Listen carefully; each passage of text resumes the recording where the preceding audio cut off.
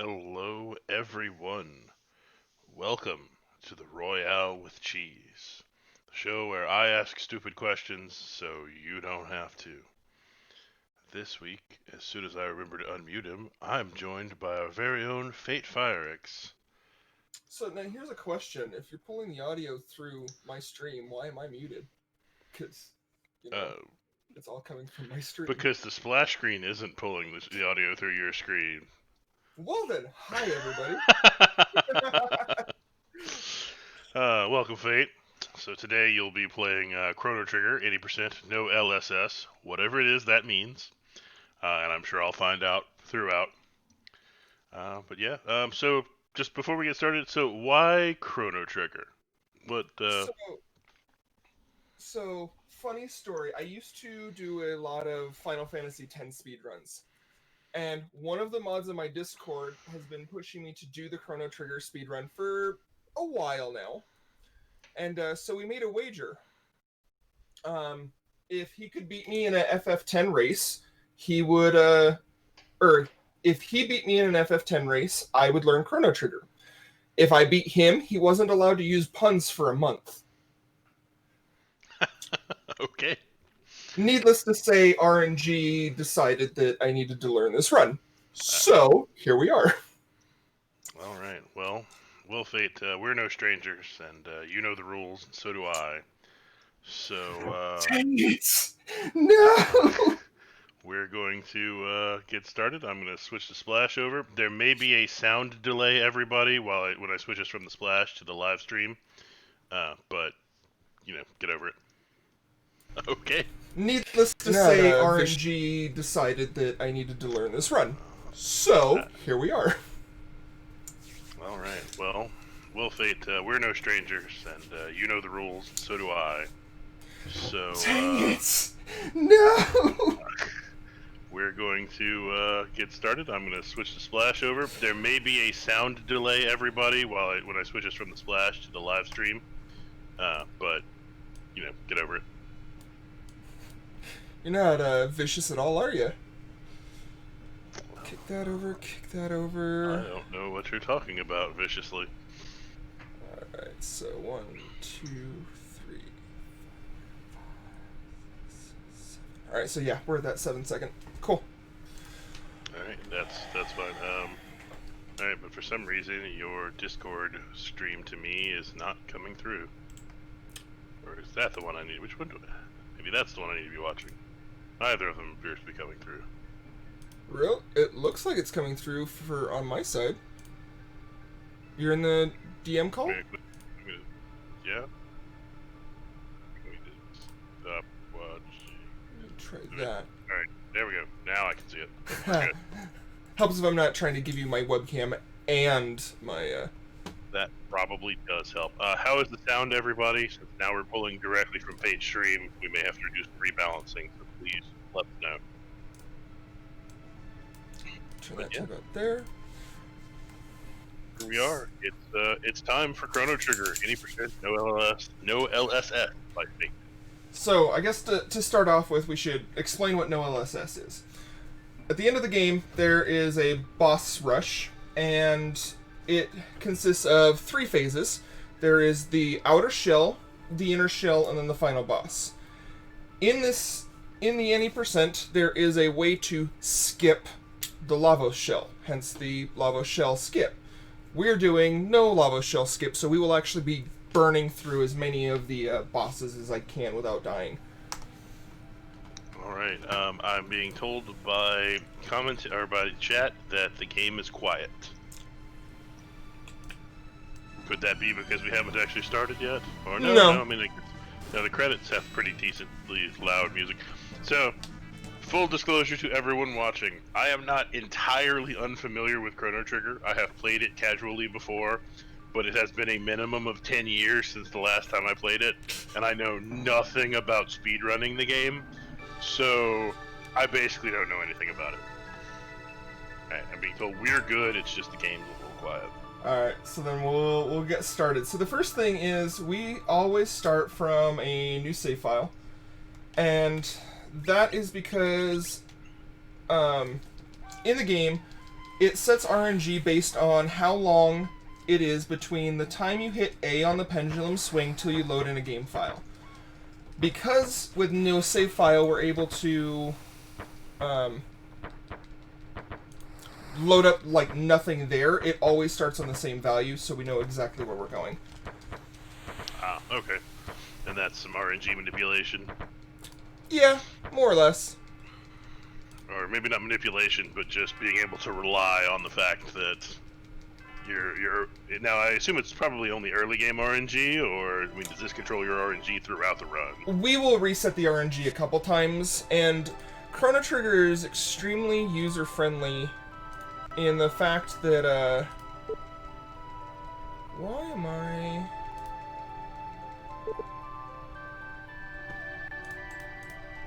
Did I lose you? No. Okay. I just have weird things going on my side. Okay. Yeah, no. Okay. No, I'm still here. Okay. Alright, so the RNG we can set a few times throughout the run, or if we drop RNG, the game is user-friendly enough and new runner-friendly enough that we can run off of RNG, and it doesn't really make that big of a difference to the whole run. There are some fights and things that make a difference. Otherwise, it is strictly a speed thing. Beep. Yeah, okay, so I'm not going crazy. I am hearing a beep. Okay. I'm not hearing a beep from you. Alright, well, I'll just leave things be then. So to start off with, we come up as our main character, Chrono. We find out that there is a festival celebrating a bunch of time since a gigantic war with magic people and monsters. We go and we bump into this one chick, and she decides to hang out with us because, you know, when we go to parties, we want to be with everybody. Chrono, real stand-up guy, never let you down. I'm never gonna get out of Rickrolls, am I? I was specifically requested to Rickroll you as often as possible today. Red? You and I are not on talking terms again. Pretty sure that's why she sent me to do it. Yeah, okay, so thus far, I did notice that you changed Luca's name to, like, a single letter. I assume that's pretty standard in a lot of RPGs, I know. Yep, we lose a frame per character that is written, and so we drop them to as few frames as we can. The exception being Chrono, who, because you were rickrolling me at the time, I just named him No. So we're gonna lose a frame every time his name appears on screen. You know, it's worth it. It is. It's always worth it. The rickroll is always worthwhile. But alright, so you're still in the portion of the game that I'm vaguely familiar with. Lucas got a teleporting machine, it works on Chrono, Marl gets in, bad things happen, she goes back in time. So, fun fact, actually, the game's flag is not set for Chrono to take it. It is set to, as soon as Luca's done walking away, you can talk to Marl and immediately go through the story. You don't actually have to take the teleporter yourself. Oh. Well then. Yeah, and so her teleporter reacts to Marl's necklace. So since it got left behind, we're going to be stand-up gentlemen and we're going to go return the jewelry to the fine lady. Makes sense to me, you know. So can't have fine ladies disappearing into teleportation portals, you know, without their jewelry. So at the very beginning, I swapped some settings in the game. We turned the battle speed up to 1, which is the fastest it goes, because it's ATB, so as time moves on, or as the fight goes on, our turns are based off of how much time's gone by. We set the game to wait mode, so if we're in our tech menu, which is magic, or our item menu, time will not move for the ATB. Time does not move during animations, and then we swap what our menu key is from its original to, I think it's from Y to X, and that is for a specific room that comes up later. So you change your entire button configuration for one room? For one room, yes. Alright then. Now you're being attacked by tiny blue people. And the whole goal here is to kill all of these guys without getting hit once, and that keeps us on the RNG that we need. Okay, so I guess we've talked about RNG a little bit. You know, you made sure you use a completely clean ROM, basically, or a ROM with no saves on it to set RNG. What all things affect your RNG? So, battle starts, battle exits, attacks, magic, items do not. So using an item in fight or in battles does not shift the RNG at all. I'm sorry, you can run away in Chrono Trigger? You can. You hold L and R. And the runaway has an ATB bar that fills up as you're trying to run away. And fun fact is that ATB bar will continue to increase for your runaway while you're in the menus. So we'll use that a couple times where I don't want the enemies to hit me, so I will just run away while in my menu. When I drop out of the menu, suddenly I'm running away before they get a turn. Okay, we have a question from the chat. The button remapping, is that a you-specific preference, or is that like part of speedrunning this game is doing that? That is a part of speedrunning this game. It does not necessarily have to be X and Y, you just need it to be off the original button, which I believe is Y. X, whatever. Let me take a look at my... It looks like X is probably the original, because I'm pretty sure it's the top button. So you probably switch it from X to Y. Sounds right. But I won't guarantee that fact. I just know most Super Nintendo Square RPGs, the top button was your menu button. Yeah. I swap it to whatever. No, I appear to have lost you, or you've muted yourself on me, or something. I muted. No? Maybe? I cannot hear you. How about now? No? How did I lose? I didn't touch anything. How did I lose you? Okay, why can I not hear you? Did you? Well, I love technology. For those of you who are in chat, because I can't see chat right now. I can't hear you, Fate. Let him know. Start watching. What's going on? Why can't I hear Fate?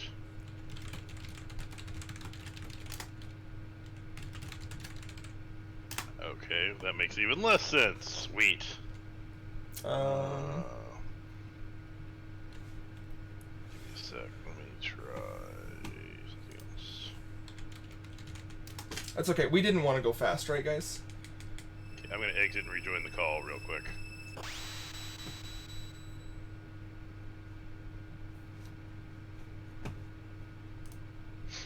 Okay, back in the call. Any luck?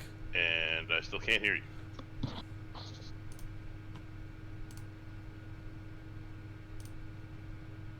Well, how about if I join back in now? Can you hear me? Now I can hear you.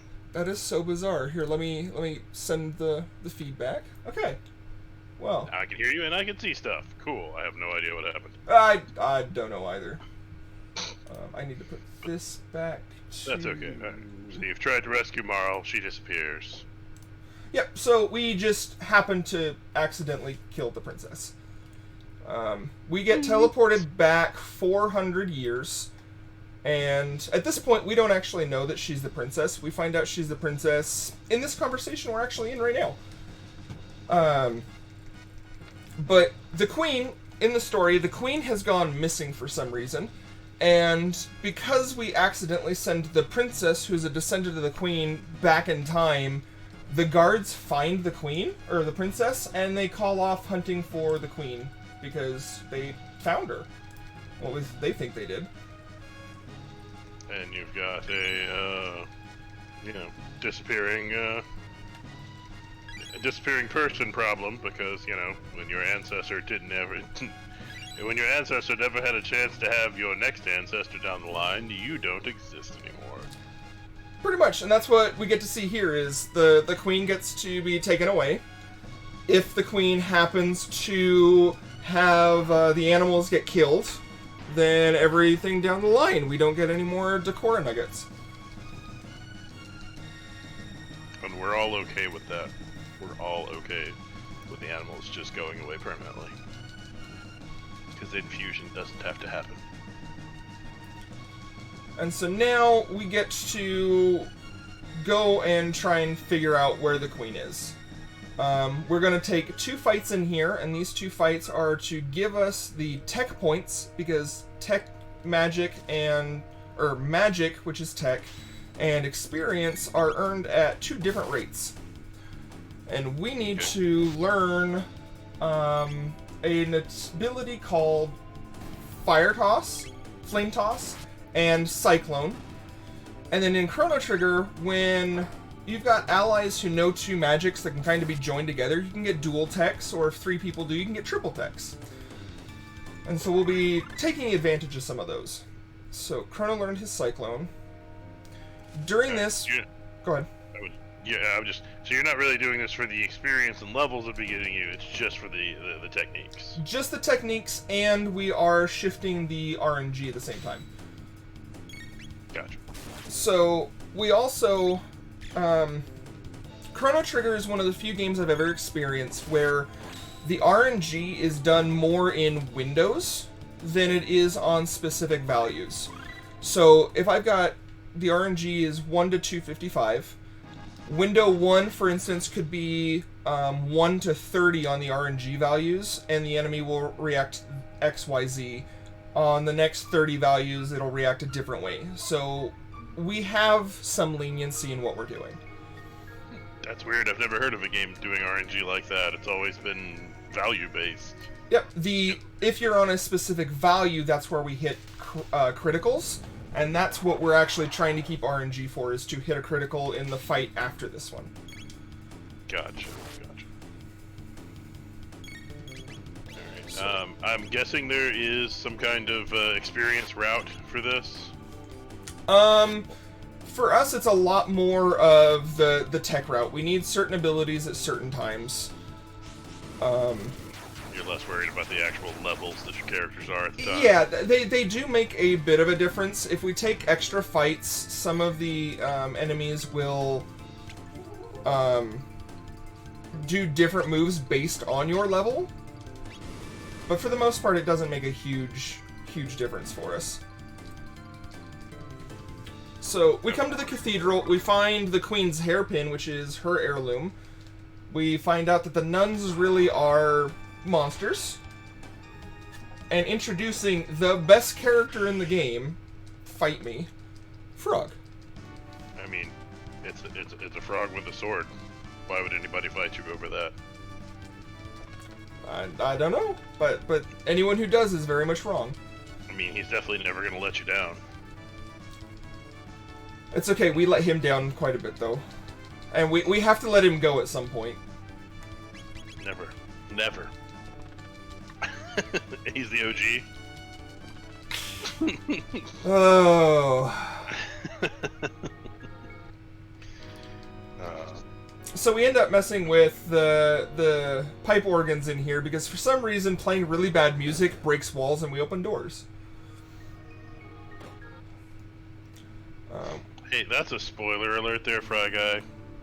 We are going to skip all of the fights that we can, basically taking only mandatory fights through the entire run. We pick up a revive there for backup, a shelter so that I have the ability to full heal. Shelters are like tents from the old Final Fantasy games.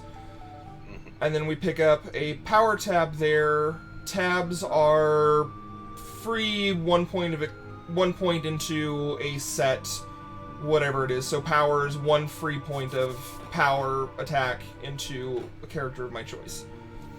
Gotcha. They're sources from Final Fantasy VII. Yeah. Gonna pick up a heal for the, like, third to last fight of the game. We pick it up here. Of course. Like I said, we dodged through all of the non-mandatory fights. So the entire time we've been trying to keep RNG is strictly for this fight. So if Frog hits a critical hit, I have done it well. If he doesn't, then I messed up, and it doesn't actually make a difference to this fight, it just makes it slower. Gotcha. Okay, so that crit, all the kind of crit farming that you've done thus far is really just to speed up the fight. It doesn't actually affect the outcome. Yep. You're not now going to die because of it or anything. Correct.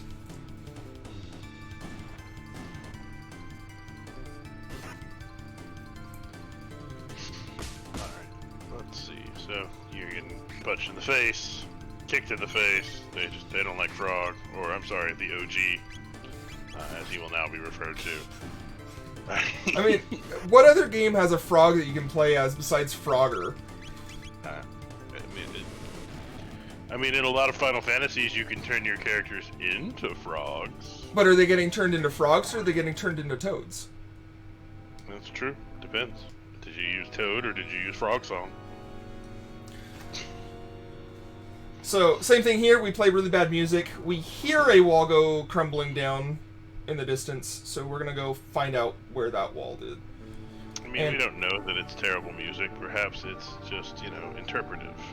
So maybe we just don't understand music in their world. This is going to be the introduction to the first set of glitches that we really run in this category. I'm gonna make a backup save so I don't goof on it.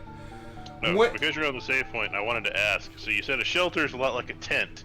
Are there multiple levels of tent like there are in certain Final Fantasies, or is it just the one and it full heals you? Just the one that full healed us.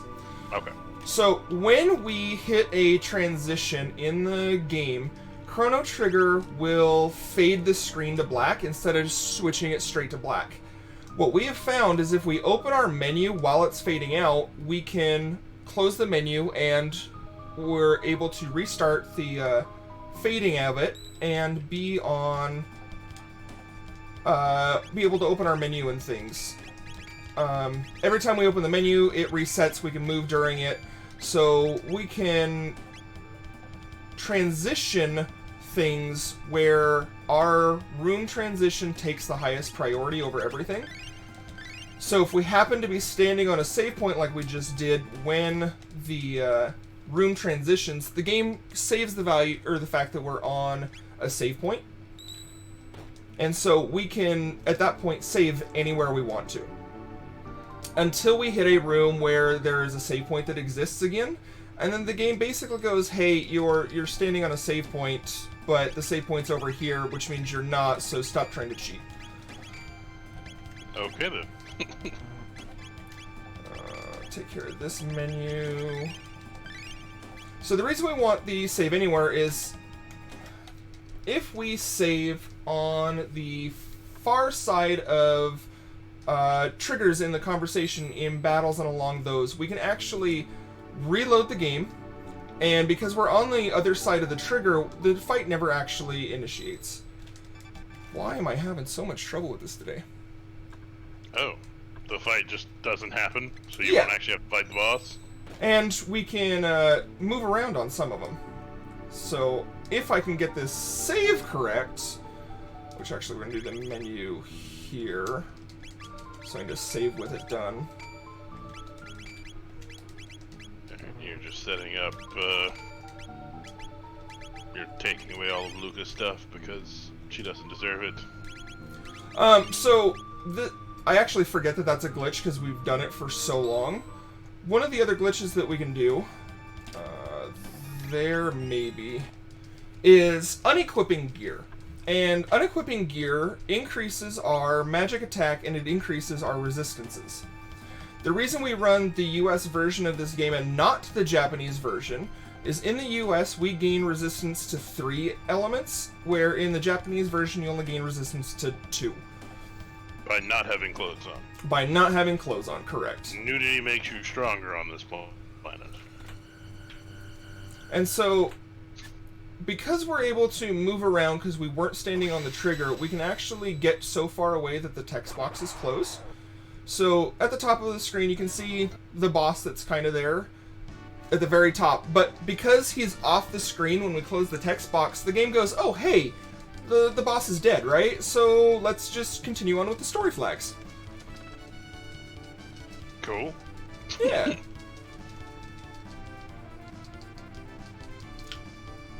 You've now saved the queen.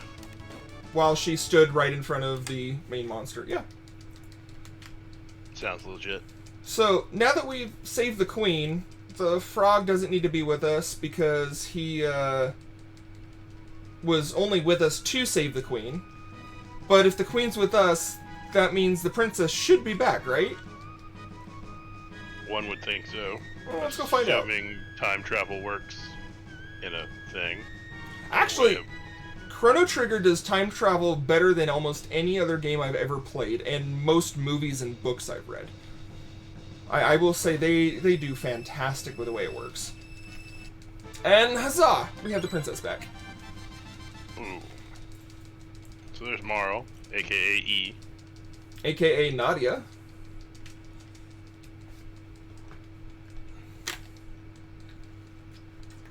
Not a good way to be.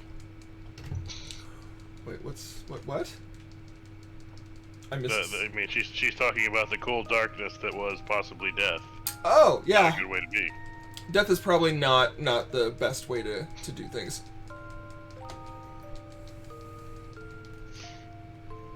Alright, so we got the princess, which means we should probably try and go back to our own time. Because you've just casually discovered time travel. Real cash about it. And hardest skip in the game is not talking to Frog right there. If you bump into him, you don't even have to, like, talk to him. You just have to bump into him in order to start the conversation. And he basically goes, oh, hey, yeah, the princess does kind of look like the queen. Go figure. So, you already knew that, so you didn't need that information. On our way back, we're going to take advantage of the Save Anywhere glitch again. So, the battle trigger that is coming up is on the other side of those flowers that I just saved past. Give me just a moment. 1, 2, okay. Because we saved on the other side of it, we can now, like, walk back and forth in here without actually triggering the fight. And as you can see, the bird up there, its pixels and stuff just kind of show up. He really wants to be there. Yeah, so we can skip the fight that's at the end of that bridge by bumping into him because it puts us on the right pixel, and then we just run across the bridge. We never actually step on the trigger. And now we find out that Luca is a genius and figured out how to take the necklace and control these warp gates. I mean, she already built a teleporter, so we probably already sort of knew she was a genius, but turns out her genius goes even deeper than we thought. So, do you know what happens when you accidentally kidnap... Well, not even kidnap, when you go save a princess? I actually remember, and I remember it being not good. Well, I mean, we went and saved her. That's got to be something for us, right? Yeah, well, you know. Now, I would like to point out that we have only been running this game so far for 23 minutes, give or take. 23 minutes is kind of funny important. Oh, we get to do the candies here because I actually skipped this cutscene earlier. But you still have to do it. Still have to do it. There is a way to skip it, but you have to skip it 4 times, or it will soft lock the game on the 3rd one. Oh, wow, okay. So, rather than even dealing with the risk... Is there any reason you skipped it earlier and did it there instead of just doing it earlier? So, it saves frames. When you do it initially, you run up, and then Marl pulls you back down. So if we skip it, and we're already... On the way back, we're already running down, so she just pulls us the direction we're already going. Gotcha. Versus slightly doubling back, yeah. Luca, being the smarty that she is, does not go with you back to the castle to get arrested, because... For some reason, she decided to bail on us. Yeah, I'm not sure what was going on there.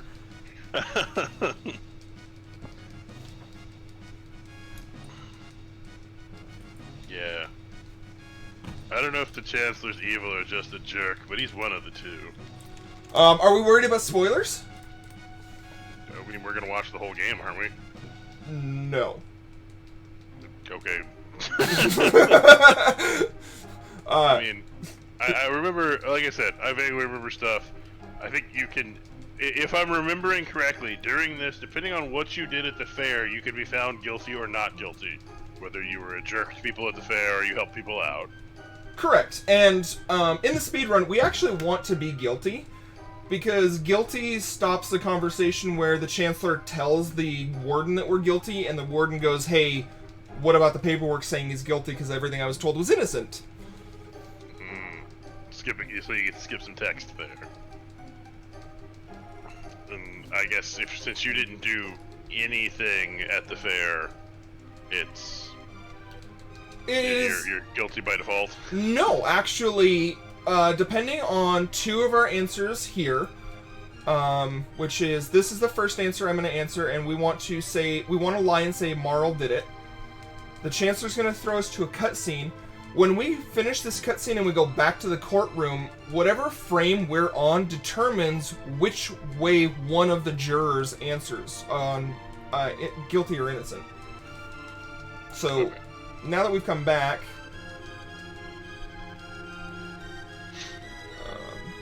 so it ends up being like 3 guilty, 3 innocent, and 1 RNG based, more or less. And yes, we were definitely tempted by the princess's money. That's why we grabbed her necklace first and tried to steal again and accidentally went in the warp. So this second guy here is the one that is the RNG based. So if he says guilty, we're guilty. Hey, we got guilty today. He's the one how much of a time loss is guilty versus not guilty? 2 seconds, 3 seconds. It's like 5 text boxes. Okay. So it's not a huge loss one way or another. No, there's very little in this run that is make or break to whether or not you're able to finish the run at all. Gotcha.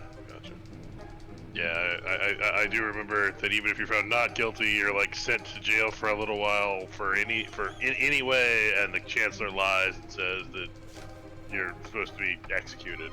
Correct. So if you're found innocent, the judge sentences you to solitary confinement because you kidnapped the princess for, and I quote, 3 days, not 20 minutes.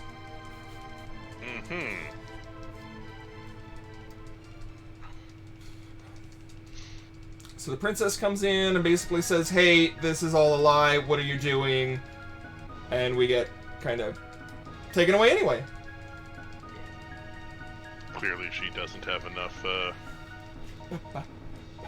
she doesn't have enough clout. I picked up the mid-ether, we got the double bright. So, while we got some downtime, earlier I set my RNG value to a very specific number, and like I was saying, it's the time between us hitting the pendulum and loading up the save file. The one I did, and I didn't explain it very well because we were going back and forth on some other things, was a double bright load, which is the length of time that the game is up before we load in. And that will set up for this next fight we do, or this next boss we do, and the next fight. Next fight and the next 2 bosses. There we go. You said it's called a double bright? What double bright. Double bright. For me, it's I blink twice. Okay. It's 0.4 to 0.7 seconds, which for me the timing of it just happens to work really well that I blink twice, and that gets me on the RNG every single time. And watch, this is going to be the one time where it doesn't. We will know if we're on the correct RNG because when I get in this next fight and I use Cyclone on the guard, if I hit for 60 damage, I'm on the correct RNG. Survey says... Fingers crossed. Hey, we're good. And 60 damage. So kills now, the guard. Yep. So now we don't want to take a single fight for the rest of this dungeon. After you murder the guard in cold blood. Yep. So we're going to walk past those 2 shields by walking between them. Here is a really good example of just how far we can take this fade out. So every time the game fades out, what I'm doing is I'm hitting my menu button, and I'm holding... That was weird. holding Start and B, which automatically closes the menu on the first frame that it's even open, which is why you guys are just seeing the black screen and it looks like my game is blinking like I try to do. Like I was saying, the game takes screen transitions as the highest priority no matter what's happening on screen. And so, in the middle of this bridge, there is a battle. So, we are going to trigger the battle like we just did. Screen transition takes priority. Because we triggered the flag on it, the battle's now gone. And that's not the boss battle, that's just a random fight. Here, we want to slash these guards in the back without them looking at us, because that avoids the fight with them, as we make them pass out by attacking them in the back with a sword. And you get some free mid-tonics. Thank you. And we grabbed these 2 mid-tonics for the robot fight in the future. Alright. They're kind of like a safety net for us. Gotcha. We miss these 2 shields as well. I did not realize that you could walk between those 2 shields. I did not know it till this speedrun, so don't feel too bad. Alright, so we saw the one guard look at us because he looked at us and we transitioned. They're gone. Right, and the battles you skip don't change your RNG numbers at all. Because we never opened the battle, it does not shift it whatsoever. It's pretty neat. No, that is. So is it only things in battle, one way or another, are the only things that can actually affect your RNG? Well, and loading the game. So yes. And the original loading of the game. Yep. That'd be it. Alright, so here we get to see just how fun the Dragon Tank is when we're on RNG manipulations. I don't know about you guys, but I haven't been doing a lot of fights, so I'm kind of weak. Yeah, you're pretty low level. I think at this point we're like level 3 or level 4. Like I was saying, anytime we're in our tech menu or our item menu, ATB does not go on.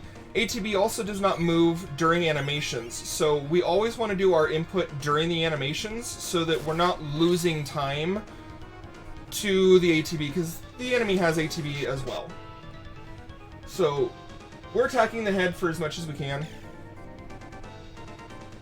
I noticed you've gotten kind of a string of crits here.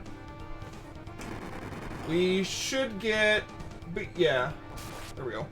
So I'm also watching my script at the same time. So here is Cyclone. We're going to jump into the menu because we want the dragon's animation to end before we let Chrono's go.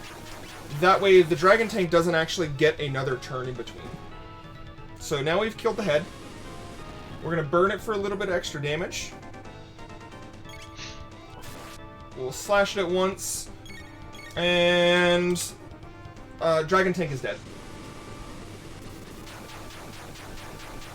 Alright then. And just like that. It just doesn't know it. That's RNG manipulation for you. We because we know those RNG values, we're actually able to set it on those crits, which, like you said, we end up getting 3 out of the 6 attacks we do are crits, so 50% of them. 50% crit rate is pretty crazy. Well, especially when you know exactly what turn they're going to be on, and because we know when they're going to be, we can pick which character gets the crits. Right, and I assume you generally want Chrono getting them because he does more damage. Pretty much. Here I did a little bit of optimization with the movement. If you stand on certain pixels or look away from the guards on certain pixels, the guards don't chase you down, which means you don't have to try and dodge around them. Which is why right now I have no guards surrounding me instead of like 30.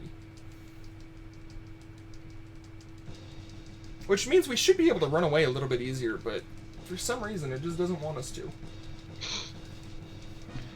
Yeah, I mean, you know. And we picked up the shelter, so we got the revive, the shelter, working out. Okay. She changed out of that dress really quickly. It almost makes me wonder if, like, those are her pajamas or something, and, you know, or like She's just running around in a tank top and some yoga pants that were on top of the dress. I mean, that matches the state of the world we're in, so no surprise, really. I mean, that's fair. That is fair. Alright, so we're gonna run away, and we find another warp point. Which, you know, if we're trying to be if they're trying to execute us, and we now have the princess with us again, anywhere should be better than where we're at right now, right? Anywhere? One would think so. Alright, so we might as well just, like, jump in the warp. What's the worst that can happen?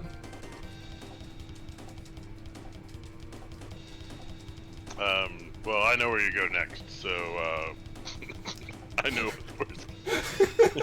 Well, the You're worst... still early enough in the game that I sort of remember stuff. Well, to be fair, at least it's not 1999. We made it past the year Y2K.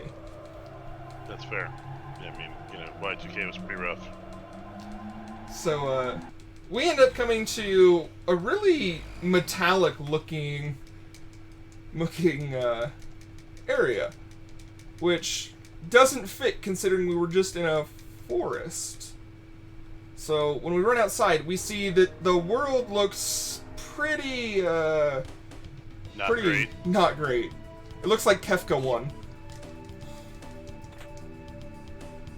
That rat stole a tonic from you. So, along with being able to fade out, we also can cross battle triggers with text boxes open. And if the text box is open, the battle doesn't actually load. So that's why I still have the load bow on screen, is so I can walk past some of the battle triggers. So we're able to make it through this first area without taking a single fight. Nice. Now, coming up is the room that I was talking about where we swap the button for our menu. And for whatever reason, the game developers made it so if you run into this room, you trigger the fight by, you know, it's a boss battle, you trigger the fight. But you also trigger a fight by pressing the X button. Not your menu, the X button. So, because we're doing fade-outs during that, and to do fade-outs we need to open our menu, if we push X, we trigger the fight, we just move it off of X. And that's the whole reason you changed your controller layout. That is the whole reason. You don't have to change it. You can leave it the same, change it here, and change it back. But if I'm going to change it, I don't want to forget, and so now it's just muscle memory to do it then. Well, and you're already doing some menuing there at the beginning anyway, changing your battle speeds and whatnot. Exactly. So. Here, I need to load bow this, and you get the Berserker. Because we like princesses being angry with crossbows. And just like that, we skipped the next boss. So we have only fought one boss, and I think grand total we fought 4 fights. So we're pretty low level. Yeah. I mean, I would assume, this being a speed run, you spend probably most of the game pretty low level. Yeah. Yep, RNG manipulation gets to be a lot of fun here. You know, just a thought. Alright, we're gonna hope I can catch this rat on the first go. The rat has secrets to this dome, and during all of my practice runs, I have messed up somehow and had to chase this rat like 4 times instead of once. Like that, I just stood there and ooga booga'd, saying no. And so you lost the rat. Yep, so now we get to go chase the rat again. Because that, you know what, that's what RPGs really need, is sections where you have to chase rats, and if you don't catch them, you have to try again. Well, it's because the rat, for some reason, can talk, and it tells us that to open this door, we need to push L, R, and A. Don't know why L, R, and A is a password, but, you know, it works. Now, can you not open that door until you talk to the rat, even if you know the password? Correct. The flag will not allow you to interact with any of them until you know the password. And you can use it on any of the others that require the password to remove or add that little block in, the password is the same for all of them. Here we're going to fade out the gigantic story, where rip ears for a moment. It's a good thing I can't actually hear the game. Yeah, I should have warned everyone sooner, sorry. Come on, there we go. This is where they show you the cinematic, quote-unquote, about the Day of Lavos. Well, except we kind of skipped it. Right. So, TLDR, a gigantic porcupine hedgehog comes out of the center of the earth, shoots down lasers of doom, and destroys the world in the year 1999. We're in the year 2300, so that was 300 years ago, and we can see what happens when the world kind of gets destroyed. It's not great, y'all. It's not great. This is what we have to look forward to in 280 years. Well, I don't have to look forward to it. I do not intend to be alive for another 280 years.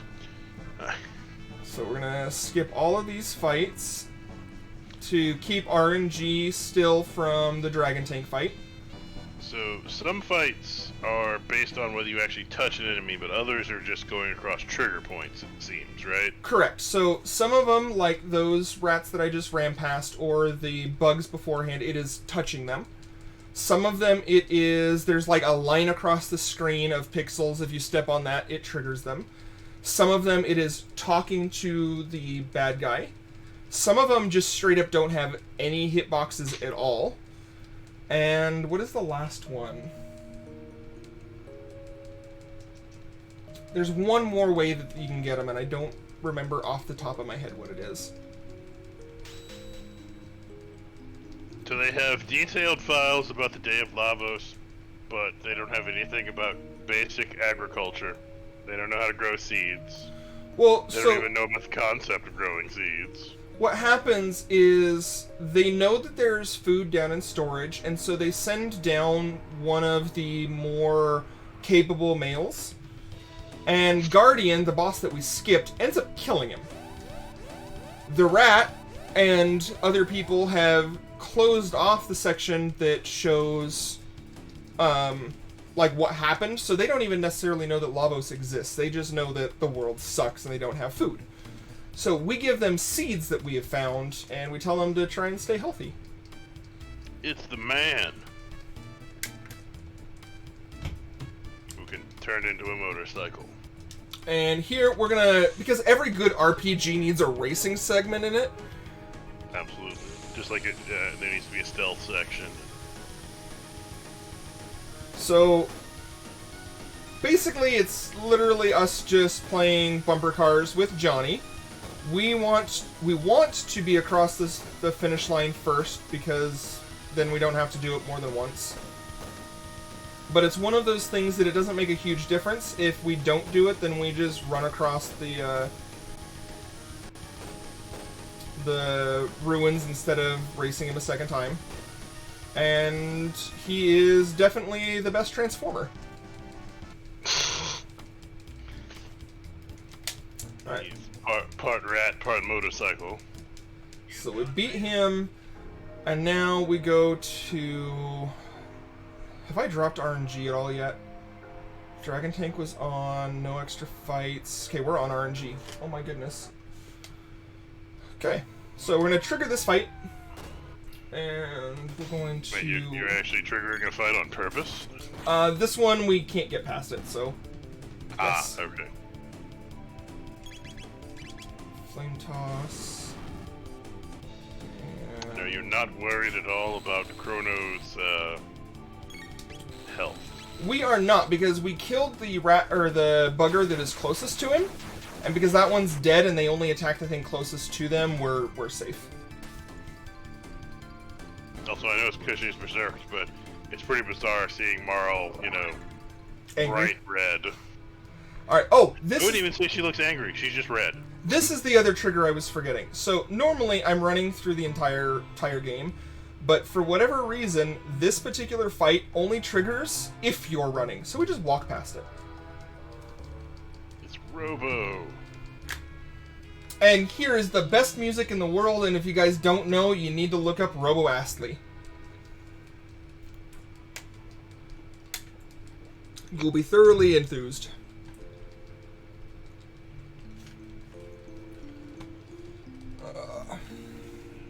So, Luca, being a genius she is from, 1,300 years in the past, can fix this robot. She's got the tools and everything to do so. Sounds legit.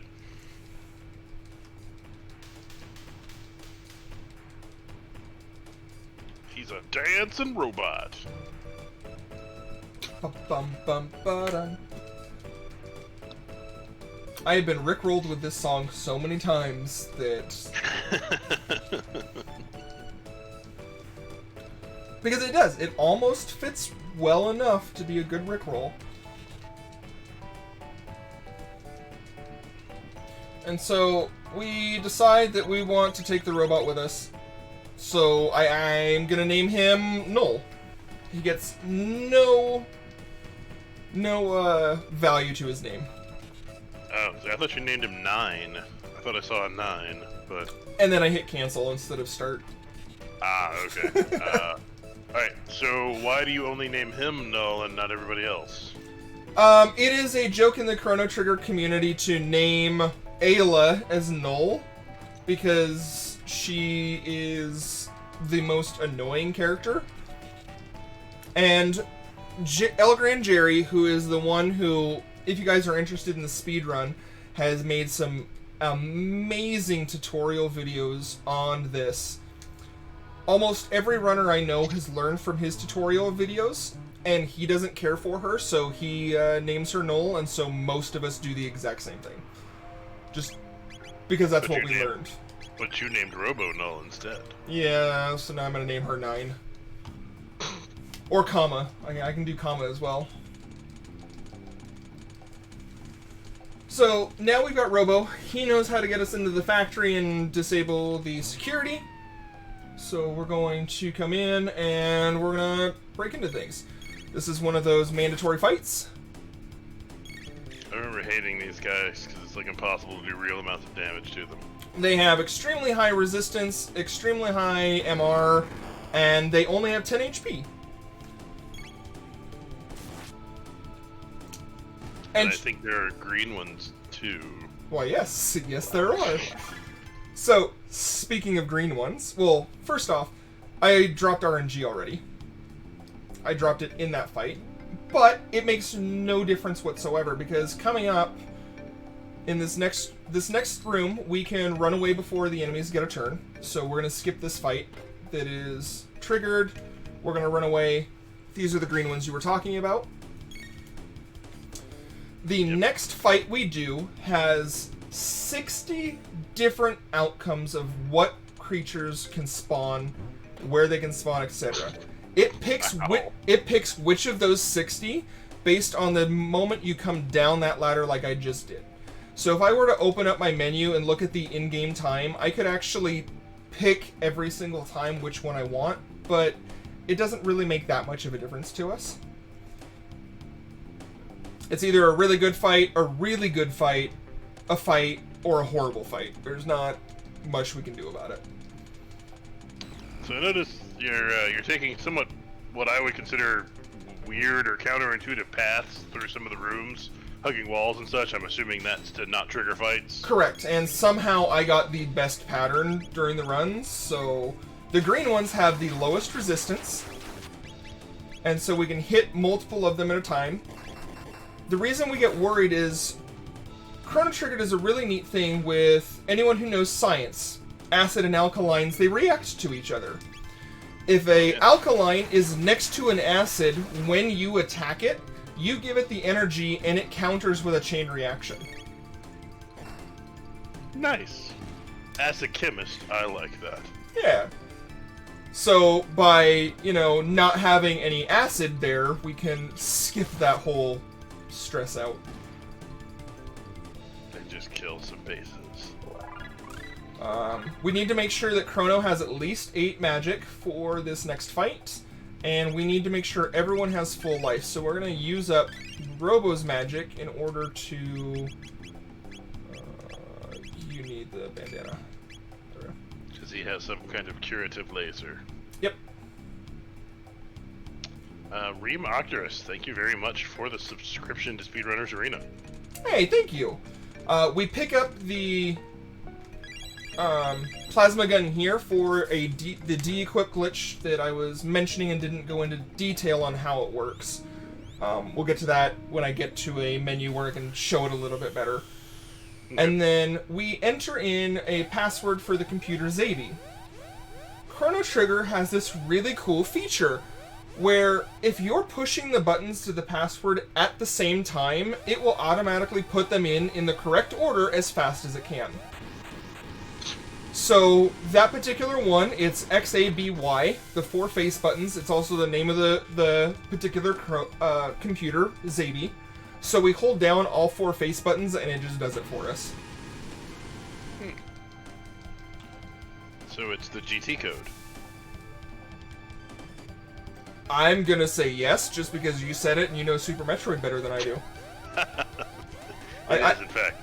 The XABY is what you hold to activate the GT code as well. I did not know. Oh, get your guys' Bible thumps and Robo thumps in chat. This is the saddest moment, one of the saddest moments in the entire game. Robo gets to meet his friends, which, if you notice, they're all blue, where he is not. And they're being discriminatory. Extremely. He was just punched in the face with extreme prejudice. And so they decide to tell him that he's malfunctioning, and they need to go rebuild him. But since he's up and moving around, they kind of need to put him out of commission. So they shoulder. So yeah, they football players shoulder check him numerous times. But he's okay. He's up. He's moving around. We're good. Robo's fine. He's exhausted until they're rude I just again. lost feed. No, wait, no, it's back. So they're rude again. I lost feed for a second, but we're good now. I'm so sorry. I lost frames, so that's probably what it was. Well, Could be. Now they're gonna send Robo away because they need to go get him quote unquote repaired. And Luca is not too happy about that. So where they're talking about exterminating us, we're gonna exterminate them. This is one of the funnest fights. I don't know how many of you have played this game and had trouble with this fight, but this particular fight, if you attack some of the robots, they will counter. We attack groups of them so that they don't counter. And if there is only one of them alive, when the last one dies, it does like an AoE explosion. We don't like either of those options. So we cyclone the front 3 first, then I'm going to cyclone the back of them. So now all 6 of them have been hit once. Mid-tonic, tech, cyclone, front row. Well, that's the mid-tonic, one of the 2 mid-tonics you picked up in the stealth section. Correct. Because if Chrono or Luca die here, it's problematic to the rest of the run. So by using a second cyclone, we're able to kill all 3 of these. Now remember how we did that other cyclone earlier? If we cyclone this back row, they don't get a chance to counter because we kind of murder them all at once. And then, and so the last one doesn't get the explosion counter. Because it wasn't by itself when we attacked, it was part of the group. Correct. That was several levels up.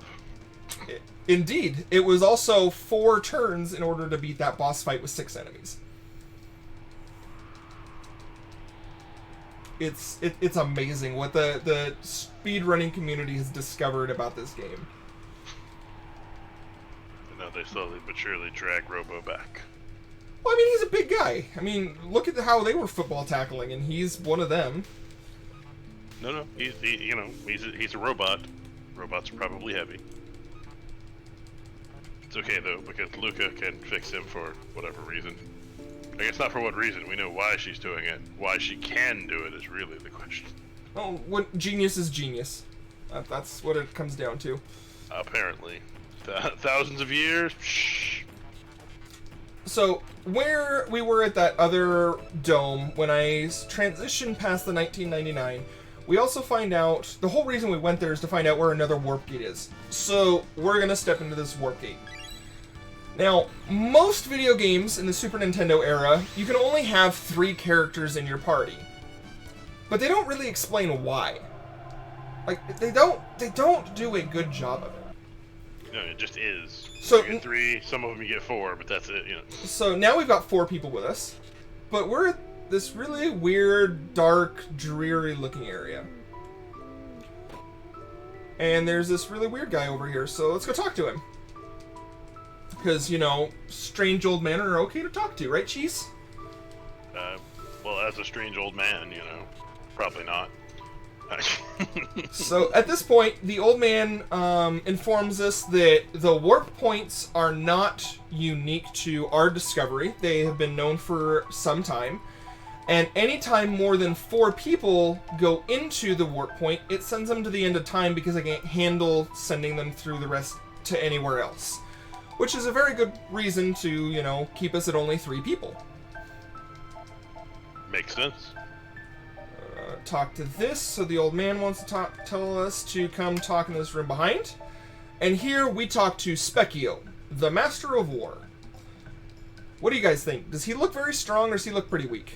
And you're going to have to tell me, Cheese, because I don't have pulled up right now. Are we looking at strong or weak? I think he looks pretty strong. And Frog, you know, you already met one Frog.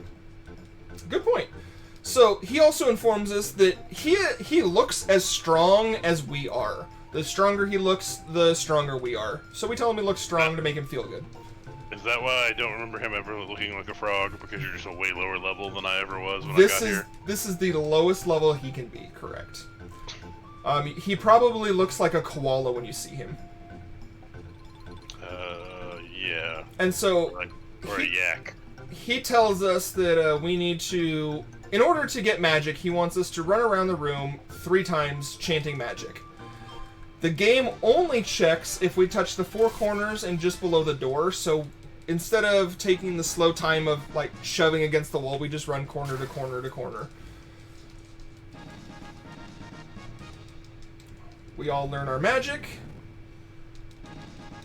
And we don't want to test it out. Hardest skip in the game as well is not pushing yes right there. Now, the robot can't learn magic. Well, no, he's a robot. So we know we're from the year 1000. We're at the end of time. There's one of these portals that takes us to the year 1000. So let's go. We wanna go back home. We're good. But you know, coming out of a dish area and seeing these monsters, I feel like we want to kind of skip over the fact that they seem to be just sitting down to eat cake. Ain't nothing wrong. It looks like they might have an extra piece of cake. They're on the corner. So, swap there and out. In between boxes where we can do inputs, if we're quick enough, we can also pull up our menu. And if we swap positions of the characters, it unlocks our freedom of movement. So we can continue to move while text boxes are up because we're not stuck stationary. So we're able to skip conversations like we did there. And that's why you saw me eat the cake, pull up, and just swap where Marl and Luca were in the party. Here we are going to skip and or run away from every fight we can, because fights are slow. I'm guessing that first one you weren't able to. Correct. That first one is where we learn about magic being a thing. We're going to run away from this.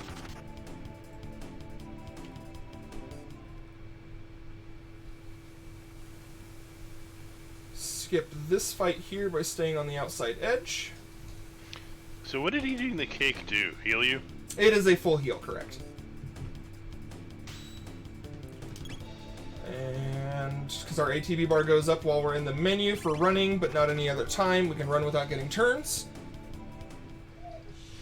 So that's the magic secret to running away from any battle that you're able to run away from. Yep. Just hold L and R, hit your menu, and wait. So here you'll be able to hear me step on the battle trigger because the music will change. But screen transition takes priority, so we just skip that battle. Here we run around the bats by dodging their trigger. Too far away for him to see us. Alright, so we come up to one of my least favorite skips in the game. We're gonna swap in Robo. And we need to save anywhere. We are going to save, and we're going to reload the game. And reloading the game gives us a chance to move. And we need to hit that trigger where the boss yells at us, open our menu, and save before the fight actually starts.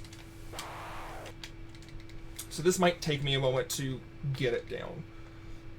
Alright, so are you skipping this boss as well? Yes, we will be. Here, double tap. Come on, Fate. If I don't get it with one of these, I'll do the backup strat for it. Controller, please.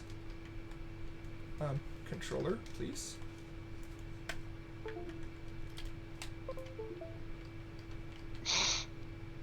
Well, I'm really glad we saved right there, because that would have been super awkward. Reopen Chrono Trigger. Alright. Having controller issues. I apparently unplugged my controller, which plugging it in crashed SNES 9X. Okay then. Yeah. So while I'm trying to do this, any of your silly questions yet? Oh, I feel I've asked plenty of them. No, no. I mean, I've kind of been asking things as they come to me. You are reaching my where my memory of the game starts to get a whole lot more fuzzy now. So I finally got it there. We run up, we touch the boss, so it activates his stuff. We run down out of the way, so it closes his text box. His text box closes while he's off screen, so he disappears. We run down and we touch the battle trigger that is here, because we need the story flag to proc. But he's already gone, so he dies a second time. Of course. But now we know that Magus summons Lavos, and Lavos is, the boss that we're trying to not have destroy the world in the year 1999. Makes sense. Here we're coming up onto another one of the save anywheres. This is one that I am least familiar with the tech on, so I will do what I can to explain it. I'm not going to guarantee that it makes a lot of sense. That's okay. We're all about not making any sense here on Royale with Cheese. If we have a text box open and we step on a trigger that has another text box, like we did with the rats and stepping on the fight triggers. Here, hold this, step on this. So now I've got a text box up, and I've got a text box asking if I want to warp somewhere. Come here, and I need specific frames. Is the O a good frame? It is. So start and A at the same time. So swap during the loadout. Here, can I run far enough? No, I got stuck on the fence. Okay. So, what we're doing there is, as we are warping away, our characters have to group up with us.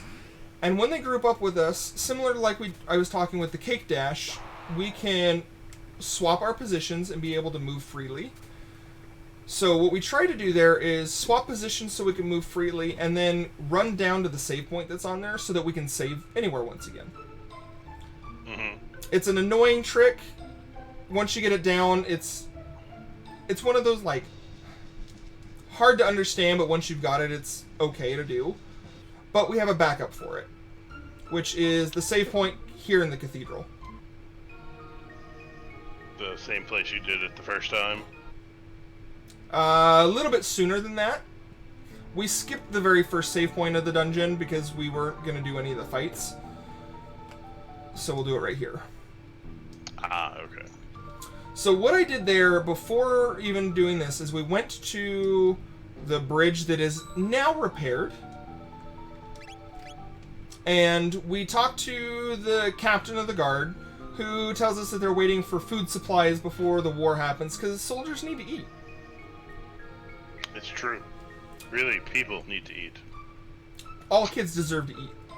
All kids deserve to eat.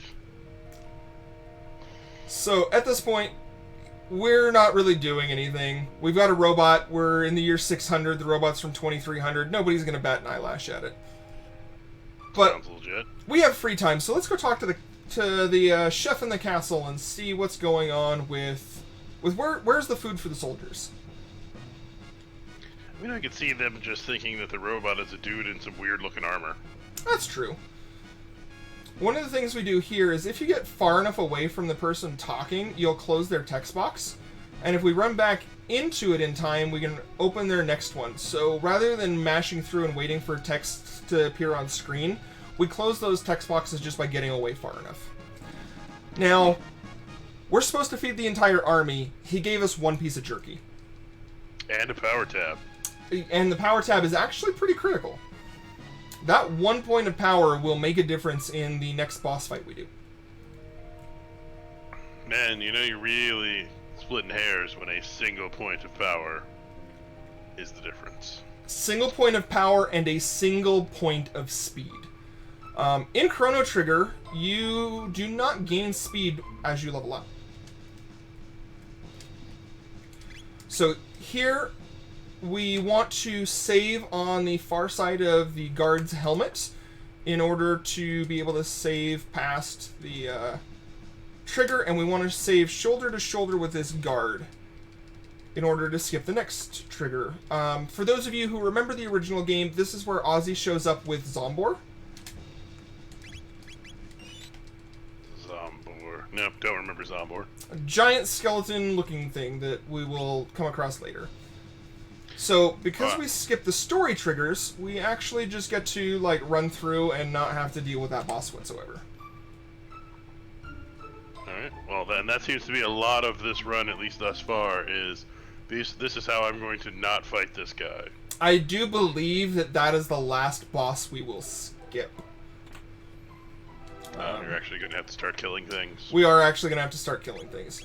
So what we found out here is that video games back in the day, they didn't have very good concepts of like layering of your graphics. Give me just a moment because I have to get a specific load on this one. Nope, that was too slow. So I am trying to set RNG to a very, very specific 1 or 2 numbers, and to do that I need to load the file basically before, like that. The load screen didn't even show up. Now, we're on the back layer. We loaded up the save file, but because Super Nintendo and this particular game don't know how to deal with layers very well, we're just going to run sideways and be put on the top layer. Sounds legit. Yeah. Alright, so here is where we were talking about the RNG. So, this fight has 3 different ways that it can go, but Chrono's going to hit for 195. Chrono's going to attack again. The Goblin's going to hit us with a hammer, and then we're going to run away. So, those 3 actions have now put us on a very, very specific RNG value. I now need to get to the boss of this area without taking a single encounter. So, for those of you who remember, there are lots of encounters here. Some of them it's a matter of standing on certain pixels. Some of them it's a matter of bumping into them. Or like this one that I'm about to do, we have to get past the area before he wakes up the other guy. We're gonna grab mid-ether. No, we're gonna grab the mid-ether for endgame. We're gonna dodge to the north here to skip the fight.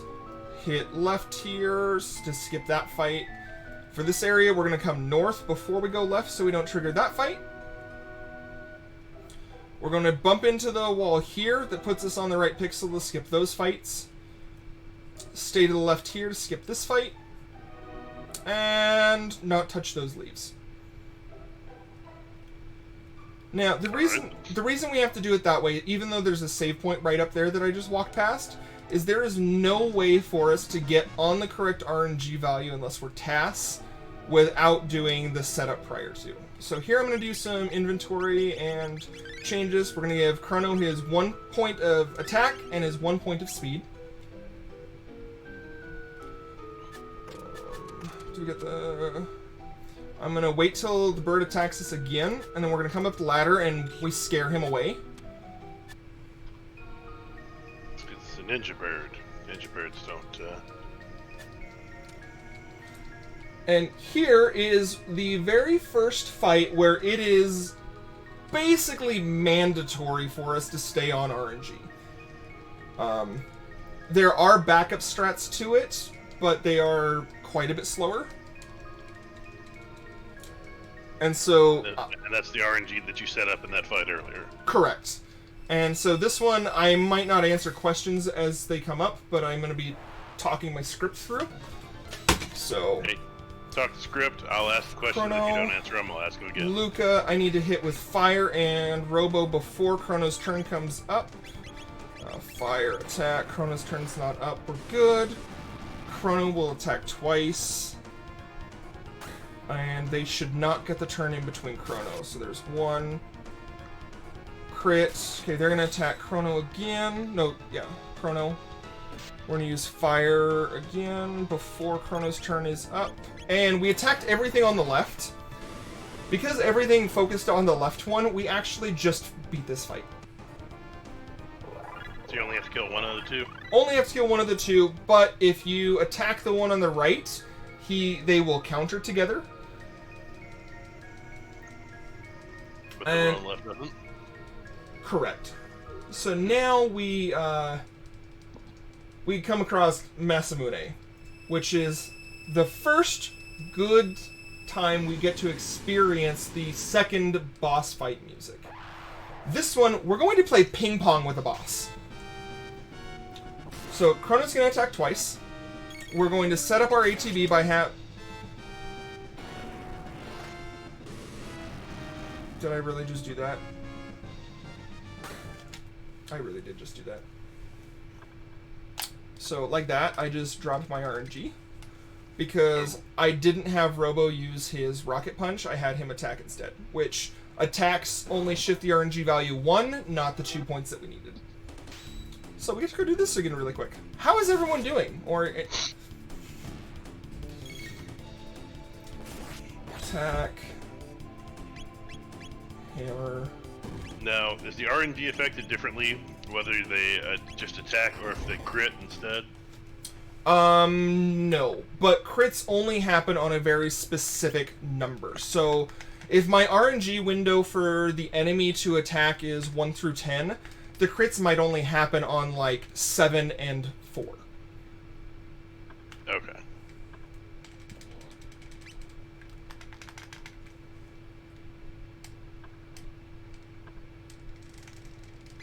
That should be good. Robo's in position 2. That's part of my problem. Swap Luca to position 2, because in these fights, positioning actually makes a difference into turn order, even though it's ATB. That's a crit. My crit backup is Luca attack. And we ATB wait here. So 1, 2, 3, and go. Okay, that time Robo should be set on Rocket Punch. Normally I set Robo on Rocket Punch during those green slime fights, because they were all green. I didn't have to worry about it, and I just completely spaced doing it, because that fight doesn't usually go that well for me. So you set, I'm guessing, as part of all of the menu work you did early on, you set your cursor on memory? Correct. I'm sorry, yes. So we set our battle speed to 1, we set our cursor to memory, and we swap the menu buttons. Okay. Some of the other runners will also change their text box colors, or they won't necessarily swap menu to Y, they'll swap, like, some of them will swap it to A. Like, as long as it's not on X for that one room, you're good with whatever's comfortable and convenient for you. Right. Luckily, it doesn't take too long to get back to the boss. Yeah, it's a pretty short area, and it looks like dodging the fights in this area doesn't appear to be super difficult. Once you know where they're at, it's really easy to go through and dodge them. But if you're not familiar or you're running it casually, the triggers are all over the place. And some of the fights like lead into each other, so like at one area, if I step on one trigger, because of the way my character's position in the fight, it automatically triggers the next one, and it does that for like 4 fights in a row. Alright, so let's take 2 at this fight, guys. Strategy on this fight will be exactly the same. Yep, so we're focusing everything on the one on the left. Our goal, mainly at this, is to be fast enough that we get Luca and Robo's turns in before Chrono's turn comes up, because Berserk takes priority. If I have everyone up on their turn, and I hold X, and X puts the fight command in as soon as humanly possible. If everyone gets that done at the same time, Chrono with Berserk will still go first, even if he didn't have that first turn. And so it's really important for us to get our inputs in before he gets his turn, or during the animations. Rocket Punch, just to make sure I'm safe. So, question about Berserk in general. Do you know? I mean, he's always going to attack the left one, or is there some random chance he'll attack the wrong guy, or? Because we're RNG manipulating, he will always attack the left one. Which is why during that fight we have Robo attack. Even though Robo gets the crit and Chrono will hit harder, we shift the RNG to make Chrono attack the one on the left. Okay. Okay, let's try ping pong once again. Once more with feeling. Chrono attacks twice. During the animation, I need to make sure we're getting the other attacks in. Okay. So, Chrono's going to attack. The boss is going to get fed up with Chrono's stuff, so he's going to punch him for 35. Sorry, now Chrono gets to attack twice.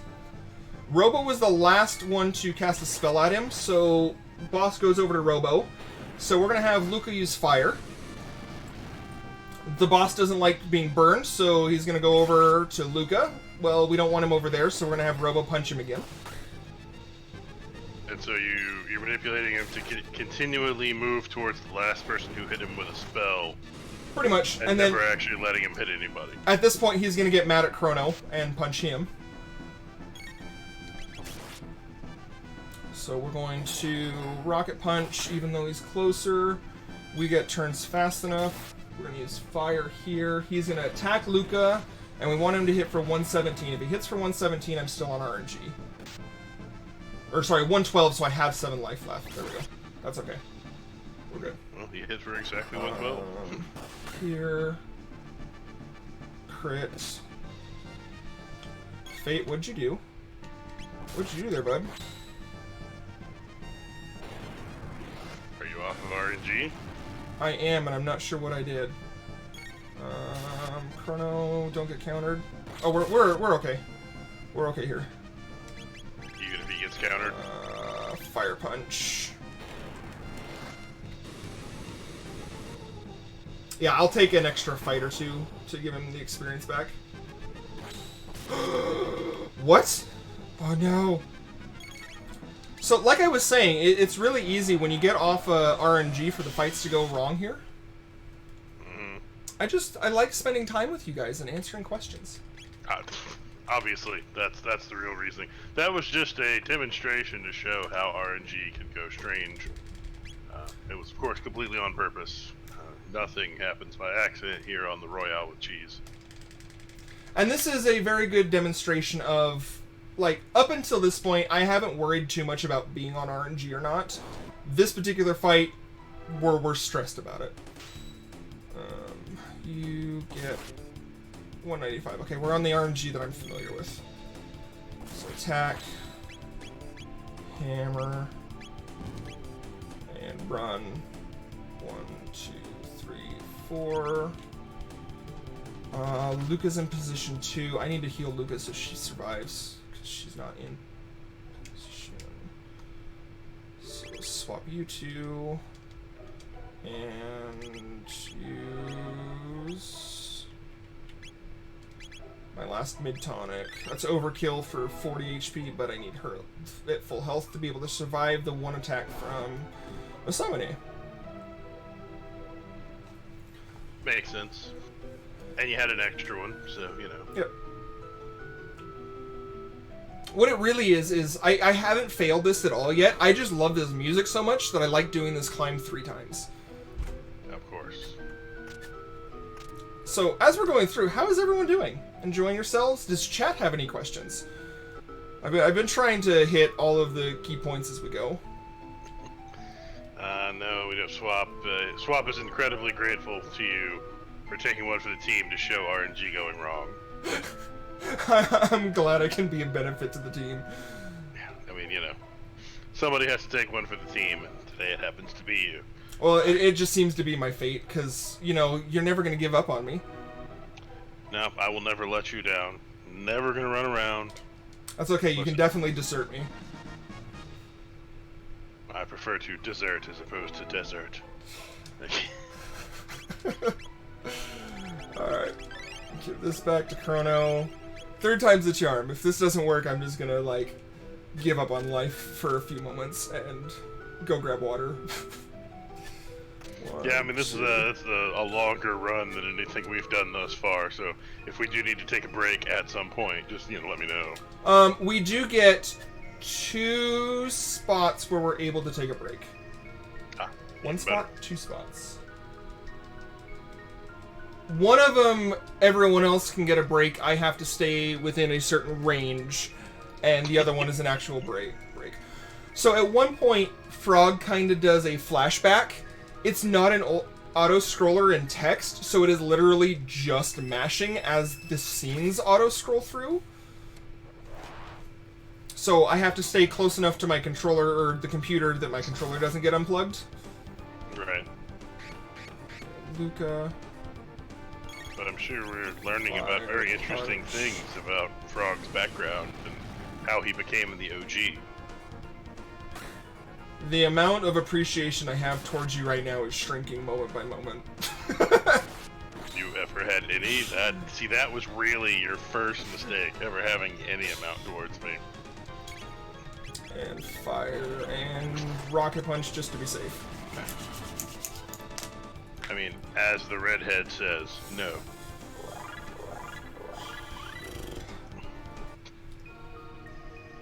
I guess his hair is more orange than red.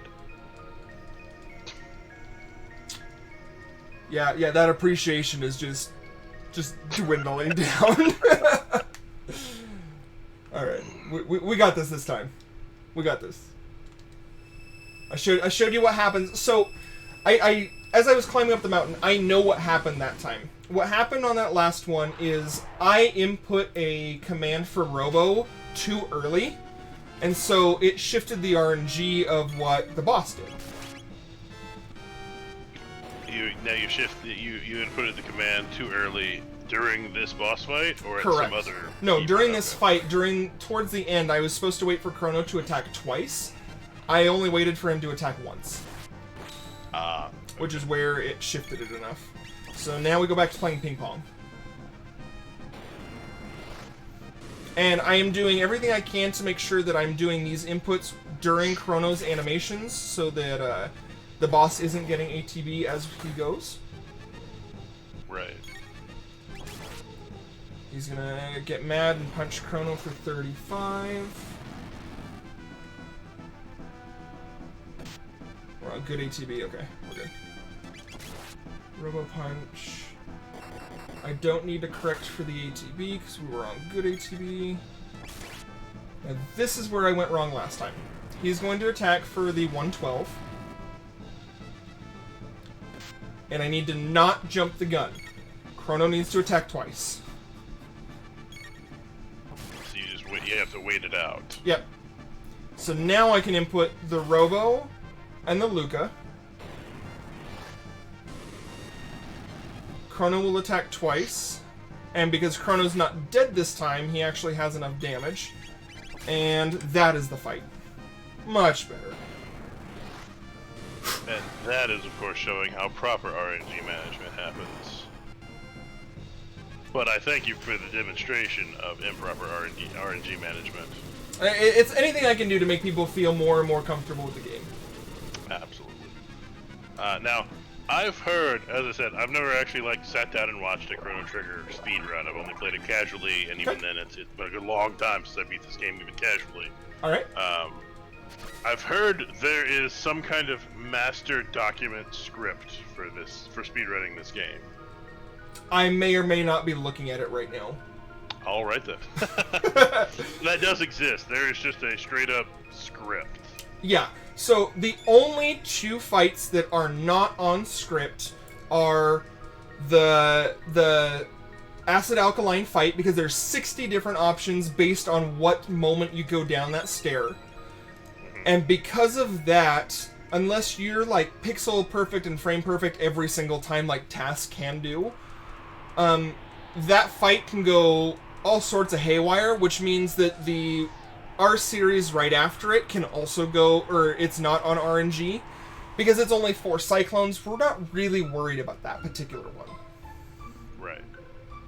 But yes, otherwise I have the scripts in front of me, and I'm looking at it for the fights that I'm least familiar with memorized wise. So here I'm going to do some shopping. So some of the shopping you'll do like that. I only sold 2 items. The unequipped glitch, here when I hover over Hide Cap and Hide Tunic, there's nothing for me to equip. But if I hover over Berserker, I've got 2 accessories. If I use either down left or up right, based on where my characters are, I can convince the game that... Sorry. Now I'm on Luca, who has the plasma gun. By hitting it at the same time, I have plasma gun even though I'm hovered over Hide Cap. Because there's something on the left side for me to go to, I can hit the equip menu. There's nothing actually there, so it allows me to take it off.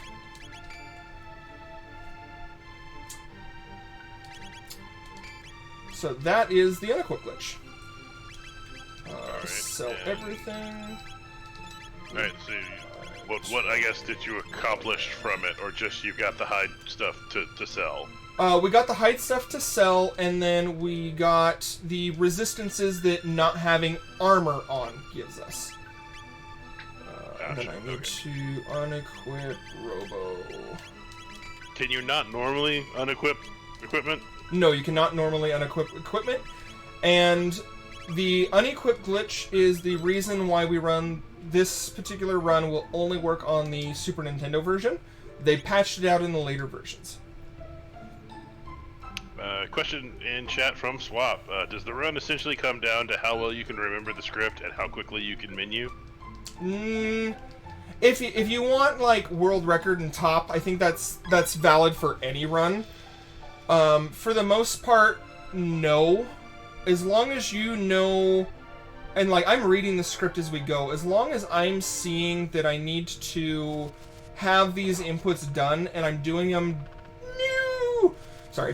doing it during the animations, I don't lose time to it. The scripts, they're like I was saying, up until that fight or that boss, the 2 bosses we just did, I can drop RNG at any time, and it just affects speed. It doesn't affect my ability to do the run.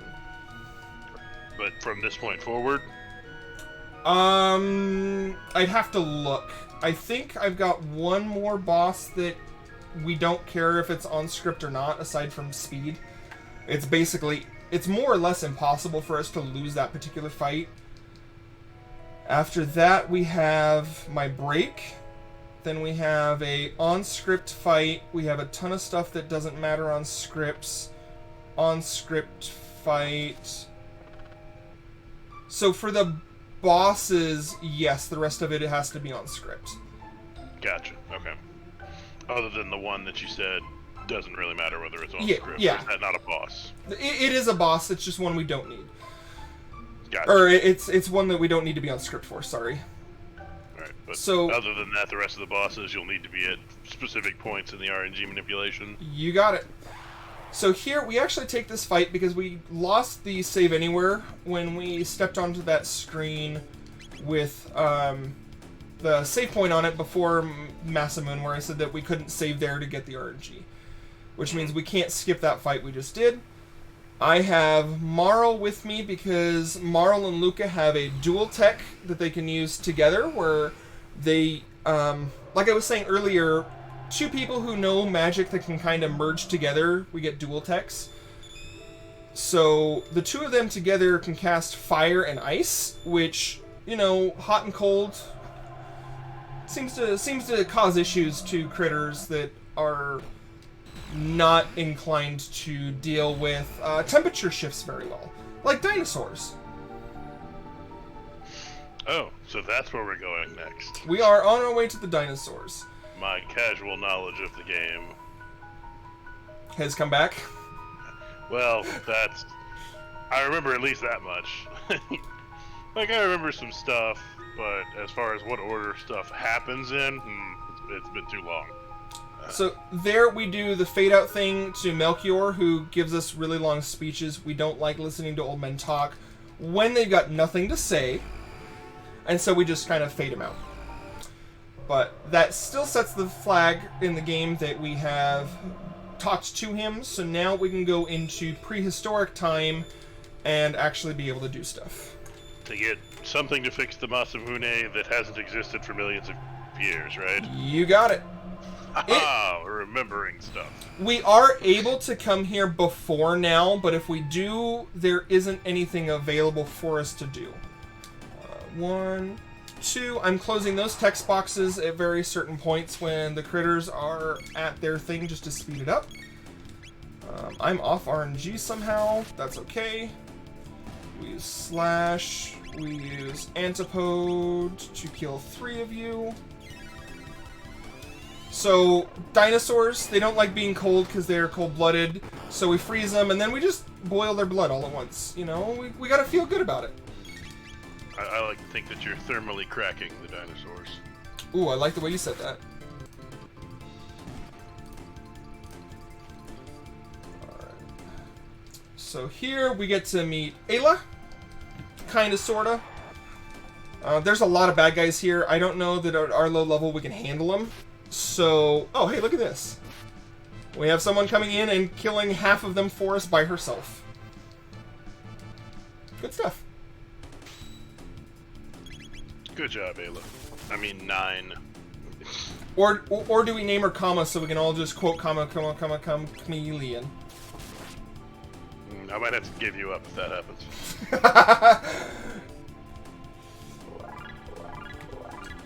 Look, I'll rickroll people all day, but quoting the Culture Club is a different thing entirely. Oh, we are joined in chat by Redemption, the one who put me up to it. Red? This is the only time I'm acknowledging you for this speedrun. Hi, bye.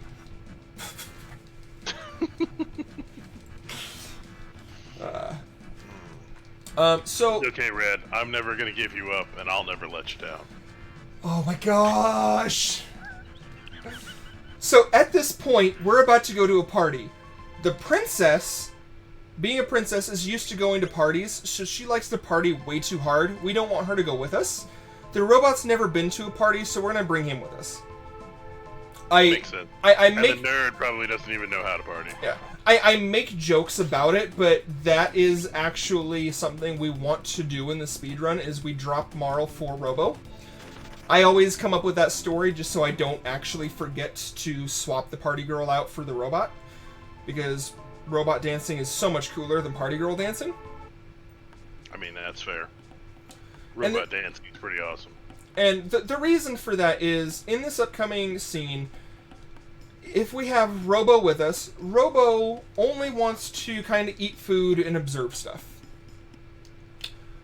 If we have Marl with us, she wants to eat food, she wants to go talk to people, and then she wants to dance. So we're forced to wait for all 3 of those to occur. So right now, all we're doing is kind of waiting for Robo to dance 4 times. So that was once, twice. And now he's all tuckered out. 3. Also, absolute banger. And 4. As soon as he's done dancing, we can talk to him.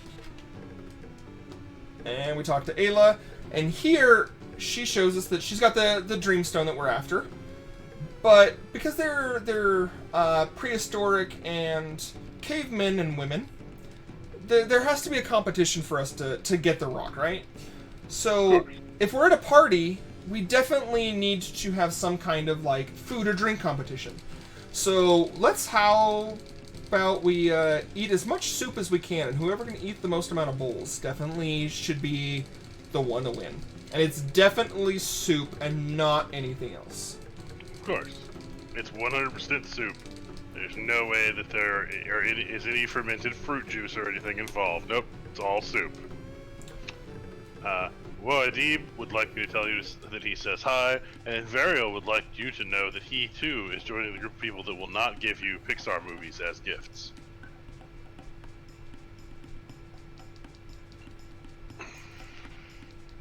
Okay, because I know the SRA can't see it, but I know you can. I can see your face. The look on my face right now. Yeah, you're not on screen on SRA, but I can see your face. Hi, Invario. Bye, Invario. And welcome in, Wody. So, after the party, we wake up and we find out that our stuff is missing. Mainly, our key that lets us take warp portals away and out and safe. Otherwise, now we're stuck in 65 billion BC. Nobody really wants that. No, so we're going to fade out a conversation with Kino because nobody likes Kino. He stole your stuff.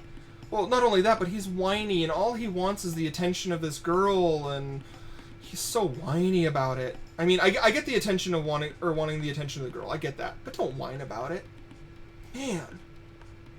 I mean, Ayla's kisses are good enough that she robs people while she's kissing them, so you know. And she heals with them. She heals people by kissing them. She robs them in some other way. All right, so here we're gonna go through everywhere. People much smarter than I have figured out where all of the battle triggers are, so we're gonna skip all of them when we can. Chrono and Luca were very, very low after that fight with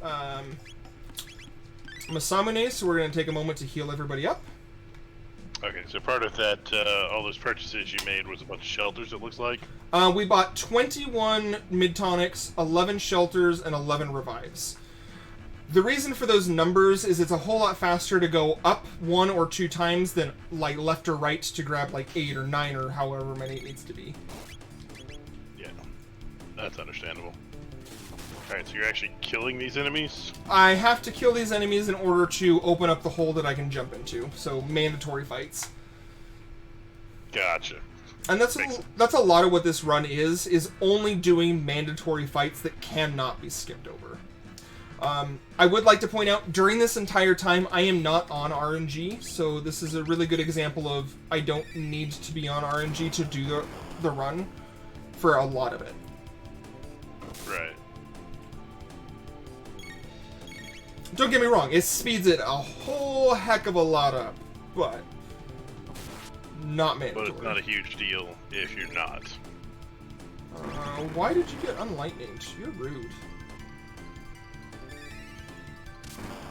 Well, I mean, he thought, after working out yesterday, he was going to be sore, but he didn't realize he'd be mega sore. I love you, Cheese. I love you. Here, let me just mute you for everybody. And I just love a good pun. That was actually really well played. I might have to steal that one. This particular fight we can run away from. I also accidentally went way too far in my menu, so ignore all the beeping as I scroll back up. Was this the item menu? Yep. Where are all my items? How deep into the item menu did you go? I don't know. Tech menu. You Oh, were in the tech menu. She doesn't have any techs yet. Hi guys, how are you doing? Yeah, so everybody, welcome to Royale with Cheese. We're joined by FayteFireix, who totally just started an 80% no LSS Chrono Trigger run. We haven't. Things haven't been happening, so don't worry about. I need Chrono to hit harder with magic. We want Ayla to be angry, and I need her red vest so she's not too red. Sorry, I have these little like stories to remind me what the menus are. Oh no, I mean, I'm only really familiar with shorter speedruns that don't take more than an hour or two tops.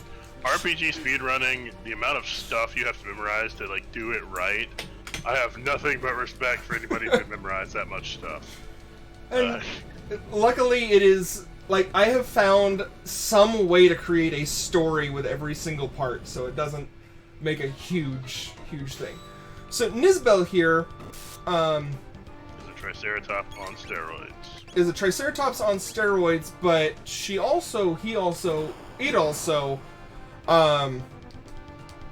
loses all of its ability to attack or have defenses when we hit it with lightning, because for some reason they don't like lightning.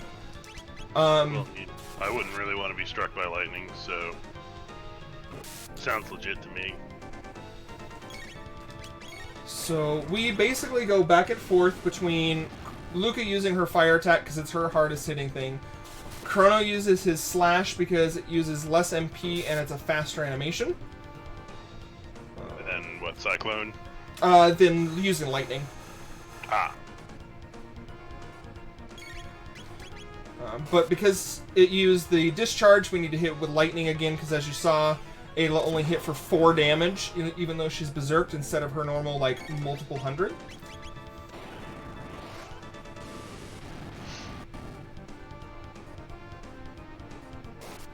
See? Now that he's lightninged, it's suddenly... Whoops, slash.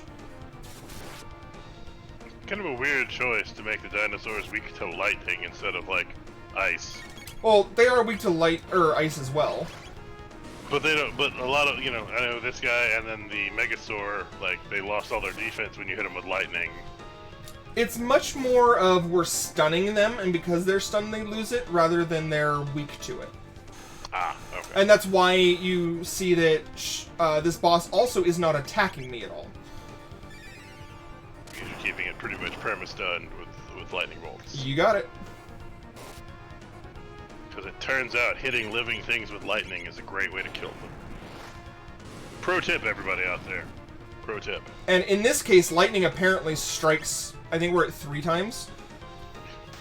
Lightning will totally strike the same place more than once. To be fair, that also happens in reality. You were lied to. Sorry, everybody. Alright, so we level up. So, comment from my chat. If I'm getting hit by lightning, I think that my defenses are going down too. It's true. If my defense is going down, you mean I'm unconscious on the ground? Yes. That's what...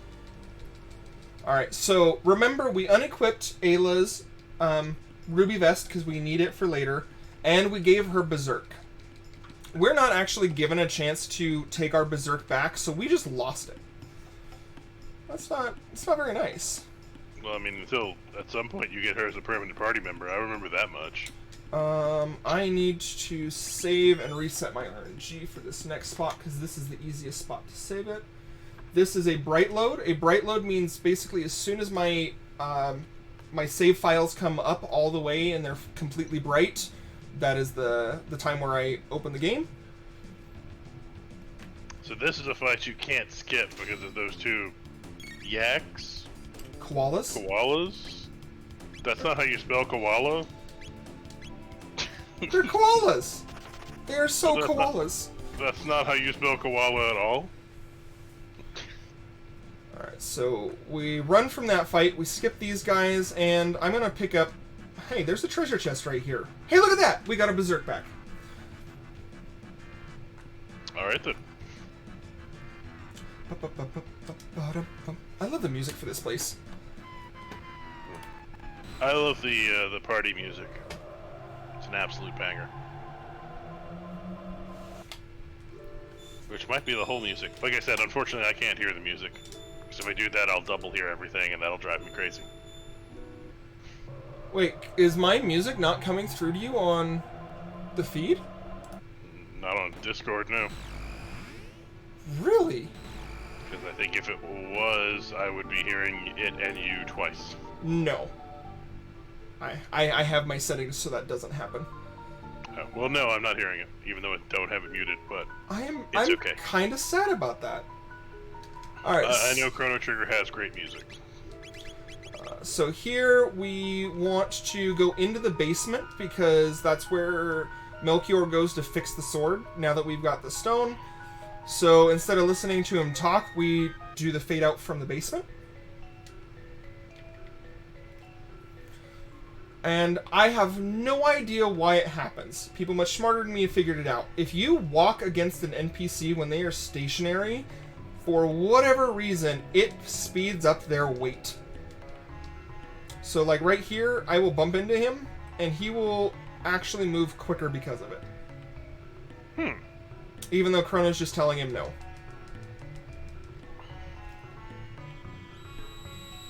Nope. Nope, shouldn't be doing that with that sword. Nope. And right there. Nope. Alright. So now, for some reason, when we pull out this gigantic sword of awesomeness, the whole room dims down even though it's sunlight outside. And then we just randomly come back bright. Yeah, Captain Dapper, I don't have it muted for commentary reasons as far as that's concerned, because we're doing a Discord screen share in addition to the streaming. It's this whole thing. I mean, it works, because I'm pretty sure you only have a, like, looking at it, I think it's like a half-second delay now. That's fantastic.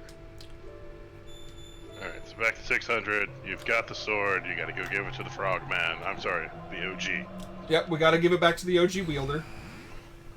He is, in fact. Which actually isn't true, because Cyrus is the OG wielder.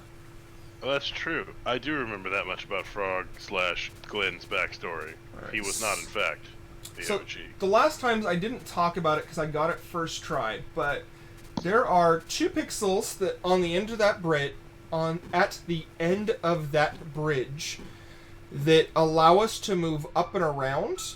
The 3rd pixel after that is the fight trigger. Chrono will move either 1 or 2 pixels randomly when you're tapping on the thing. So like in Legend of Zelda, when you do it, you know, you can make a Link only move 1 pixel at a time. Hey, we got 2 news. We're at 50% news. If I get 4 news, I'm gonna be baffled and clipping this for the rest of my life. There is a small percentage chance for a new to spawn in that map there. We come in this area 4 times, so there's a chance of 4 times of it. Currently, on the leaderboards, there is only 1 run that has it, and there have only ever been 2 runs with it. That have had all 4 news? That have had all 4 news. And we're at 2 of 4, which I already missed 1 of them. I need to go cry in a corner. Let's see. I'm being asked to read you above. Hi, Fate. Stroutlog saying, hi, Fate. Don't worry. I shan't leash you to my D-pad's crouch button. And that it's Discord screen share being weird. The audio never works for some reason. I don't know the crouch button reference, but I assume it is a reference. I assume it's a reference to the 1 pixel at a time. I don't know. I lost 12 minutes to Masamune? Oof. I mean, you redid Masamune 3 times? 3-ish times? I think it was 3. This is the first time I've looked at my timer, even though it's like right in front of me, and I didn't realize it was that much time. This is where you're learning all about Cyrus being the OG Masamune wielder and getting the hero medal and stuff. So the hero medal is really weird in the fact that it is the only item that increases the abilities of a specific weapon. If Frog is equipped with the hero medal, it increases the critical hit chance of the Masamune. And we will be abusing that a little bit later. Here we find out that Cyrus gets murdered. Abusing something. I did my bright load. I didn't get a fight. We didn't get a fight. Good. So I'm still on RNG. Okay.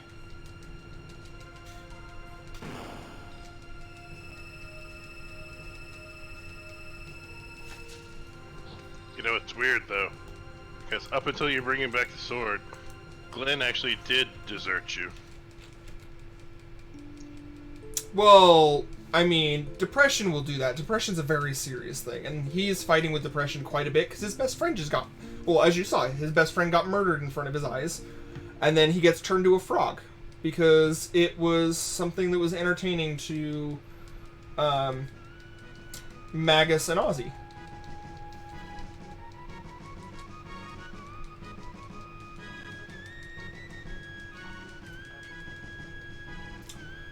We want Robo with us because we need his shadow. His robotic moves technically count as shadow, which is critical because Magus has a move that more or less makes him immune to any element but what his barrier is. With RNG manipulation, we know exactly what that's going to be. Now, do you go back and get Frog magic or not right now? Nope. Frog will never have magic in this run. Okay. So there are two main categories for this particular run. There's the no LSS that I'm running now. There's 100%, and then there's 100% glitchless. I guess there's three. But kind of like, you know how some games, they have shorter versions of them that they do for races. The shorter version that we do for races is Defeat Magus, which is coming up. After Defeat Magus, there are 3 bosses left to the run.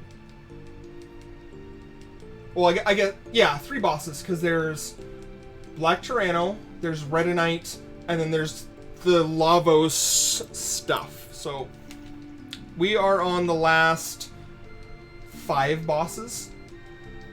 So I think there's only like 10 to 15 fights left in the entire run.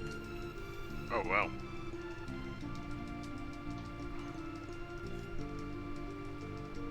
There was a Magus % tournament within the past year or so, wasn't there? I think it's been 2 or 3 years now, but yes. It existed. It yes. happened. Yep. That's something I should talk to the community about bringing over to SRA. Magus %. Because who doesn't like long speedruns? I mean, you know, but you're only talking about 2 hours and not 4, so that, you know. I believe the average time is about 90 minutes to 2 hours. For a Magus %? Mm-hmm. And here we just have the sad music, the hero medal, we see Frog. And then Frog decides to waste his big magic spell here on a mountain instead of on Magus. I still haven't figured out why he does it. And any of you guys who have volumes turned up really loud, there will be a high-pitched sound in just a moment, so you might want to turn down your volume. Look, an just OG is not going to waste his big move on a dude that he cut a mountain in half. Alright, he is OG.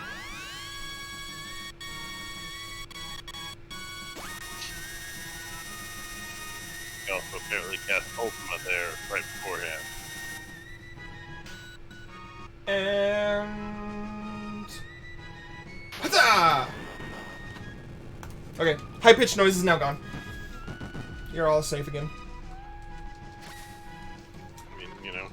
How many dudes can cut a mountain in half? It's probably a pretty short list. So here we want this first rat to attack either Chrono or Robo. It's irrelevant. What we are worried about is the 19 damage. Cool. So that tells me that that means you're on. Yep. We are on RNG, so as long as I don't take this next fight by accident, I want to skip the next fight, then we're good. If we don't skip this next fight, you guys will finally see what Ayla is doing in the top of my game screen. She's been there the entire time, and I want to be able to demonstrate it for you. So, in Chrono Trigger, like we were talking, it is the time from pushing A on the pendulum swing till the time you load in the save file, and it's done in like RNG windows. What we have found, people much smarter than I, is that those RNG windows shift at very specific intervals. Ayla happens to move positions from up to center to up at those very specific intervals. So by watching that animation and that GIF, I can do a count of a number to always guarantee I'm on the RNG I need to be when I drop it like I just did. I'm sorry, that GIF has the purpose of you keeping RNG. It really does. It really does. That's weird. It's cool, but that's weird. It's because of the beats per minute. Right. No, I understand you could use, any GIF that falls under the same BPM, but it's still weird. Because, like, the load that I'm looking for is 1.5 to 2.4 seconds. Like, really? How do you do that one? No, let's just figure out what the BPM needs to be, and then we'll just use the counts. So, yes, Dancing Ayla. Some of the other GIFs that are around that I've seen are like Luca wiggling her glasses, Zeal laughing, Frog doing his little fist pump.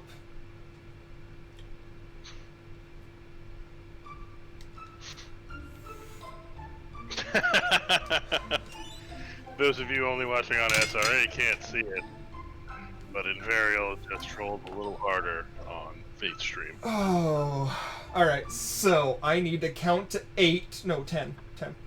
So, 1, 2, 3, 4, 5, 6, 7, and 8. So, that put me on the correct RNG, and we will have an RNG check. Yeah, okay. Sorry, I had to make sure I had scrolled down far enough in the notes. Because it's more or less a marathon, I am trying very hard to make sure I'm keeping with the notes, not just going off of memory. I appreciate that. So we will know if either or any of the henchmen use a rain attack on Frog and it hits for either 45 or 46. Either one of them. I'd just like to point out for anyone who's not familiar with it, that guy's name is Ozzy, and his henchmen are Slash and Flea. 1, 2, 3, 4, 5, 6, 7, 8. In case anyone didn't catch that. That's what I did wrong. I did an 8 count. 1, 2, 3, 4, 5, 6, 7, 8, 9, 10.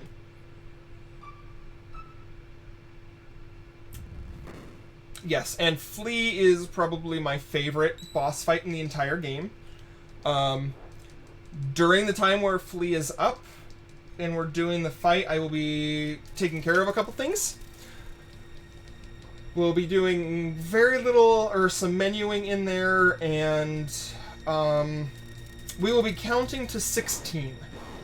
Or counting to 5, depending on how lazy I want to be. Those are two fairly different numbers. They are. Okay, so you got Rain, and you're at 45, so we're on RNG. So Rocket Roll and Slurp to set Frog on the tech menu, because memory. Now, does you inputting that command advanced RNG, or do you actually have to complete the command for RNG to... the action has to go off. Okay. One of the other things I did forget to mention is RNG can jump. So if I have two people attack the same target, and the first person kills the second target or the first target before the second person can, and the second person changes targets, it will jump the RNG. So I need you to hit harder. I need you to be angry at everything that's going on. You need to be extra red. We take off your helmet because berserkers don't need helmets. Sounds legit. Like I said, I've got stories to be able to make sure about stuff. I get it. I understand. Mnemonics are super helpful. Here we'll have an RNG check. Now that Frog is berserked, we need him to hit for 188. Like that. We input Chrono's / command, so he's on tech menu and not items. And I kid you not. Wait for it. And I will explain how and why this works in just a moment. Here we get to meet Flea, who is one of my favorite guys in the entire game. He has one of my favorite philosophies of who cares what you look like as long as you feel happy. Power's beautiful. He's the most beautiful, so he dresses the way he wants. And I will be back because this isn't one of my breaks. This is... Oh, he left. Right. Make sure and go. I assume he's just gonna let Frog kill Flea. I'm sorry, let the OG kill Flea.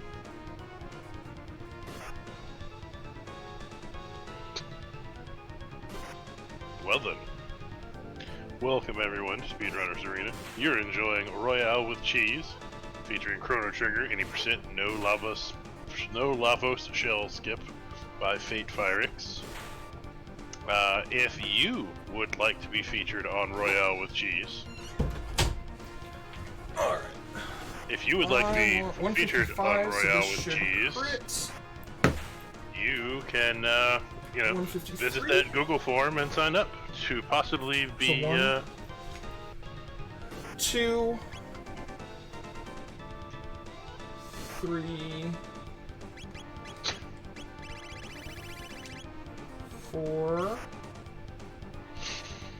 and 5.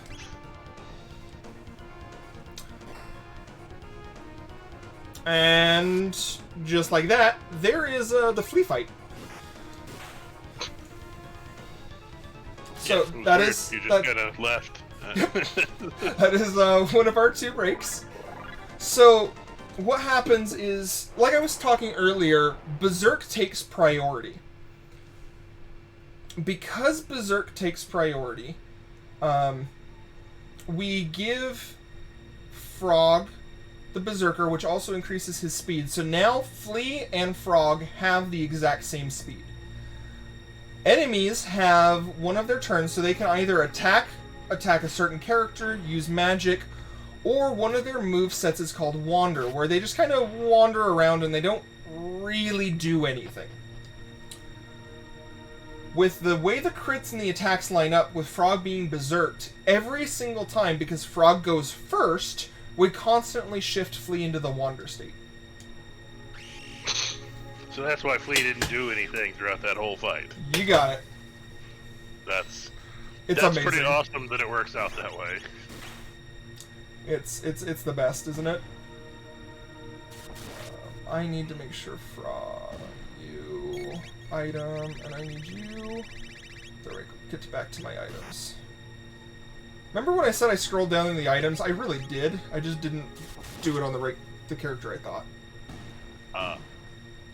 Yeah, because when you were talking about it, you were definitely in the tech menu. In A-list tech menu, which just didn't have anything in it. Yep. I opened up Robo and it was blank again, and I was like, oh, now I know I'm not in the tech menu because Robo has skills, and I'm still not seeing items. I took an extra fight, so we're just gonna mid-tonic this to be safe. You're good, you're good, you're good. So we'll just... safety. Alright, so here is another one of those fights that is pretty well scripted. There are backups to it, but I don't know them at all, so we're going to really focus on this one. Every time Frog attacks, for these first 3 attacks, we're going to slash. We're going to put everything in during animations. Robo, to shift the RNG, is going to use Rocket Punch. When Robo uses Rocket Punch twice, then we'll change what we're doing. Okay, I was confused there for a second because as you input Rocket Punch, Robo got sucked in and got hurt, and I was like, that was weird. That's not what I remember Robo Punch looking like. So he should, when he's attacking Chrono, we'll use Rocket Punch again.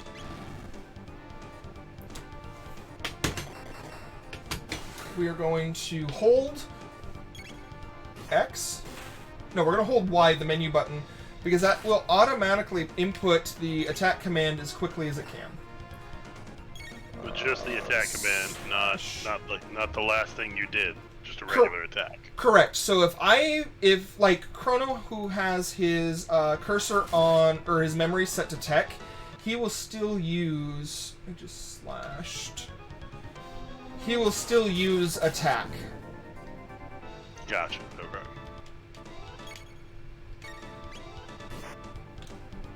One, two, and I need to set Chrono to item. Metonic. Fight's over for phase 1. And so this fight is a lot of like working in triplicates. Every 3 turns from Frog we do something different. Or the boss attacks kind of a thing. So Frog's gonna attack and we're almost dead, so we're gonna heal ourselves really quick. He's gonna slash Robo. During that slash we're gonna heal Frog because Frog's almost dead. We are going to wait for Frog to attack 3 times. On the 3rd attack, we are going to hold the X button, because it inputs it as fast as we can, until Robo attacks twice.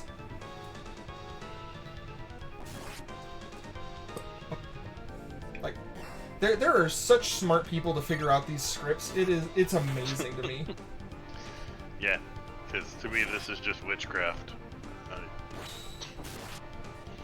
Like, you know, in platformers and stuff, I understand, okay, they figured out jumping because, you know, this is more efficient. But, like, figuring out scripts for RPGs, that's... With the way we've done RNG manipulations, Frog gets 3, 4, 5, 6 criticals in a row. So that's 2. And he doesn't even have the hero medal on. Correct. That's 3. We heal you so you don't die, and now I need to go 1, 2. So this script that this next part that I'm about to do is where I fail the most. I always input during Slash's animation and not during Frog's, which shifts the RNG value incorrectly. So now he'll attack Frog, Frog will attack. Chrono will attack, Robo will attack, and that is the end of the fight. I don't have to do anything for the rest of the fight. So you've now thwarted Ozzy's 2 henchmen, Slash and Flea. You got it. Or are they Magus's henchmen? I guess they're Ozzy's henchmen and Ozzy is Magus's henchman. It's a henchman goes downhill kind of thing. Pretty much. Alright.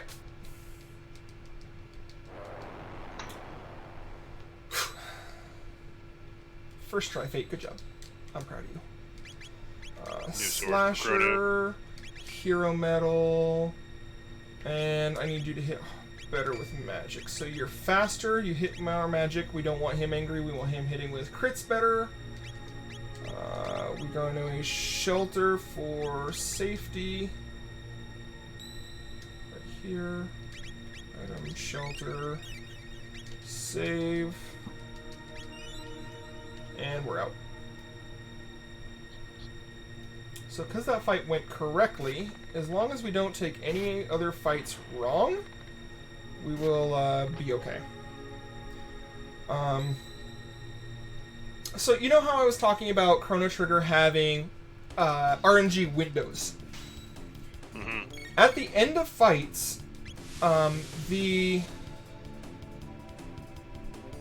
RNG will snap to certain values.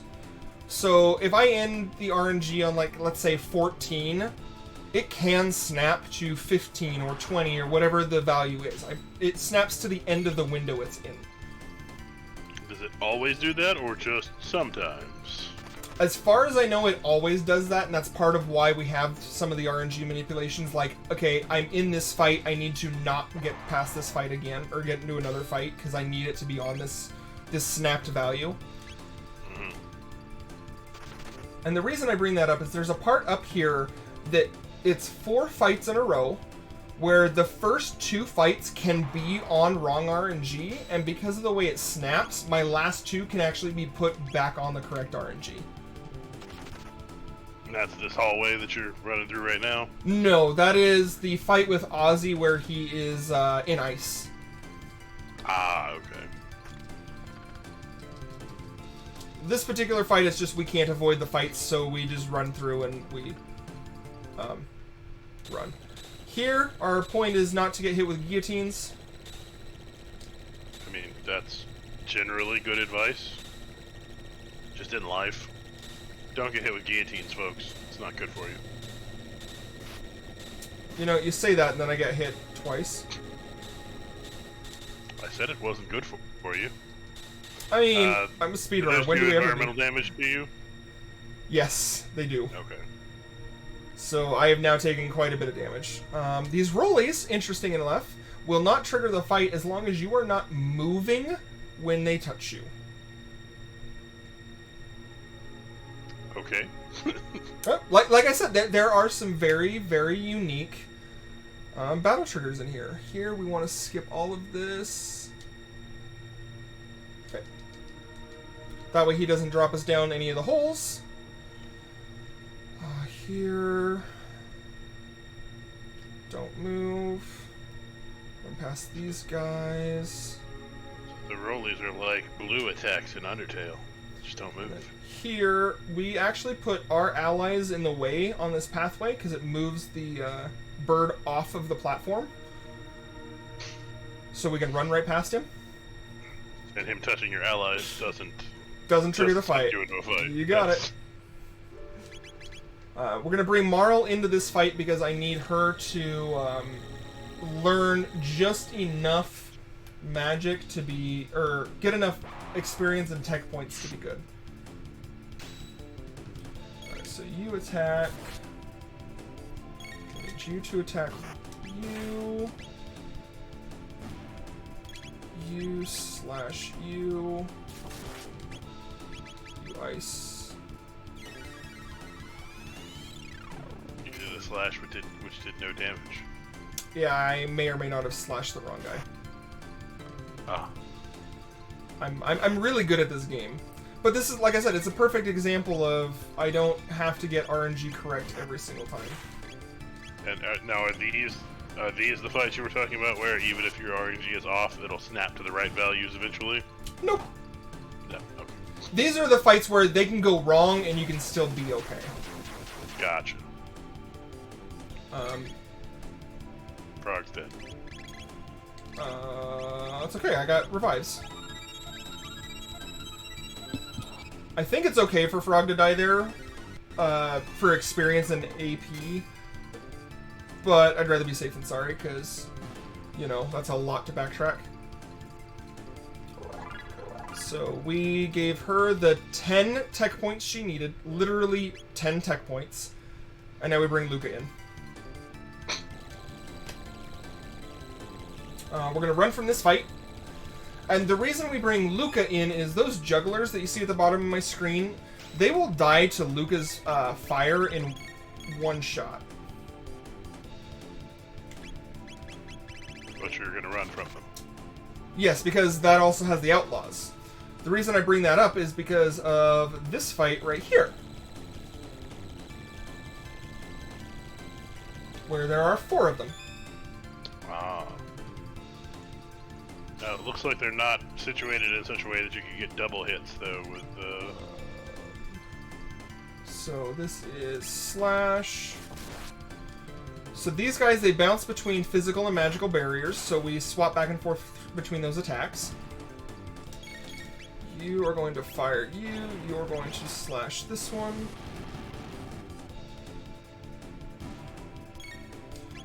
Oh, I gotta wait for Chrono's turn. You're going to X strike, and then we'll use fire on the last guy. And you fight these guys instead of running from them, just because you need the tech points. Need the tech points, and to run, I still need to be able to move forward. So we need the tech points and the experience on Chrono for that particular fight. We are basically done with needing Luca for the entire rest of the game. She gets to cast some fire here, and that's about that. We grab the speed belt, and here the fights are in the middle of the room, so we're going to stay to the outside. And there is a fight that triggers if you are looking up when you run in the doorway, so we're going to look sideways and run diagonal. Why not? I mean, I'm just, those are the triggers. You look up. So here, this is where the values can snap to. So I want this first one to hit for 17 or 18. Or crits the double damage, so that was the 17. So even though those fights before didn't go right because of the snapping and stuff, this should go right. So this should hit for 124.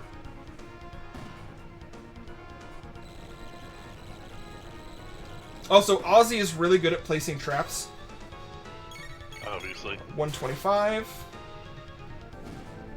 And as long as this last one hits for 119, then I don't have to reset for Magus. You'll be on the RNG that you need for Magus. You got it. 119. Okay, we're good. So, Magus is critical for RNG because he has a lot of speed and he has passive turns that are different from the Wanderer that will shift our RNG values. His barriers change based on what RNG you're on. He's got 4 barriers. He has fire, lightning, shadow, and ice. We only have so many moves that can kind of work with that. We have to have Chrono, we have to have Frog, so it means we only get one more element. So we're going to grab Shadow as our final element. So now, because we didn't take Frog to go see End of Time, we only have Lightning and Shadow. So it's really important for us to get those barriers. Makes sense. Yeah, because Frog is water just like Marl, right? Correct. Marl's more ice than water, but it's still classified as water, where Frog is water. Right. Alright, so as soon as the music starts, I have auto-scrolling text where I can review my notes really quick.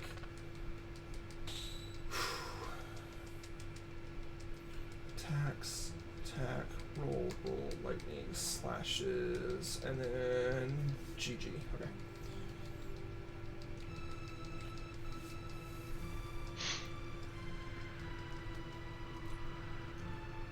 I'll go ahead and ask. Do you recruit Magus in this run? We don't get the opportunity to. Okay. I just remember that's a thing you can do. I do not in any way remember how or anything like that. There is a point in the game where you can choose to fight him a second time, which if you fight him a second time, you basically murder him. And it changes some of the nuances to a couple of the endings. Or you can recruit him onto your team. During Geyser, we use Rocket Roll, because Rocket Roll is Shadow, and he's got Shadow Barrier up. We constantly attack with Frog, because Frog attacking with the Masamune drops his magic defense. Every time we hit with his barrier, he's going to change his barrier, so he changes it to Shadow again, which is exactly what we want. So you know you're on the right RNG. We'll know on the right RNG if his next is this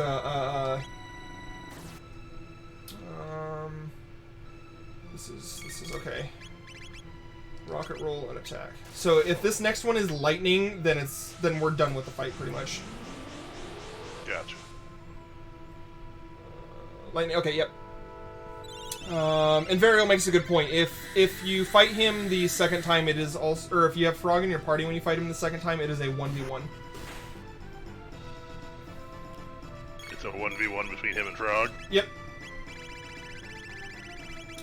Where's my mid-tonic? Okay, so during this mid-tonic Frog, Chrono uses lightning and you attack. So this lightning will put him on his 4th barrier, and now we just basically, we don't worry about anything else. So here you can see a really great example of what the de-equips do. If you pay attention, and I know it's kind of hard to do at times.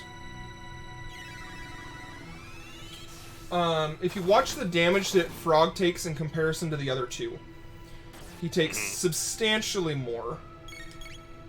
Because he's wearing armor? Yep. You...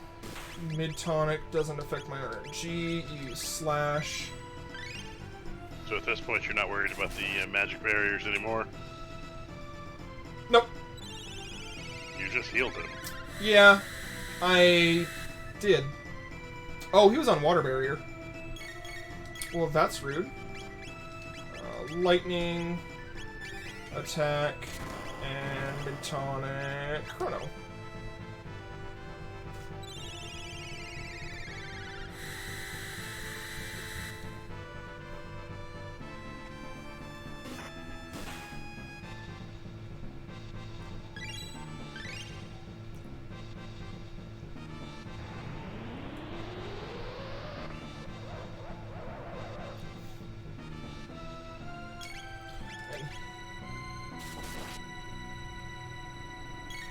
Does Slash do lightning damage? It does lightning damage, yes. It just does not give the stun effect that lightning does on dinosaurs.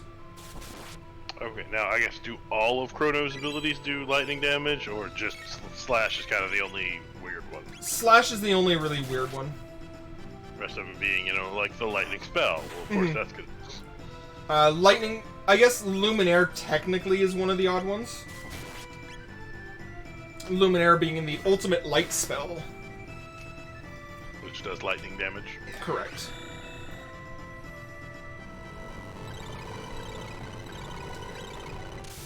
That's Grand Train. I've seen that before. Because I'm off RNG, we are going to have Frog get healed again because he can't survive 2 Dark Matters. But other than that, this fight is... Now that I've healed him, this fight's over. It's just a matter of formality now. All over but the shouting.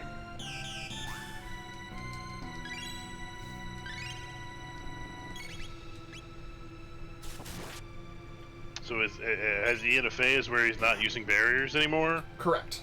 As soon as he starts casting, that's when he's in his Dark Matter phase.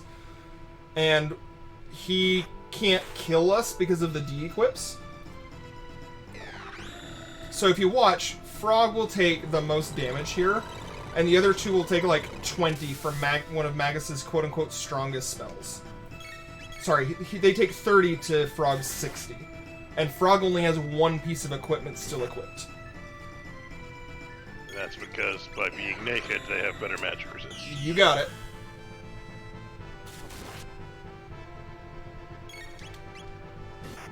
Which seems weird.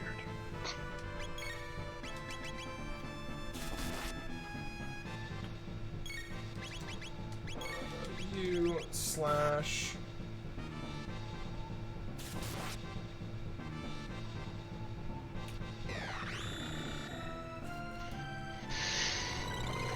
And then you said this fight would be the end if you were running the normal race, category. Correct. So for this particular one, to make it a universal stop, because people will stop their timers at different spots, it is as soon as Magus drops to his knees. Gotcha. Because that way it's a very set animation. if you are running this as a defeat Magus percentage instead of running the rest of the game, do you change anything really up to this point? Yes, there are some items that we don't have to pick up, and we don't have to, like, give Luca extra or Marl extra experience, because they're not using their stuff. Right. Alright, so here we get introduced to Lavos, and this is the other break, or the only other break we get. The two breaks are pretty close together, sadly. Yeah, no doubt, no doubt. So this is the one where you just have to text mash, or is there an actual break? There will be an actual break as soon as this like scene right here ends.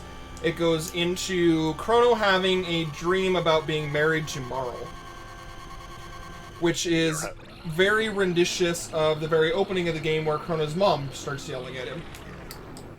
Gotcha. So while this is going on, how's chat doing? I assume they're doing well. Are we being entertaining enough today? I don't ask questions like that because there are certain questions I may or may not want answers to. There's never a wrong answer. Because if we're not being entertaining enough, it just means that they don't appreciate us enough. That's true.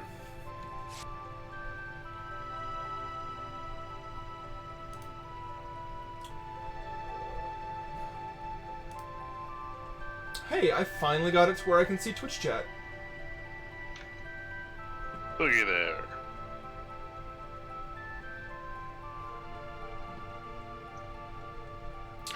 And because his name is No.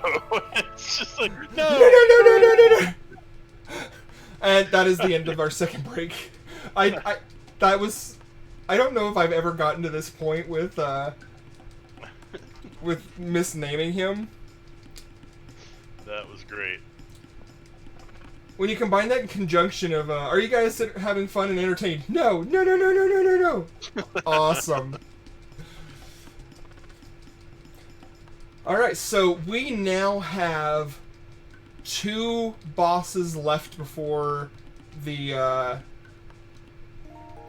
final gauntlet, and we have 2 dungeons left, and that is it. Alright then. And those 2 bosses and gauntlet will take about an hour. The 2 bosses together take about a half hour, and then the gauntlet takes about a half hour. And that's the biggest difference between LSS and no LSS, is that half-hour save. Because you're not doing the gauntlet, you get a little bit different stuff you can do in your menus as well, because you don't need to have everyone leveled up to the point to be able to go through the gauntlet. Gotcha. Alright, so here we're going to do a really long fade out, because we need to get all the way up to the story trigger where Ayla says that she wants to go take out Azala, who is the leader of the Reptites and the dinosaurs. Like that. And that's apparently a long enough conversation that it's worth the... If it's more, depending on where it is, like that particular one, if it's more than like 5 text boxes, it's usually worth it. Because then we also, at the same time, it's not just the conversation, we also don't have to run back down the screen. Gotcha. So if we don't fade out, we have to run up, do the conversation, and run out, versus run up and teleport. Gotcha. Do you actually use Ayla really at any point through the run, other than the small portions where you have to? We will use her as a main damage source in the boss rush. Ah, okay. She is actually pretty critical. Alright, so we're skipping all of these fights. And If I remember my Chrono Trigger lore properly, she can't get magic because she was born before magic existed. correct, because magic was actually given to us. Sorry, this is a pixel perfect lineup for it. There we go. So by lining up on the pixels perfectly, you can skip that particular fight instead of having to do all of them. And we will do the same thing up here where there's this heart-shaped grass and there's this little triangle. And that allows us just to walk right up the ladder without having to do it. Otherwise, there would have been a fight there. She's only a great source of damage as long as she's not confused. That is, as long as she doesn't run around and hurt you.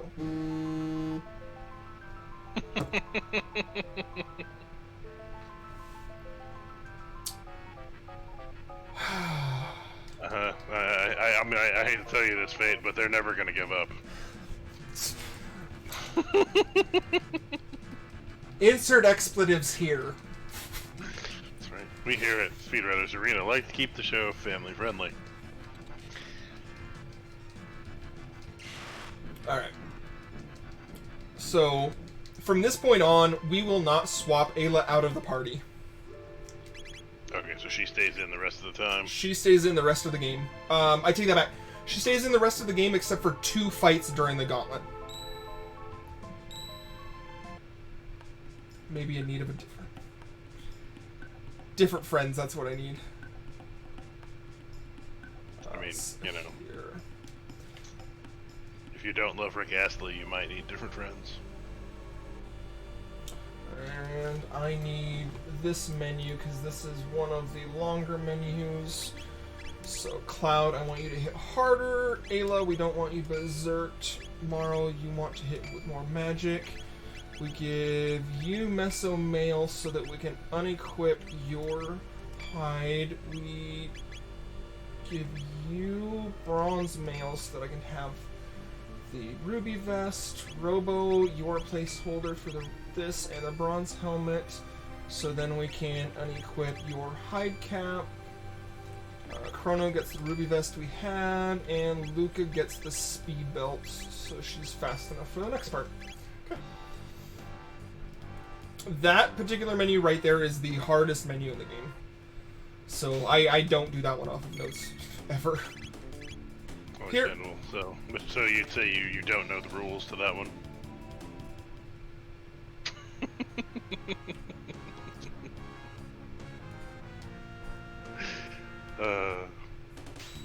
I can feel my soul dying. I hope you know.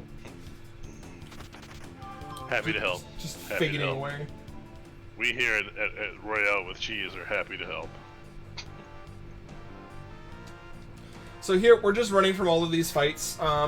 This is these reptites have kidnapped the villagers, so we're trying to go rescue them.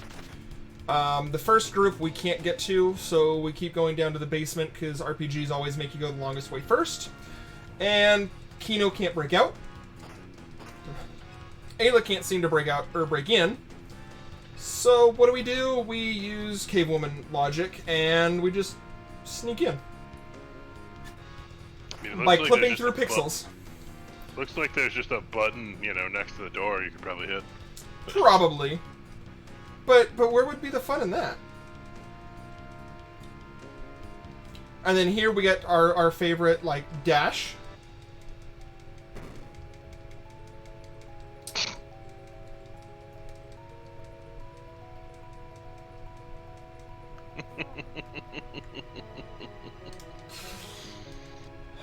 I love everybody in the communities that we get to work with.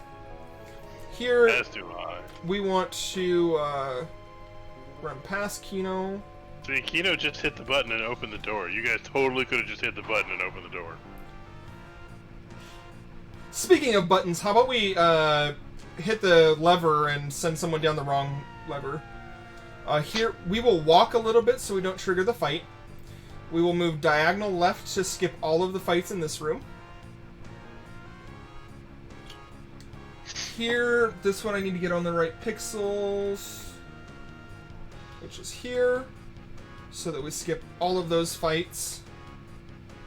Open this. Open the gate. Come down to the right pixels again. And come in here, get this fight.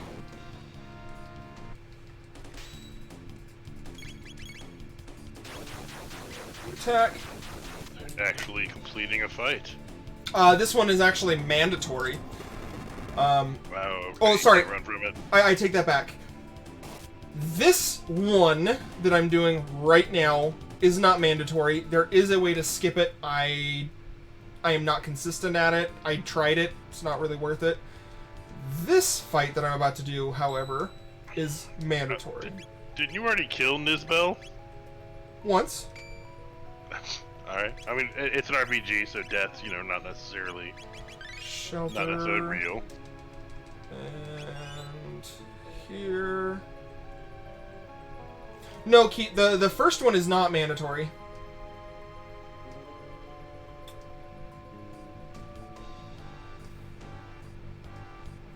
So here we're going to fade out Nizbel.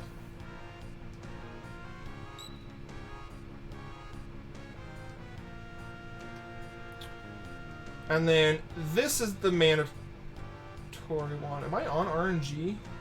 No, I need to reset. Sorry. I forgot to reset the RNG first. Now let's do our long fade. And yes, this should be Nizbel 2. I mean, it's quite sporting of Nizbel to just kind of let you walk past. Normally, Nizbel will come yell at you when you try to go up the stairs. But I don't like being yelled at, so when someone yells at me, I try very hard to run away. This is the mandatory fight. Ah. And I have to go before Ayla.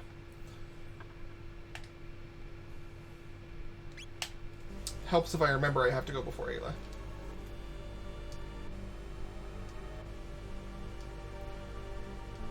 I mean, and do you know the rules? Apparently not, so can you inform me on them? Well, I unfortunately don't know them. So the reason that this fight is mandatory is from the bright load that we did, this sets our RNG properly, and we need the tech points to have Cloud learn Spin Cut from this fight, which gives us That's like Sword. the third or fourth time you've called Chrono Cloud. Hi, I'm a speedrunner of FF7 Remake. I know. That would make more sense if you called him Goku, but For anyone not aware, Akira Toriyama did a whole lot of a lot of the artwork. No Nizbel. Diagonal to the second window, down, over, diagonal. It's like a little dance. It really is.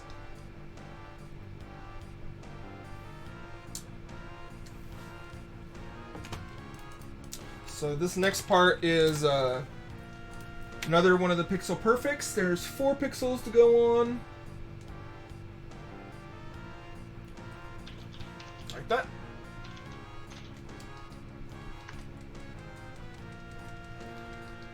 And the Black Chrono fight.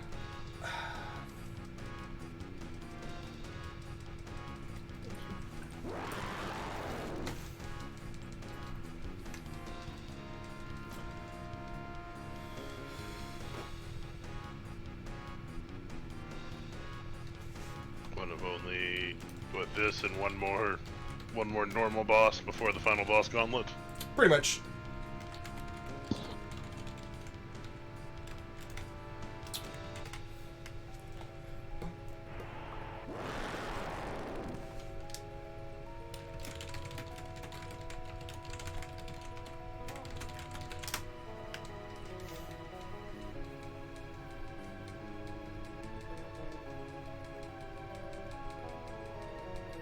So here we see the red star, and it's going to start falling to Earth.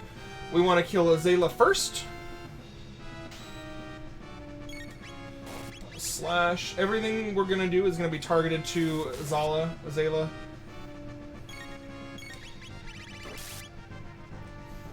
So fireballs. Ice sword. Psychokinesis.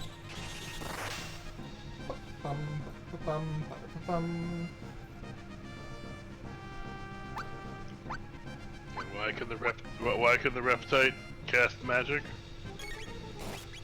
Slash. I thought this was before magic existed. I don't know. Well, I mean, it's a dinosaur, not a reptile. Oh, I'm not talking about the Tyranno. I understand the fire breath. But teleporting rocks and psychokinesis, that seems pretty magic-y to me. Ice sword. Tonic Marl before she gets hit.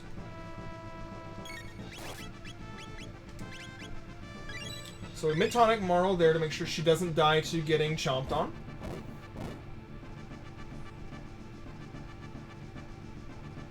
And drop a rock on Chrono's head.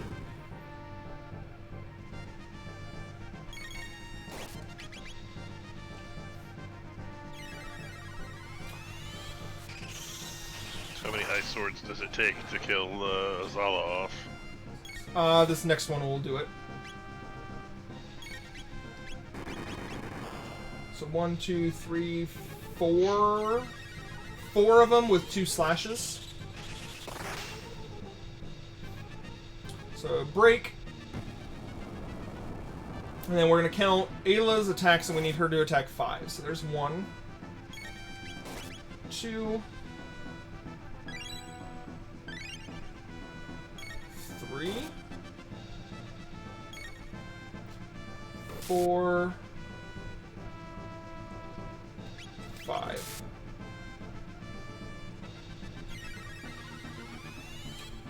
And so, as he gets ready to flame broil us, we want to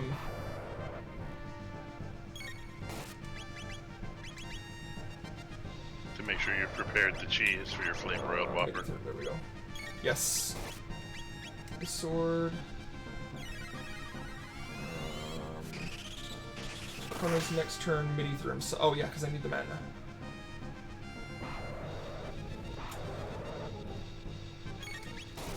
Midi for you. Chrono needs the ice sword really quick because I need to get 2 ice swords in before the barbecue comes out.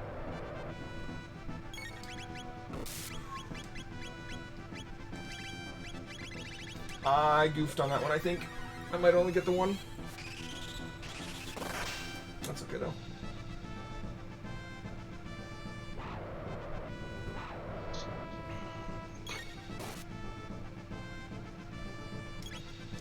Hey, we got it. Cool. I'm still on RNG. So will you actually get flame broiled, or will this... Yeah. I'm supposed to get flame broiled once, not twice. Gotcha. I am past the quote-unquote difficult part of the fight. Now it's just a matter of killing it. I mean, Marl looks super dead. Yeah, and Chrono will die here in just a moment as well.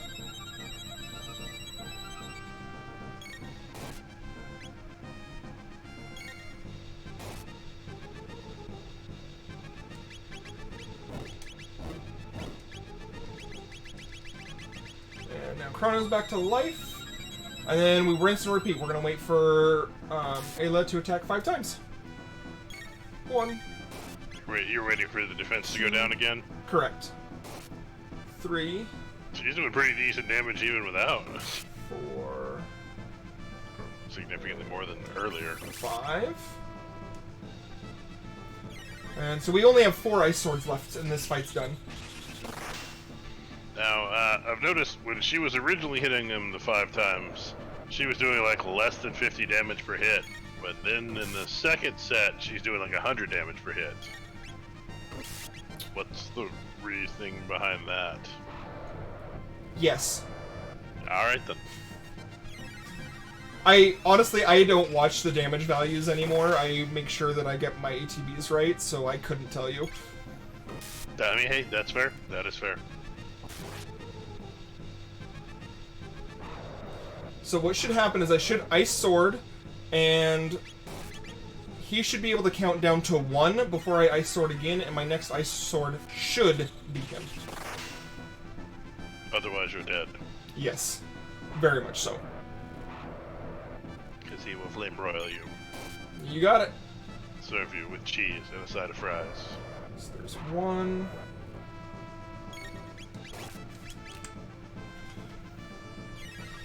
And if this works, I will have just cut off 15 minutes of my time. Nice. So I went from 22 minutes behind to 7 minutes behind. Very nice. That is, I think, the first time I've done that fight first try. I'm happy. Well, we're all about firsts here on Royale with Cheese. And so at this point, this is where we learn exactly what Lavos is. And I love making the reference to FF7 saying that Lavos is part of Genova because they both crash into the Earth. Sounds legit. That or this is the meteor that Sephiroth tries to summon on us.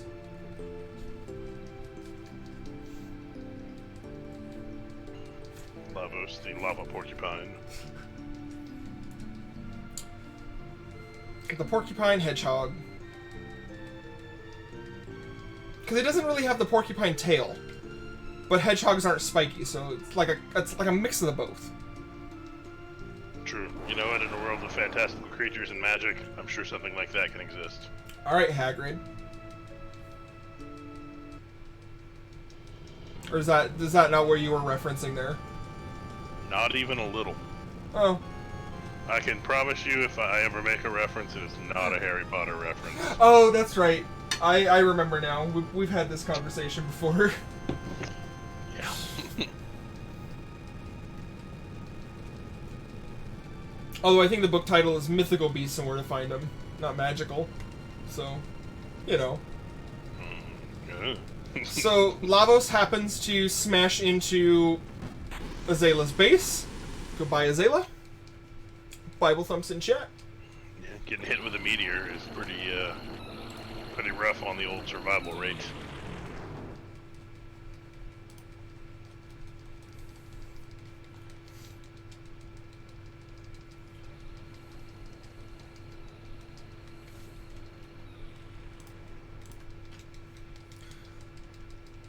So, at this point, now that Lavos has disappeared, he leaves behind a warp point, and this is where we go into the Enlightened Era, which is where magic is discovered and used as a commodity and a relaxing event and fun, because Lavos is what actually brings magic to the world. Which is why Ayla, who was born before Lavos, doesn't have any magic.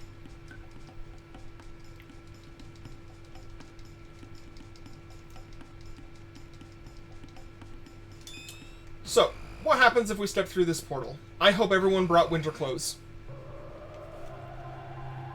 We're coming up on the winter months here soon, aren't we?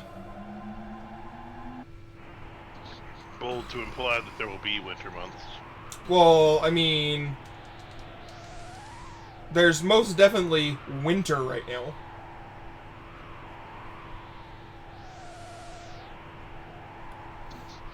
I live in a subtropical place, so there really isn't winter. Okay, there's hot and there's not as hot. Sort of. I want to take the Berserker off of her. I actually remembered to do it without looking at my notes. At this point, we are... If I didn't need one more item, we could be able to go straight to Lavos right now. I need one more item, and to get that item, we have to do one of the side quests. So my goal right now is to enable that particular side quest. Gotcha. This particular enabling of a side quest is make or break to runs. Summer and not summer there. Oh wait, I'm not supposed to be talking to Red. I'm sorry.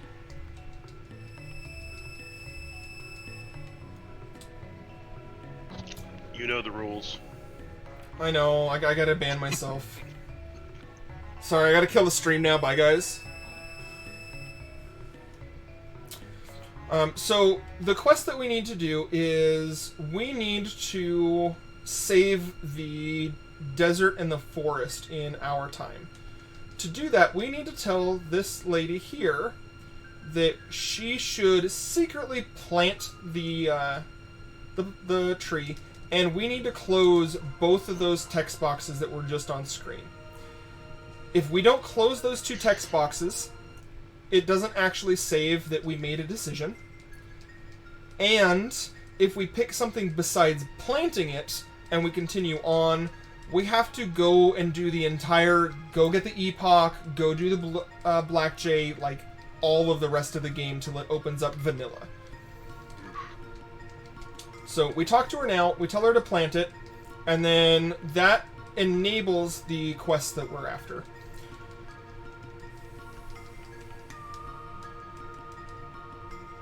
Look, it's young Magus. I mean, spoiler alert. It's Janus, not Magus. I think it's funny that Magus is like in here 3 different ways. He's as himself, he's as Prophet, and he's as Janus. Yep. Also, Alphador Bestcat. So there we see Shala use a necklace that looks very, very similar to Marl's. Instead of like taking the time to go figure it out, we're just gonna go like bring its power level up over 9,000 by bringing it to the Mammon Machine, which is a machine designed to channel and absorb Lavos' power. And it uses parts of the Dreamstone, which happens to be the same stone that the Masamune is made out of. Fun fact. Sounds legit.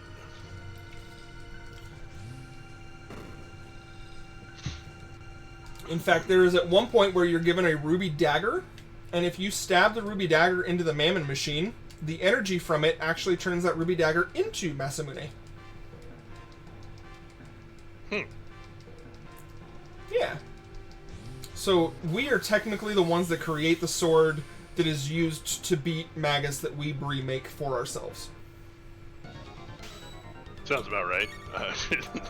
Alright, here we're going to lose this fight, but I just need to take the time to set my menus. So you're losing this fight on purpose? This fight is a... Basically, you can't win. Even if you win, you lose. Oh, okay. It's a scripted you lose kind of thing. Gotcha.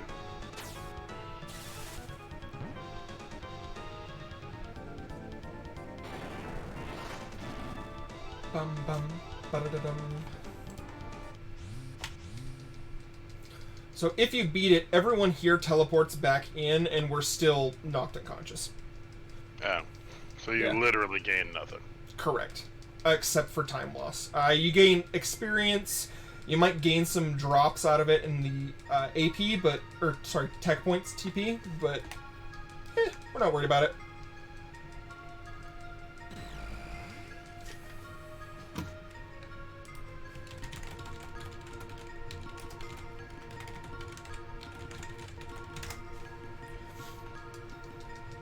And so Shala lets us out.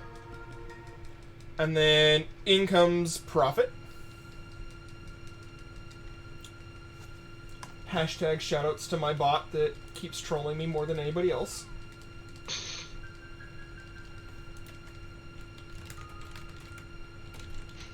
So you said,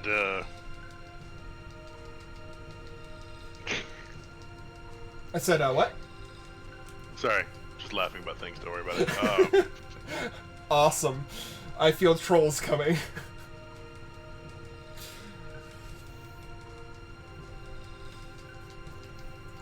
So at this point in the vanilla game, like, we basically, aside from skipping bosses, we have not skipped any story. Up until this point, where we are sent back. At this point in the game, this is where the game really opens up. We get the epoch, which allows us to time travel freely on different continents, so we don't have to take necessarily the warp points at the end of time. We get to have someone steal it from us, and then they make modifications to it so we can actually fly around and land anywhere we want. And all of the side quests open up, except we started one of the side quests already. So if we started a side quest, we might as well go finish it, because even though we're speedrunners, we still like to have events completed, don't we? I mean, only the ones absolutely required, but yeah.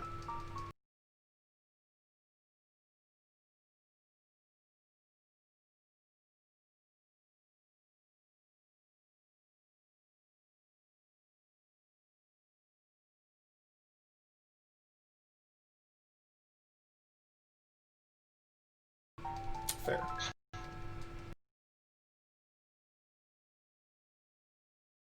I feel like my have someone steal it from us, and then they make modifications to it so we can actually fly around and land anywhere we want. And all of the side quests open up, except we started one of the side quests already. So if we started a side quest, we might as well go finish it, because even though we're speedrunners, we still like to have events completed, don't we? I mean, only the ones absolutely required, but yeah. Fair. I feel like my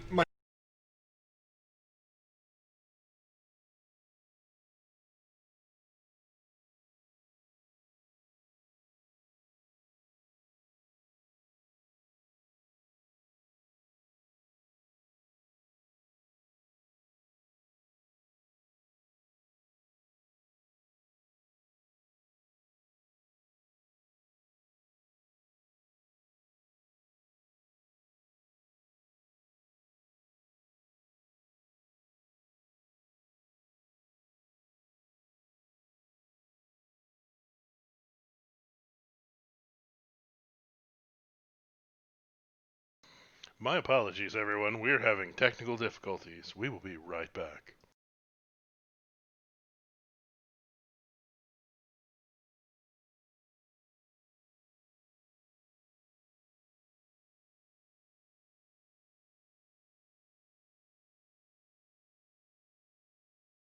Because I'm guessing your stream actually went all the way down at some point. Yeah, it went down. Okay, then yeah, I gotta re-pull it. I'm sorry. I don't know what causes everyone. We're having technical difficulties. We will be right back.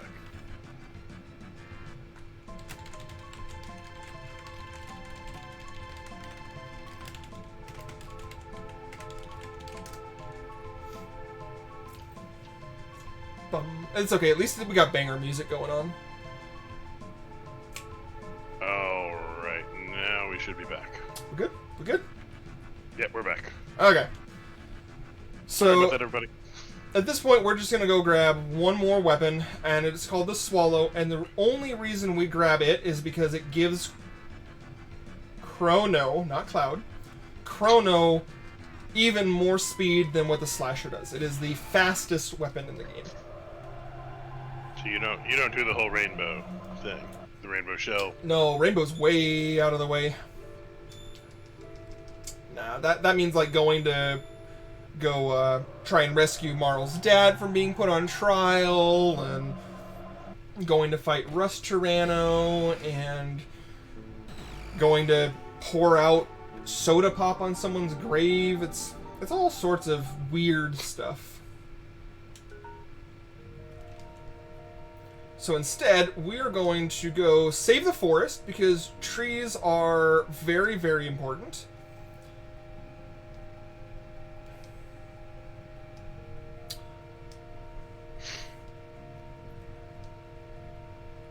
Man, some of the chats that pop up. I'm not supposed to get Rainbow Shell because I don't want to taste that many Skittles. I mean, that's fair. Alright, so now I am on to, what is it, 1? So you don't want to swallow that many Skittles?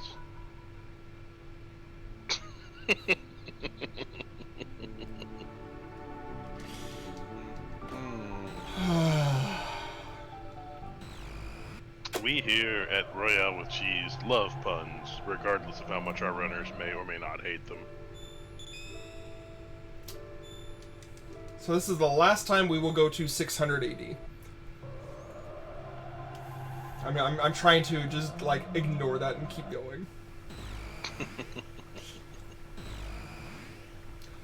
But in all reality, I have 1, 2, 3 more fights we do after this one that I'm running away from.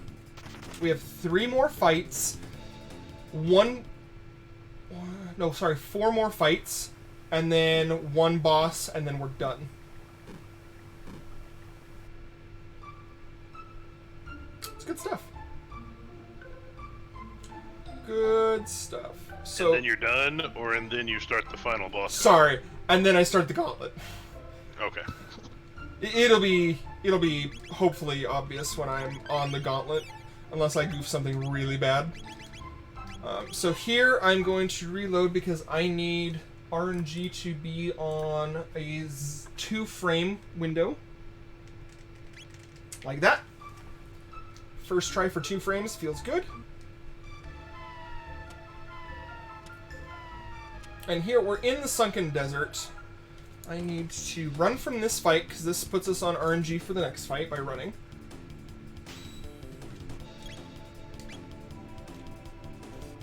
I need to have my next turn. I need to have my input up before Ayla's turn procs. Kind of like we did with Masamune.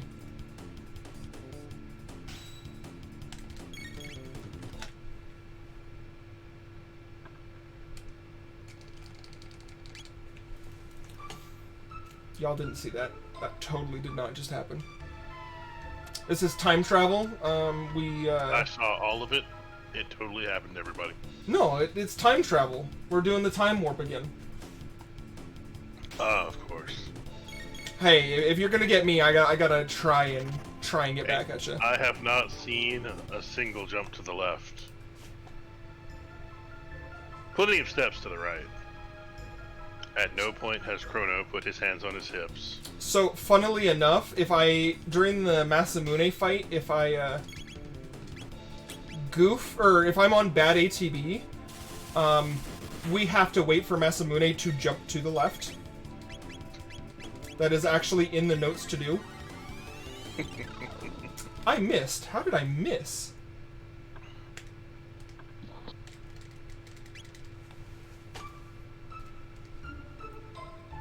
Did I put the swallow on? Or did I just heal? Hey, look at that. I need to add the swallow. Fun fact. When you pick up a sword that's supposed to give you a lot more speed, you kind of need to use that speed. No, it's like flame decals. You have to put them on your car for your car to go faster.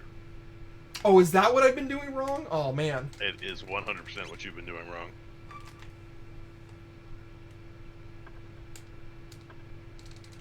Nobody wants rotten turnips, Red.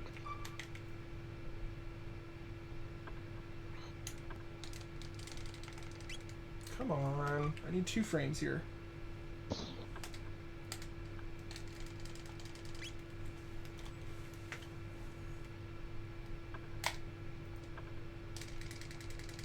There we go. And do the equip. And then save just to be safe.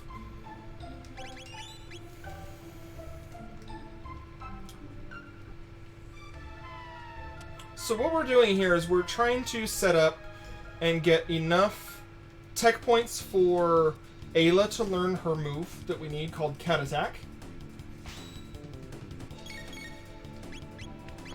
Cack Attack? Yes, Cat Attack. Who knew we had Super Metroid royalty in this game? Well, I don't know that King Cac brought his weight, or made his way here. Please, 624? 624, tell me I'm doing good? Okay. Now we can actually do stuff. I like doing stuff. Especially as opposed to not doing stuff. Though not doing stuff has, has its charm. Hashtag I'm a speedrunner of sleep percent. 100. No, I'm not. I am definitely a casual runner of sleep percent.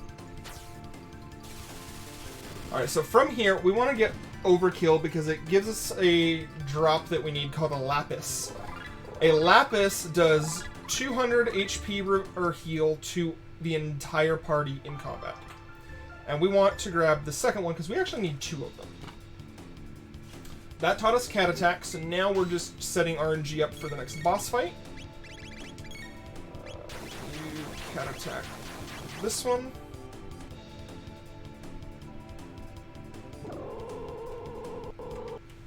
Why?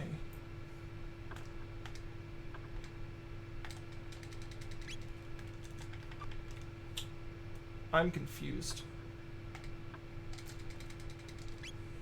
So while I'm confused, what are your silly questions? I was told that they were supposed to be difficult questions for me. Oh, I never said difficult questions. I said stupid questions. There is a difference. Well, I wasn't gonna say stupid. So okay, what are the stupid questions? I've been asking them all along. No, have you? I don't know. Well, I think because I do have at least casual knowledge of the game, that has probably limited some of the stupidity of the questions I could ask. Fair, I suppose. Because I don't want to ask fake questions. You know, that would just be weird. Well, does chat have any questions then? Since Cheese won't ask them.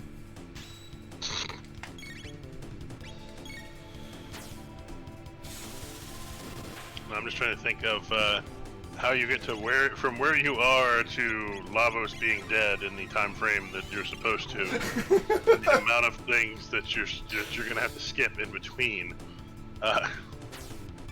Yep. So I guess technically, even in the vanilla, like, you know, normal running the game, you can go fight Lavos at a lot of different places in the game. Well, the other thing to keep in mind too is there is a bucket at the end of time that takes you straight to the Lavos fight. Yeah. So you're just getting one more thing before you can go touch the bucket, I assume. Before we want to, yes. I am getting... So, by finishing this side quest, we get something called the Green Dream. The Green Dream is a auto-res. One time in combat. On whatever player has it equipped. And that's...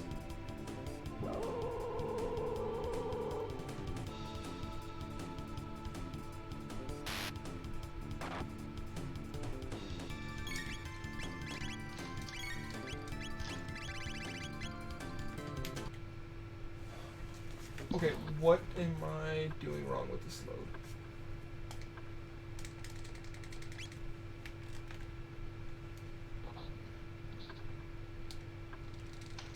Is it an issue of frame windows, or...? I'm not sure. I shouldn't be getting them attacking me.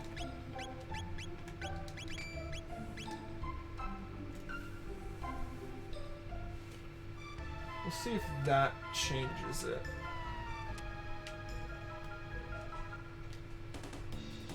I should be able to go through this entire section without being hit at all, is the goal.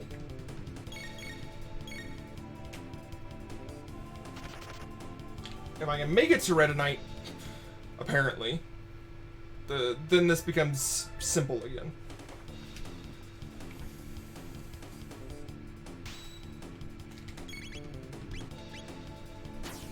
Okay, now I am for sure good. Okay, this turn's not even close to coming up. It looks like you're having missing issues on whatever the things are that are swimming in the sand. Yeah, so because these things are sand, and they're dove in, very tight windows for being able to hit them. Or we can hit them with ice, which reduces their resistances, so we can hit them harder. Because ice and the cold make sand hard. Go figure. I mean, you know, makes some sense. I feel like this game did really good at keeping some of the scientific stuff accurate. For a game about time traveling, sure. I said some. This time, as long as she hits... Okay, hey, we're doing good this time. We're good. Okay. Well, good. That's good to know. Sword, cat attack.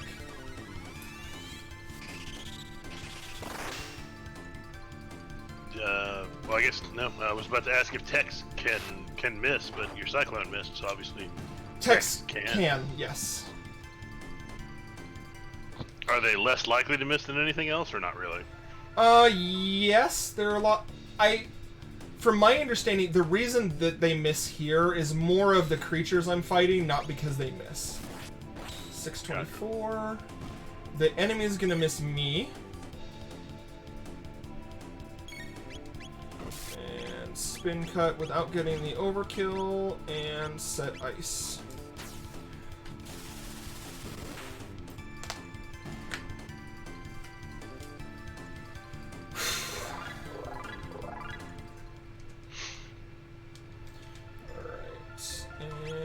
I want you to have bandana so you're faster. So you did need to do all the fights in that room? Yes. Yep. They set up for this boss. I believe in vanilla game this boss doesn't even spawn until you activate all of those fights.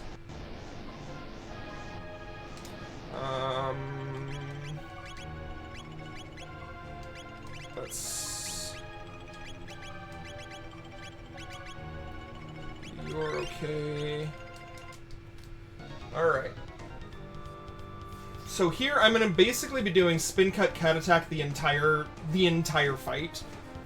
We're gonna take out the legs, take out the head, and then take out the middle. Wait, isn't that the thing that Ozzy was supposed to summon earlier in the game? Maybe.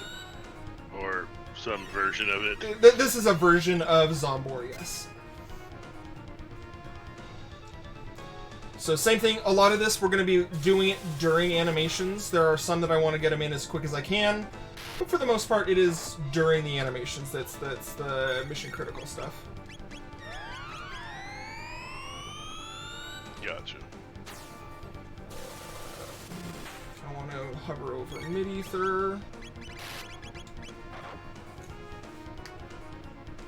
And I'm guessing, it looks like the legs are stealing health from the core. I'm guessing you can't attack the core directly? We can attack the core directly, but if the core dies, it starts to get really angry and starts to troll us really, really badly. So we take out the legs first, and then that allows for like the head to basically do nothing.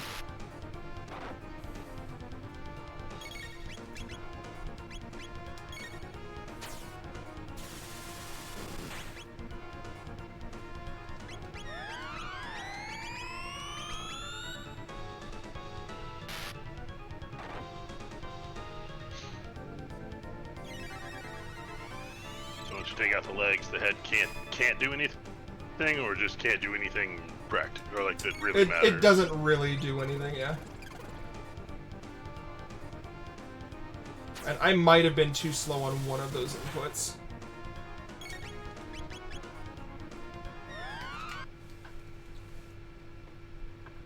Darn it. One input wrong. Yep.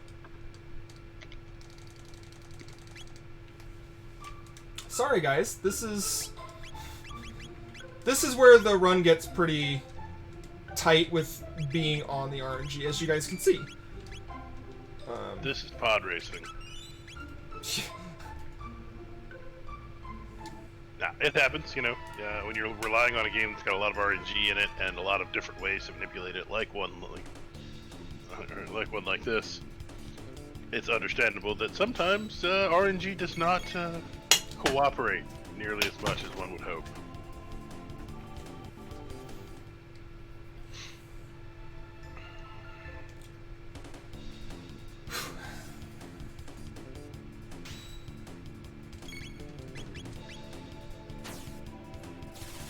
But at least now I know what I was doing wrong, and we should be good with... Well, that's good. So, I guess, well, while we're at it, what were you doing wrong? I forgot to remove Chrono's vest, is the best thing I can see, because as soon as I did that, all of the rest of these fights were going correctly. Mm-hmm.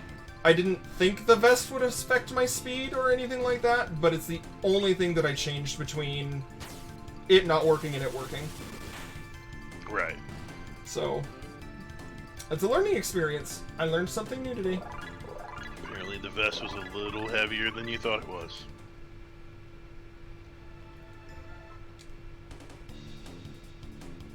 I see you didn't go up and pick up the lapis, or do you not do that till after this fight? Oh, you are so amazing.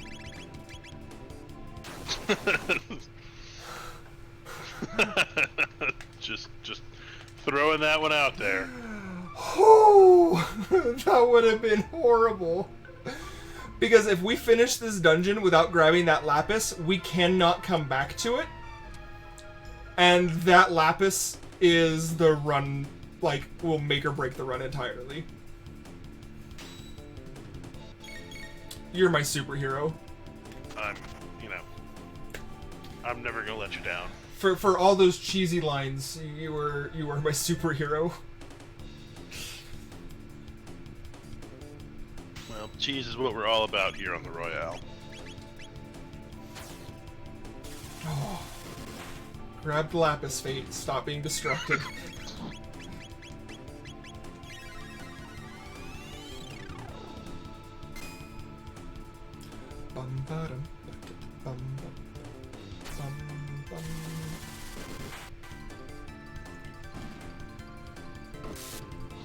So anyone who is interested in running this, make sure to check out the Discord.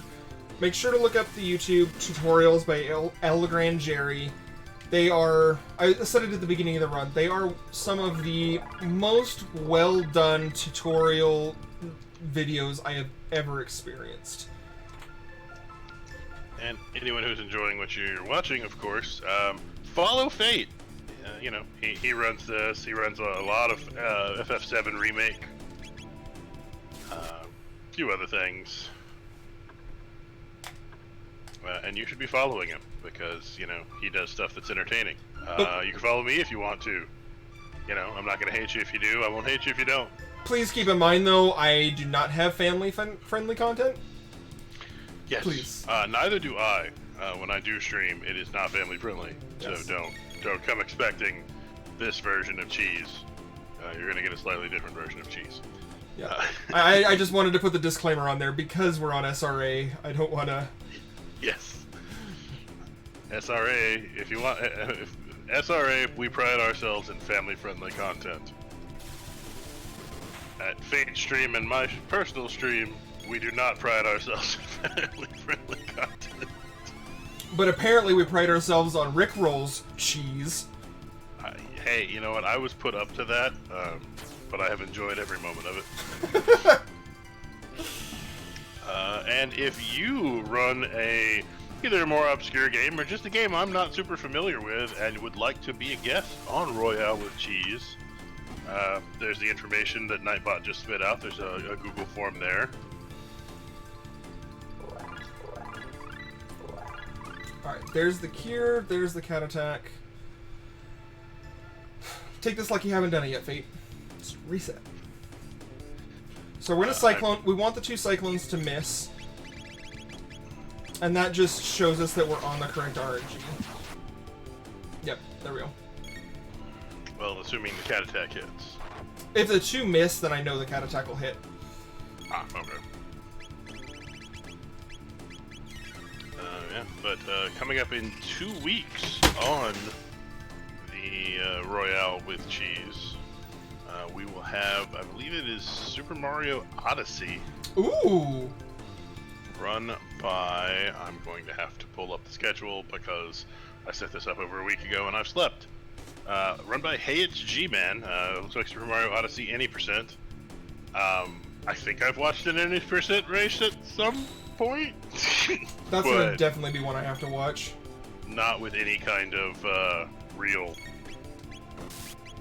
me knowing anything about it or being able to ask annoying questions. And see, that kind of game where it's a platformer, I can ask annoying questions really when I can see things going wrong. Like, man, those jumps look really precise. So how do you do those jumps? And, why do you do those jumps?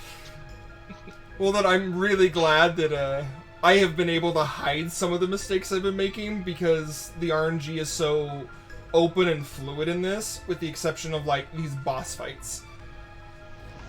And this is where you get exposed for the fraud that you are. Ouch! Ouch! You signed up on the form, and I do believe there is a statement on there about being roasted. I do believe there is two.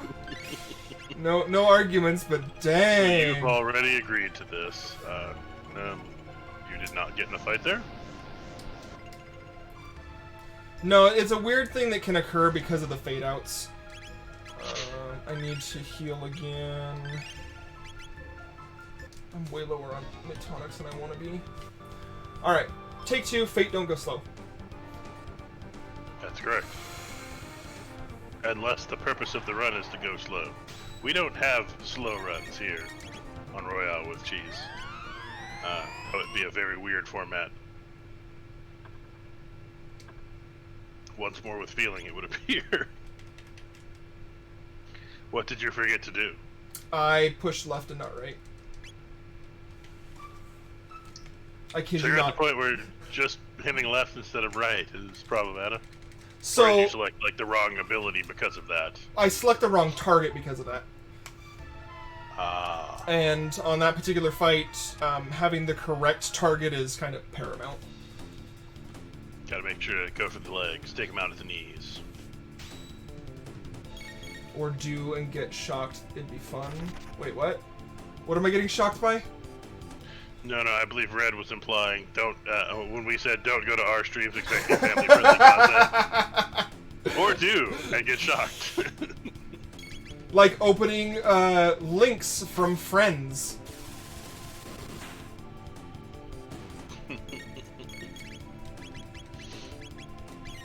I was very disappointed in my friendship with Red the other day. Oh, that was last night even. Oh. It's okay. Red sent me a message as soon as she did it, asking me to rickroll you verbally this entire time. So I've been trying. You have been doing quite well.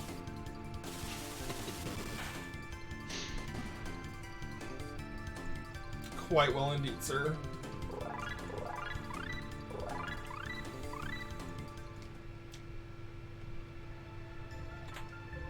Hey, look at that. I picked up the second lapis. Looky there. That's key.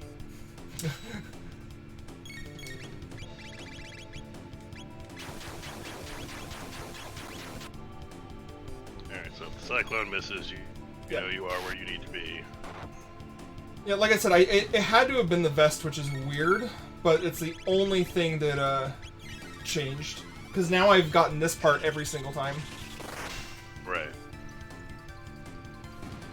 That's weird, but I mean, I didn't think the armor, unless Chrono Trigger has an armor weight system that I'm not familiar with, which is possible. The only thing I can think of is maybe it affected my speed by like 1 point, but it just seems odd to me. But 1 point would be enough to mess you up. Yep. Because that's the difference between Slasher and the other one. Swallow. Yes. There. You spin cut. You ice. Okay, we're still good.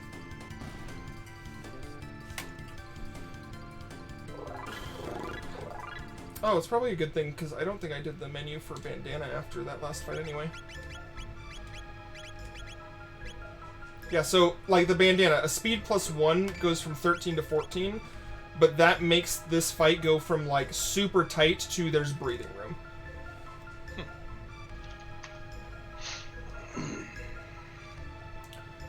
And you will really get to see just how important that, like, 1 or 2 points of speed are in the Lavo Shell fight. Because there's a couple of them that, aren't playing nice. Come on. Really? 3 times in the corner? Once, twice, 3 times a lady. Thank you. Okay. Right, not left. Right, not left. Take him out at the knees.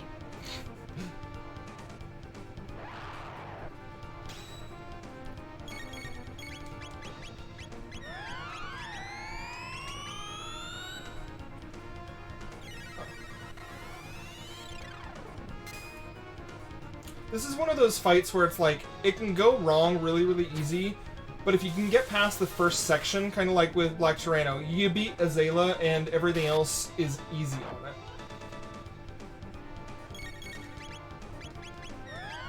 I got you.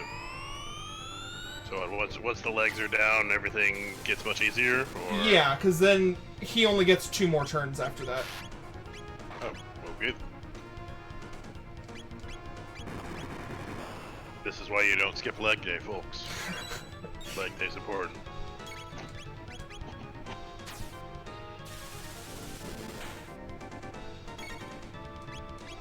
Okay, this next one is the one that I messed up on. Uh-oh, I missed chat. You did miss chat.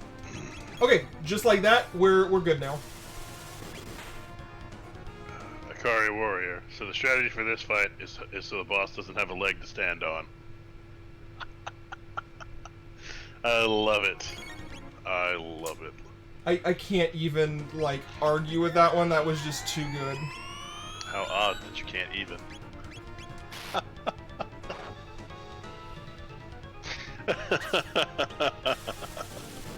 I can definitely odd, though. Alright.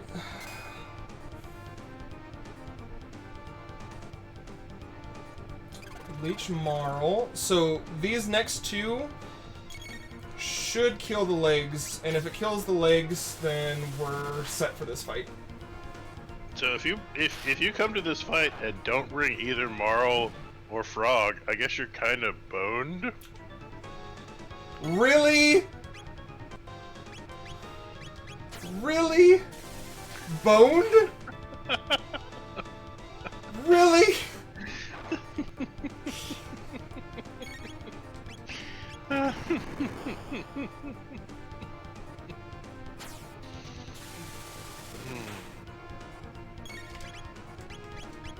I'm entertaining myself, and that's really the only thing that matters. If other people are entertained, that's cool too. No, we love all of you viewers here on Royale with Cheese and on Speedrunners Arena. As long as you love puns. I will love you more if you don't.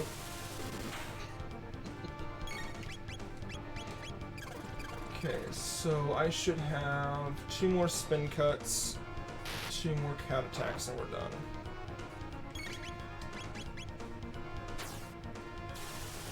Is there a reason these are spin cuts instead of ice swords? He doesn't take damage from ice swords because it's ice. It just messes with his defense? Yep. Gotcha.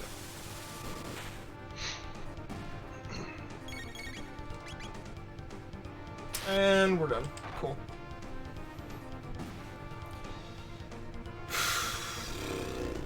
Alright, so what did that get you? So that got us, once we send Robot into work as a very hard and efficient worker for the next 400 years, access to save Luca's mom from a horrific accident, and it gives us an item called Green Dream, which Green Dream is like an auto Phoenix down once per battle on one character. That little thing changes our ability in how we can target some of the enemies when we're revived and how items work. So we're gonna drop off Robo here, and because we're jerks, we're just gonna dip and bail and fast forward time by going through warps for 400 years. Sounds legit. But the Green Dream, when we die, it allows us to use items on ourselves. But because we're dead, we're not necessarily valid targets either. So we can... not valid targets either. So we can select an item. We're not a valid target, so we can go into the tech menu. Because the item is what we had selected, when we go to the tech menu, we can now select an attack, target the attack on the bad guy, because items what we were using, we drop the item on the bad guy. Are there attacking items in Chrono Trigger? I don't remember them. There are not. Okay. But there are overflows and underflows. Ah. Well, that's true, because, like, in Chrono Trigger, you can't heal the enemies, like, on purpose. Oh, I mean, if you use the spell that they need you to, like ice on ice things. Right, but you can't, like, cast a cure spell on the enemies. Correct. I'm sure they would have done that had there been some kind of, like... Never mind, I'm not finishing that sentence. I just remembered there's, like, 4 dungeons that are centered around, undead. Yeah. Yeah, pretty common. Pretty common enemy type. So here we are going to go to the castle in order to find out that Marl's dad's being put on trial for the murder of his wife and Marl's mom, which is part of the rainbow shell sequence you were asking me about. Mm-hmm. The only reason we are going into that scene to trigger that is because there is a treasure chest in here that has an elixir. So we're going to start the quest. We're going to go up 2 flights of stairs, grab the item, and just leave.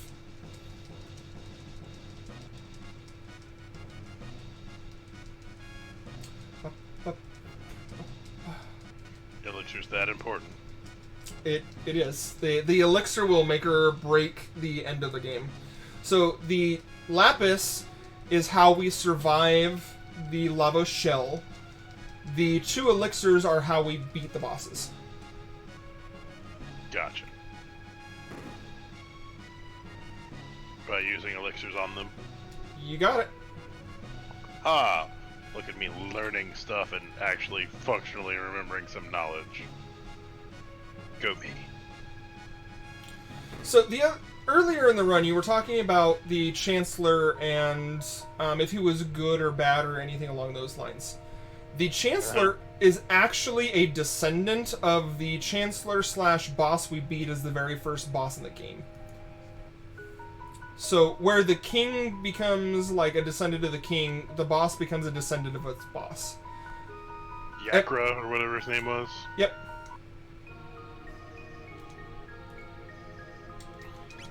By Sights Cap, we find Robo.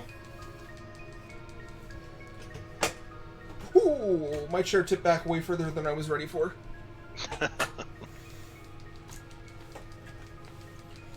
Man, they may want to get Luca to work on Robo a little bit. He looks a bit rusty. Yeah, he looks a little under the weather. But I mean, after 400 years, he's still functional. That's one heck of a battery, and I need it for my phone. I don't know that I need anywhere near that good for my phone. But we have a skeleton of jokes.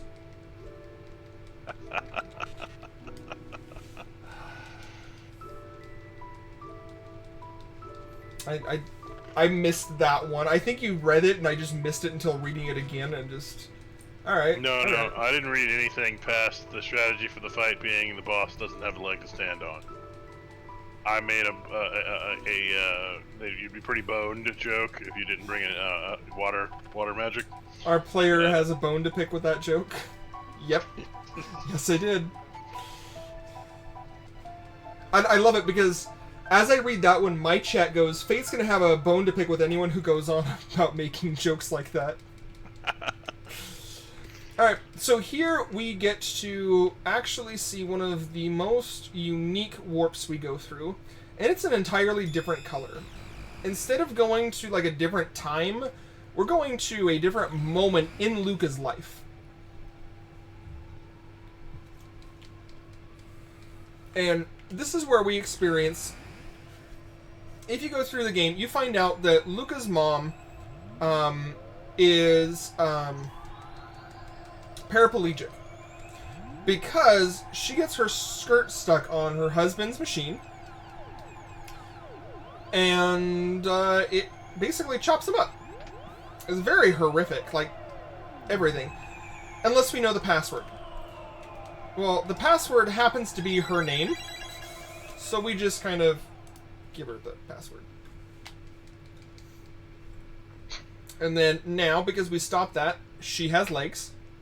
She can walk around, and when we go back, we get to experience a very short conversation with Robo, where he tells us that he's been basically how coal turns into diamonds with pressure over a long time.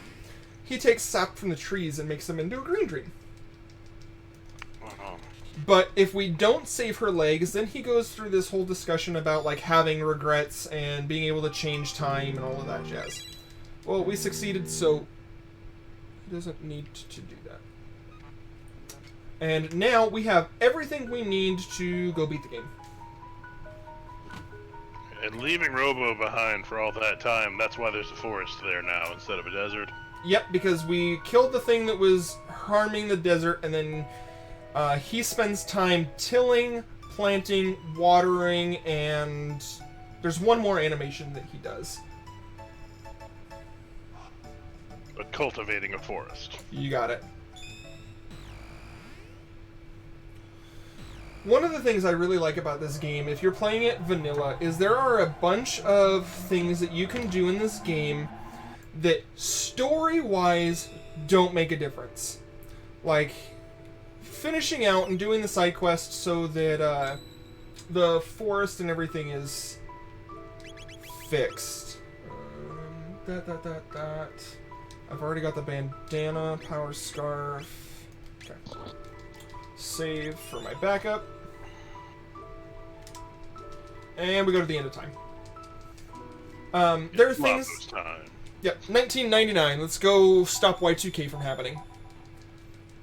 Are we gonna party like it's 1999? Afterwards. I think that sounds like a solid plan. Excellent. The puns keep coming in chat. I keep flipping back and forth between chat and my notes, so... Agriculture is the real green dream, and Robo farms until he's done.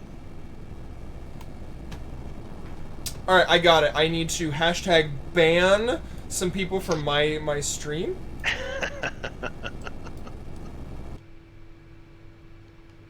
Hey, look, it's Lavos!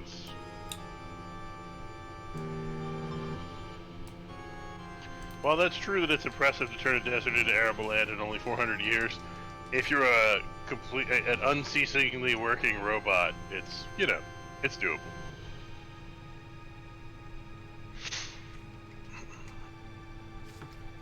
Give me just a second. I gotta take care of something. Okay.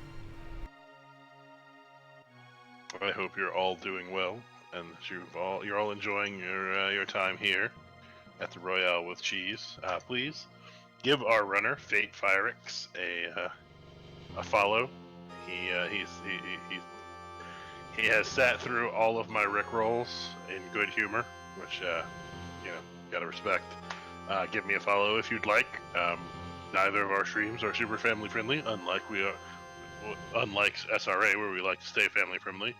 And if you run a game that I don't know that you'd like to see featured on the Royale with Cheese, there is a link where you can sign up to join us here on the Royale.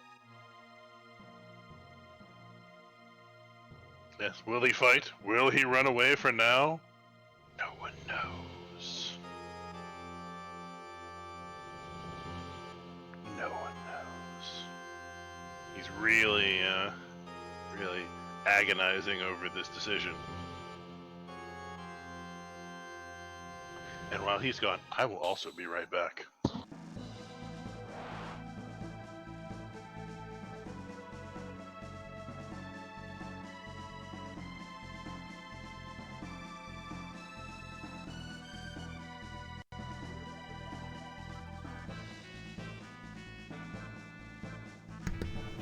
Now, while he's being right back, this is when I really should, like, do all of these fights and just watch him come back to nothing being there, right?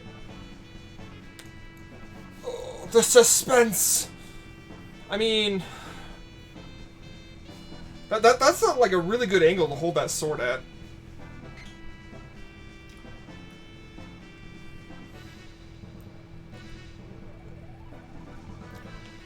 So at this point, Lavos goes through and he starts to replicate all of the major bosses that we fight.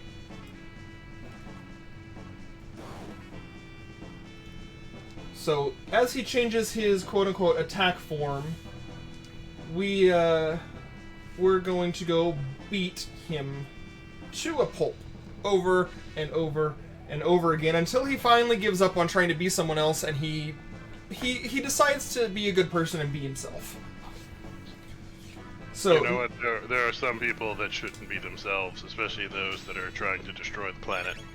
You shouldn't be yourself if that's your main goal. Fair enough.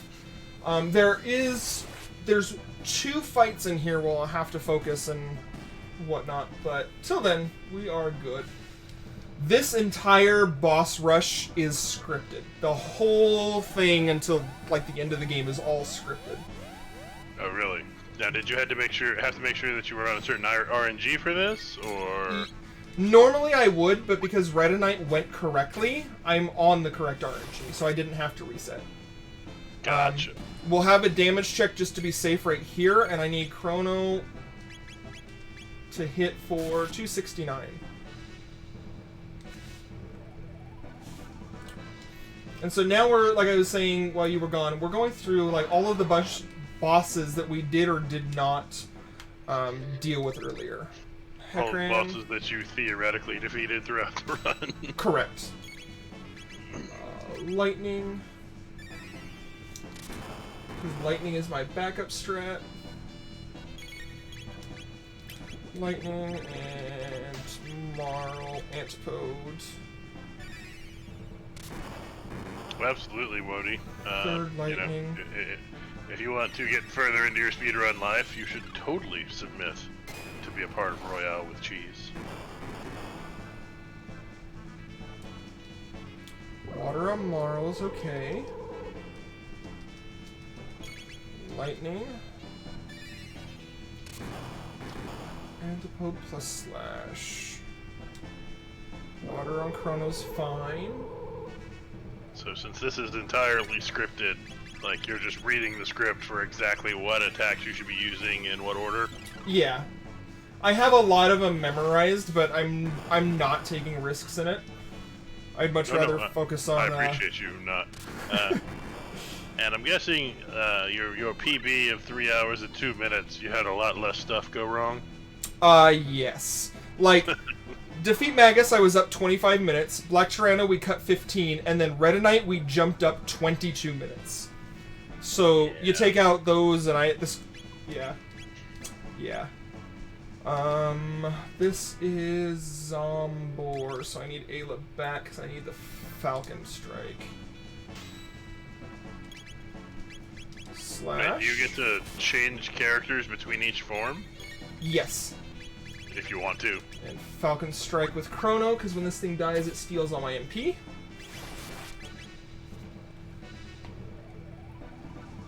Well, that's not very awesome of them. Well, it's okay, because here in a moment, we're just going to make Chrono be berserked, so... Now, you were asking about Ayla, and like I said, she's used all except for the one fight with Hecaran we did, and when the boss imitates Magus, because then we need Frog. For the possible... No, not for the water damage, because he can't do any water damage. Because he's got Masamune. Oh. Okay, so Chrono should crit for 760. Okay, yeah, we're good. We're good. Attack. On this attack, I need to use Ice Toss. And that's it for this fight. Oh no, I got one more attack. What I really need is someone whose name also has cheese in it to submit to Royale with cheese, so we can have the Royale with extra cheese.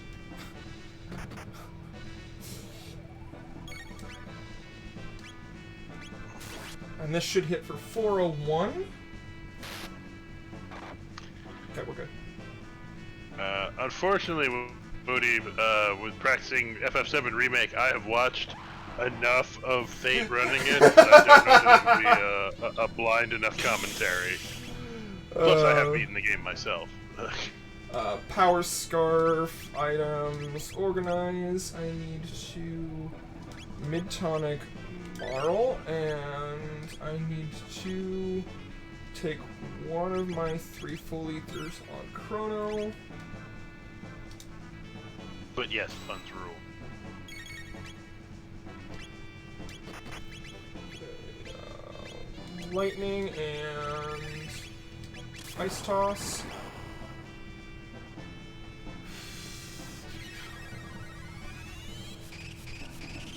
Falcon Strike. So I don't remember because, as I said, it's been over 10 years since I played the game normally. Okay. In the normal Lavos fight, does he still go through all of the different forms and whatnot? So there are 2 or 3 different ways to go through Lavos. You can go through like I did, where you fight his shell. You can go through the Black Omen, which is through the shell. Or you can take the Epoch and you can punch through his shell and go straight to Phase 2 and Phase 3. And that would be the Lavos shell skip. No, Lavos shell skip is there at the end of time where I had saved and everything. There is a way to do the warps like I tried to do with the end of time save anywhere, where you can warp past where he's at. And you warp to inside of him with glitches. Okay, so it's not doing it with the Epoch, it's glitching your way into it. Yeah, correct. 1, 2, so heal the ice. It really is. Ice. I need Chrono to be the one to use Ice Sword. When Geyser happens. So does it? So it even matters, you know, like for a combo with like Ice Sword, it matters which of them actually uses it, RNG wise. Not necessarily RNG wise, but because of my menus, it's on memory. I want certain people to be on certain spots. So, Gotcha. like, I don't necessarily want Marl to use the skill because I want her cursor to be on whatever or similar. Gotcha. And you're using Frog in this, same reason you used him in the Magus fight. Well, other than the fact that you had to use him in the Magus fight to reduce magic defense with the Masamoon. You got it.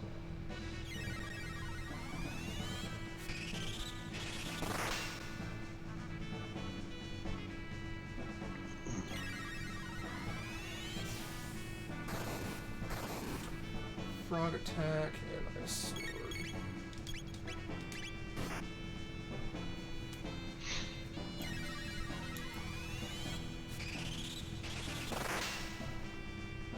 And so, whenever he takes on the form of whatever boss he does, he gains the same weaknesses as those bosses. Correct. Okay. Ooh, we're actually on pace, Fate. Good job.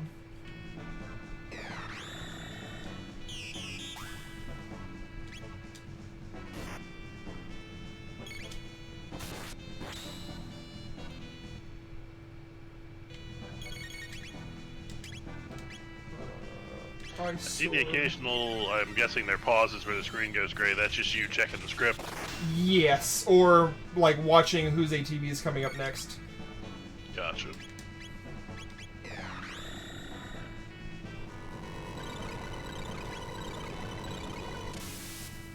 I see Grand Train has occurred. That is the same exact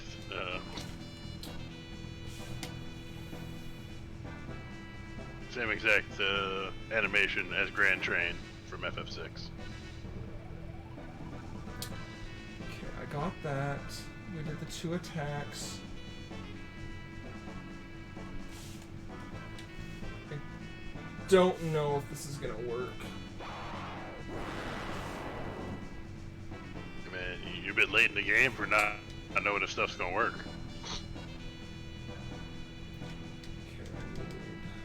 It's more of I'm not sure if one of my RNGs was wrong because my attack was a different damage than what I thought it should be. Mid-ether. This is the fight that always wrecks me. So, Let's hope. Provoke Zala.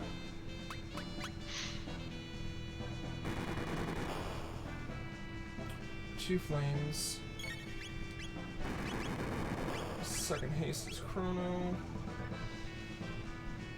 Second haste? No, first haste is Chrono. Wow. I have not seen you cast haste yet. Second haste is Ayla.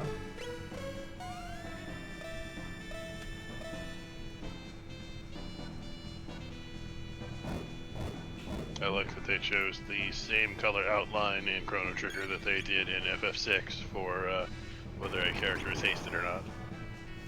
This should hit for 1 damage. Got off RNG somewhere? Yep. So, 10 count. 1, 2, 3, 4, 5, 6, 7, 8, 9, 10. See? She's just cheering me on. That's what it really is.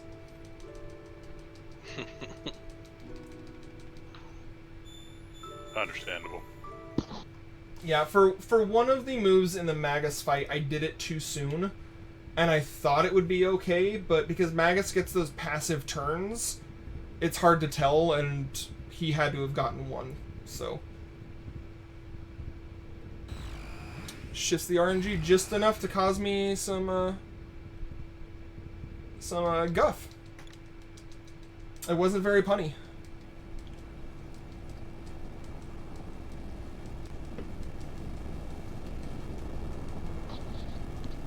Alright, so once again we get the lava porcupine hedgehog thing.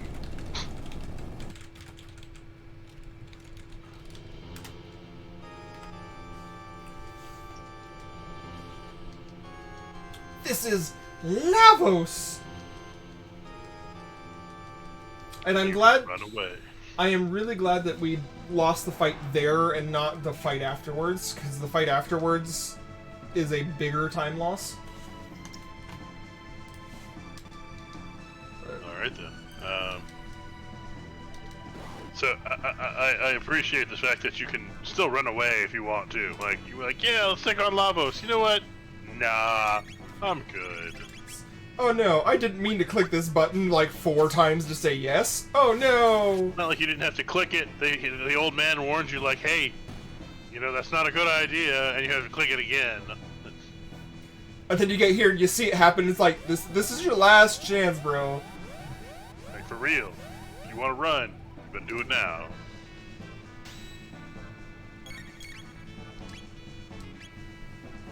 That's okay, we can see all these bosses that you never fought. I fought a couple of them. You didn't fight a couple of them, too. Fair. 269, okay. So you're still currently on proper RNG. Yeah, it's Magus where I tend to go wrong, and then Black Tyranno is my, I hate life fight. After Black Tyranno, it's like a cakewalk.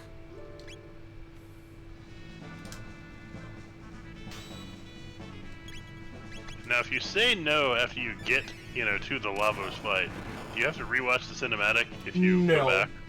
No. So it does, like, finish off the cinematic for you. Yep.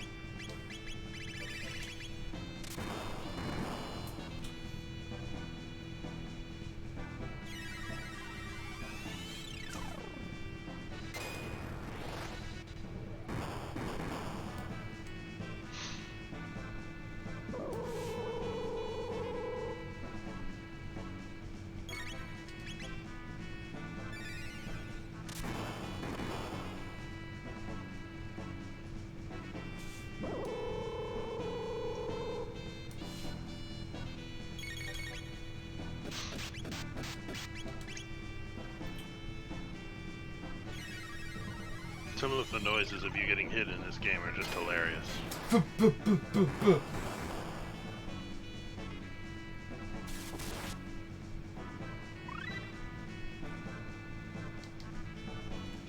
I prefer the one that's like a clown hitting you with a fake mallet. Which one is that? Wang, wang, wang, wang. Oh yeah! That one's a good one.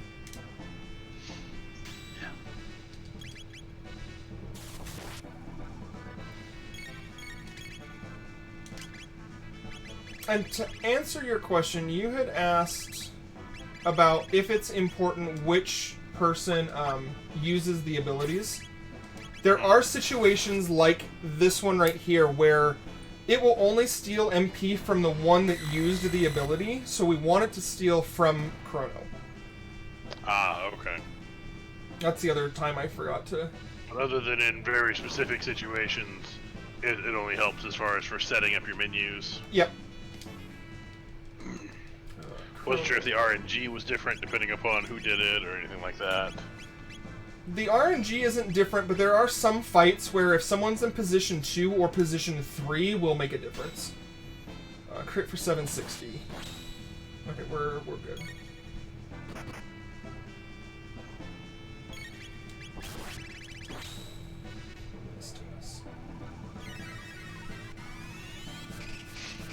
Like the Masamune fight that we did at the very beginning, I have to have Luca on the left-hand side, because if she's on the right-hand side, she doesn't get attacked, and Robo does, and Robo dies. 401. We're right where I want to be.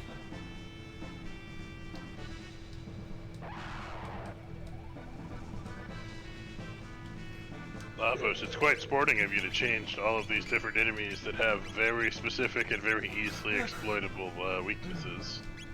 Just, it's dang sporting of them.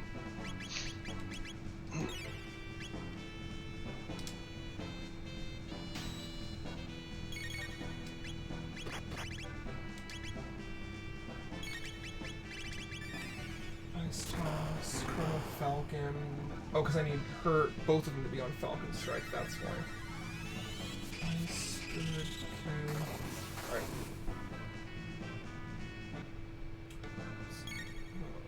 Falcon Strike. Platformers are always welcome on Royale with cheese. You know, unless I'm intimately familiar with them. Alright, so Chrono should attack for 550 here, and so I'm set. Cool. Cool. You use the Falcon hit.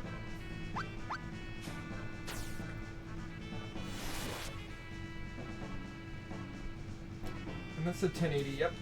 Okay. So this is the fight where I dropped RNG last time. I know where I did it, so we're not going to do it again. Alright.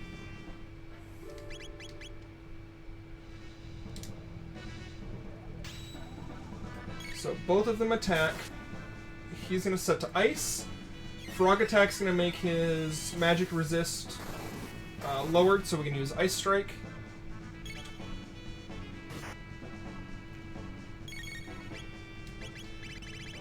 Ice Sword. Frog's going to attack, because when we hit with Ice Sword, it's going to change his barrier again, and we need to drop his barrier.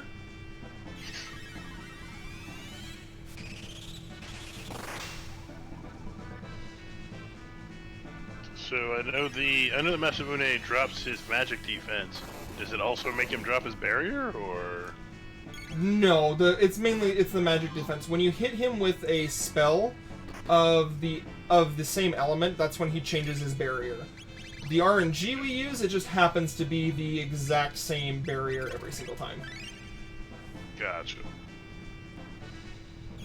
And I'm guessing all other elements do nothing? That's where I healed him during that last fight. Oh, so he absorbs all the other elements. Yeah, he's pretty epic like that.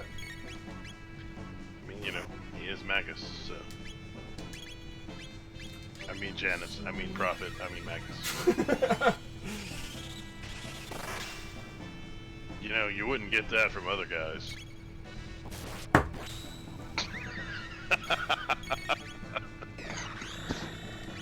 Ice Sword.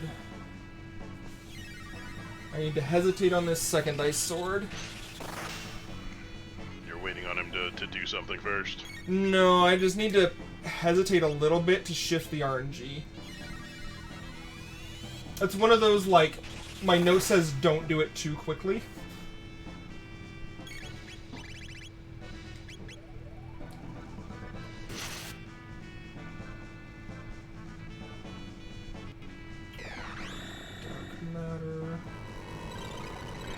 Grand Train.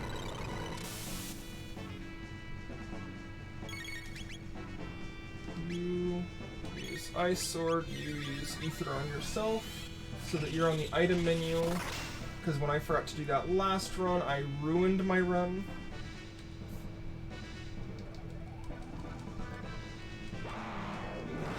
Attack and spin. Oh, I do that anyway. So this is the Black Toronto phase. Yes. This is the one that I don't get along with.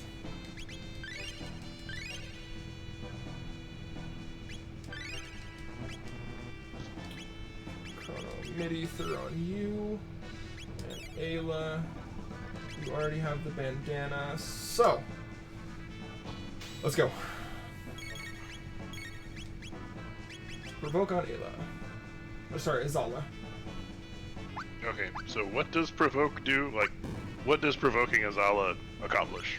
Stops Azala from focusing on us. What the hell happened? Sorry, what the heck happened? I don't know what happened there. 1, 2, 3. I'm actually really upset at that one. Azala should not have gotten a turn. Provoke is like taunt. Make it real only attack Ayla. Marl, but yeah. Whoever's doing it, you know. Where did I go wrong?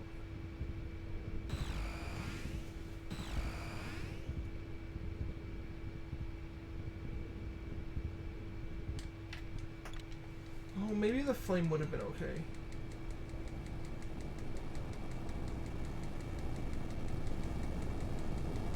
Did you not actually need to reset there? I don't know. Azala should not have gotten a psychokinesis off at all.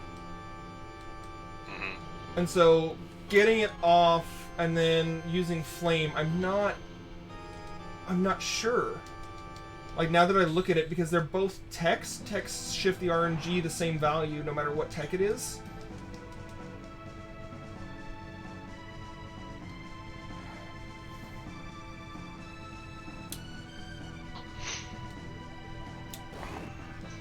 Back to the dragon tank we go.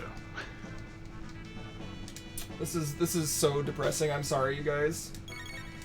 Hey, failure is what we're about here on Royale with Cheese. Is it though? It really is. Wait, what was wrong with that one? He got a turn off. Which means I probably hit go on 9 instead of 10 for the next one. Gotcha. Okay. Like I said, this whole part is scripted, so when you drop just a shade of that script, it can go haywire. And honestly, the reason we keep this script the entire time is strictly for his very, very last phase. Gotcha.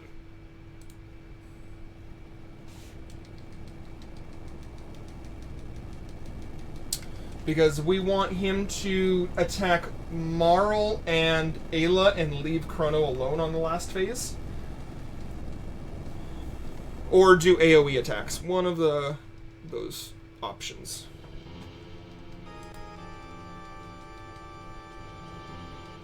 Bum bum. At least it's good music. It is. I wish I could hear it. Oh, that's right. Oh no. So you've just been dealing with me, like, talking to you and not having any of the entertainment that I've been having, huh? Yes, we've just been having a conversation for the past 4 hours. I'm so sorry. It's all good. Conversations are what we're about here on Royale with Cheese. Clearly, we're about a lot of different things. The real thing is that we're about having fun and getting to learn new speedruns and being a good family. That is really, we are about having fun. We are about me having fun commentating on stuff I don't know what's going on. It lets people showcase speedruns either of more obscure games or just, you know, at this point we're still at the point of just stuff I haven't seen before. We'll eventually hit the point where you're going to have to run something fairly obscure to show up on the Royale, just because, you know, I'll be familiar with most of the standards. But yes, as long as we're entertaining someone out there, we're doing alright. Whoa, whoa, whoa, whoa, whoa, whoa, whoa, whoa, don't you dare do that, Fate. Whew. Almost got a little too froggy. Just a little bit. Man, why wouldn't you want to bring the OG?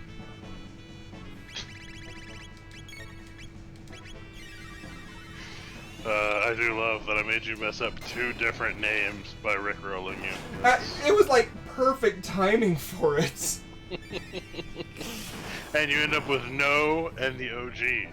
Which really, No made the dream sequence so much better. No, no, no, no, no, no, no, no, no.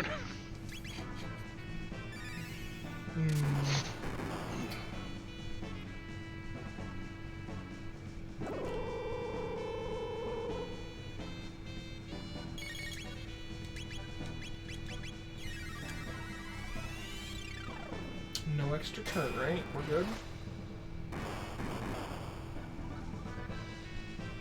Okay, we're good. Hey, you learned the dual tech fire sword.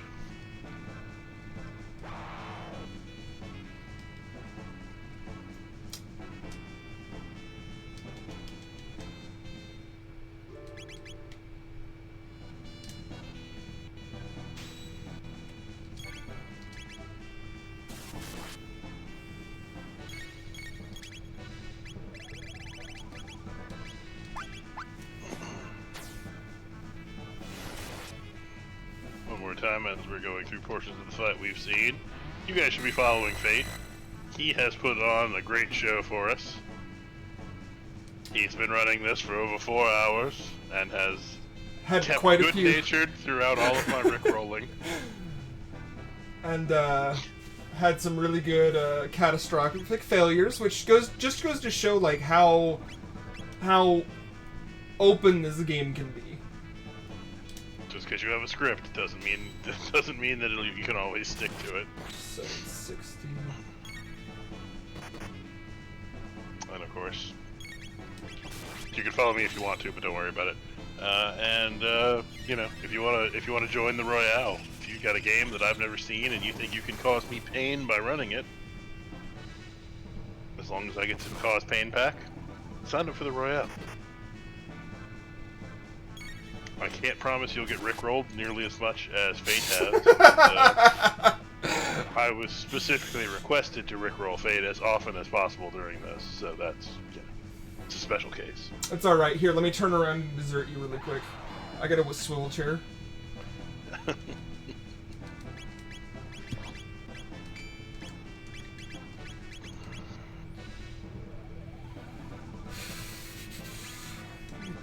Who knew rickrolling would still be a thing on the internet so many years later? Well, like I keep telling some of my viewers, I get rickrolled between 10 to 15 times a week.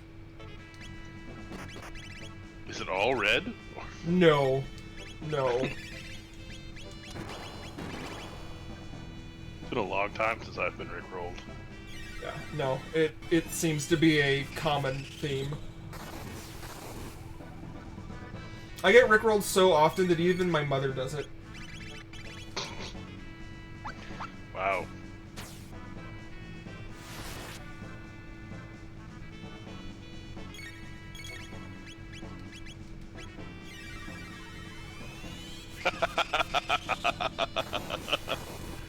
Oh, I didn't realize you were the one who do it once, right? That's part of the reason I really just been really sticking to it. Because I mean, the first time I rickrolled you was like during the introduction. Like, oh, we're no strangers, and you know the rules, and so do I. It was like the third thing I said to Fate after we went live. Like, it's as if your fate is to be rickrolled. Oh.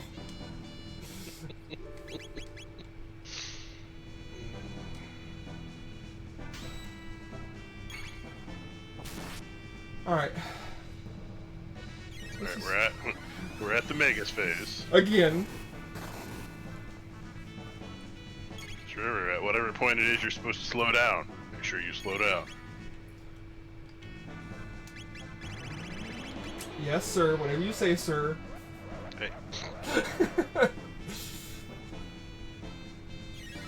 I'm just trying to move the show along. The show must go on.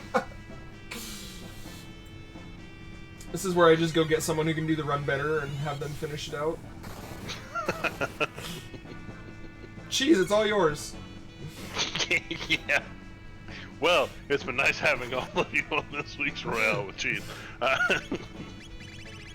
Oops, power failure. For a split second, I was like, wait, what? No. No. If you try to hand this off to me, there's going to be a sudden and a very abrupt power failure.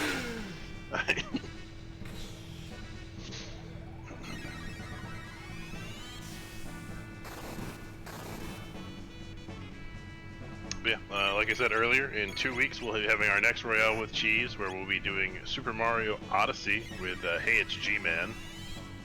I know Super Mario Odyssey, it's a platformer, so I'll get to ask stupid questions in very tense portions, which will be great. And I know it's a very pretty game, and that's important. It's also shorter. And that's not hating on you, that's... I'll have to be judicious with my my speed runs of RPGs on the Royale and not try to do like more than one in a row. Okay, I gotta pay attention. Okay. Ice sword, there we go. Yeah, you should ice sword. That's a good idea. You should probably have Frog do whatever it is he's supposed to do too. Along with that ice sword.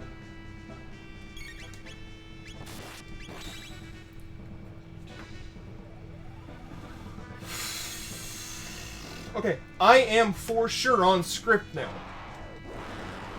That 456 damage to finish it off was important? The 432 just tells me that I'm on script and it's the last move of that fight, so... Gotcha.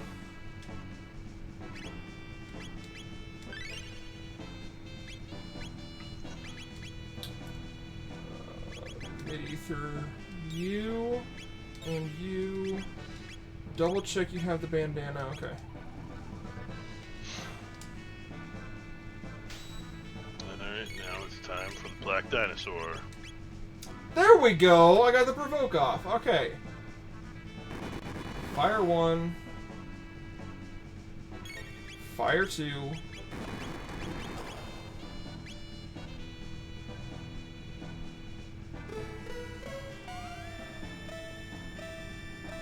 Chrono gets the second haste.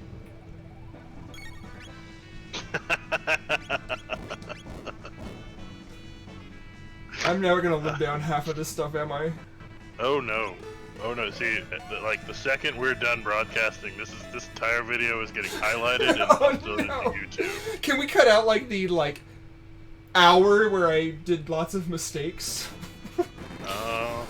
No, because of the way I have to edit and upload these videos, I can't.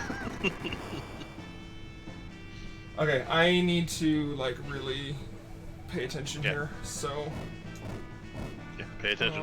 What we're doing is I need to hit 9 of these Falcon Strikes. Okay, there's 1.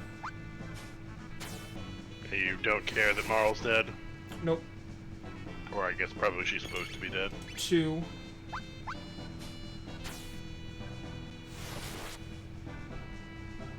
Count along with us, Chad.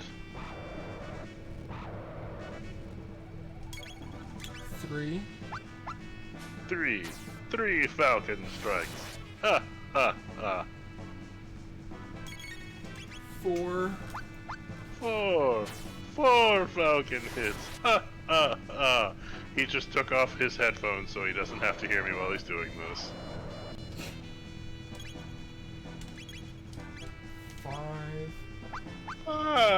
5 Falcon I mean, I can hits. still hear you, but yes, that's exactly what it was.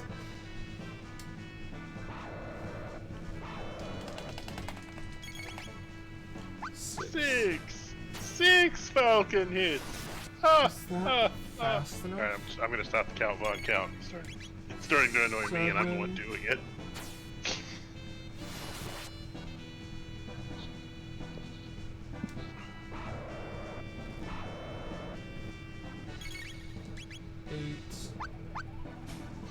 So after this, it should be one more Falcon hit.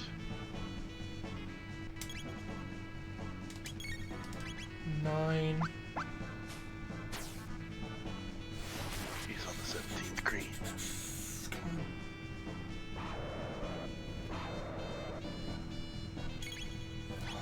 Okay, we're good. We are good. And good. Now a cat attack and a spin cut is all he needs to approach the 18th green. Let's watch. That is the hardest fight in the entire game for me. And now you're gonna fight this guy who you never fought. We don't actually even see him in this run. Yeah. You up to full. I need both full ethers here. And you don't care that Marl is mostly dead. Nope, because she'll die right here.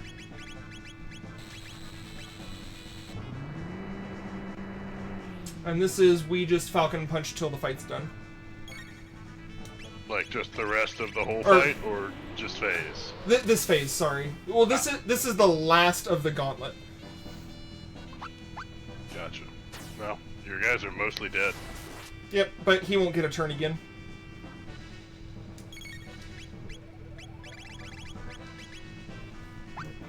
Falcon Punch!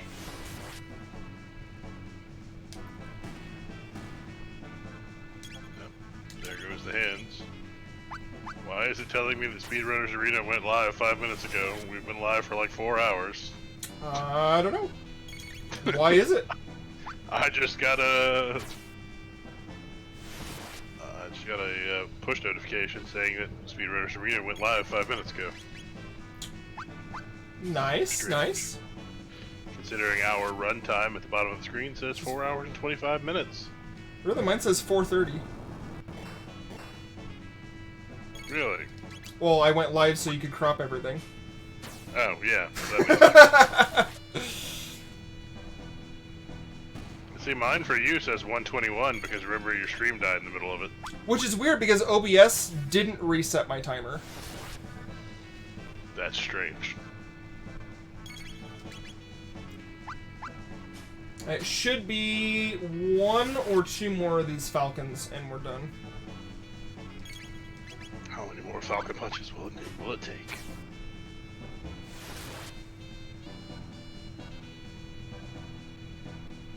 Okay. The final Falcon punch.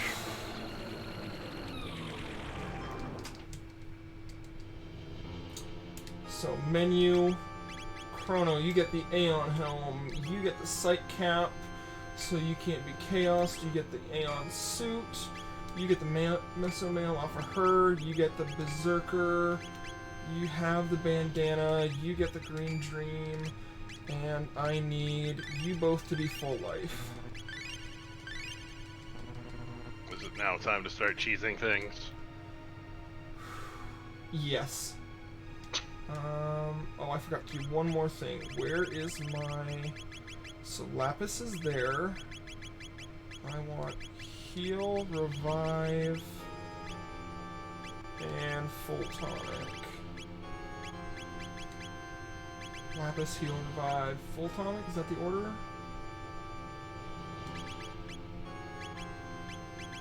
Lapis, heal, okay.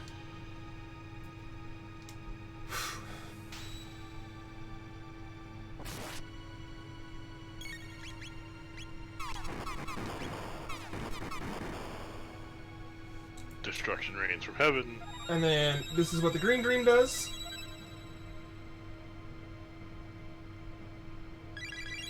And that's what the Lapis does.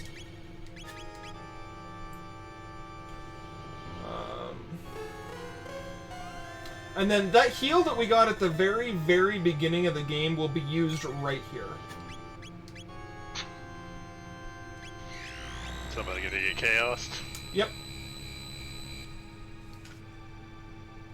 Which I assume is this game's version of Confuse. Yes. Attack. It's the next attack. Cure you.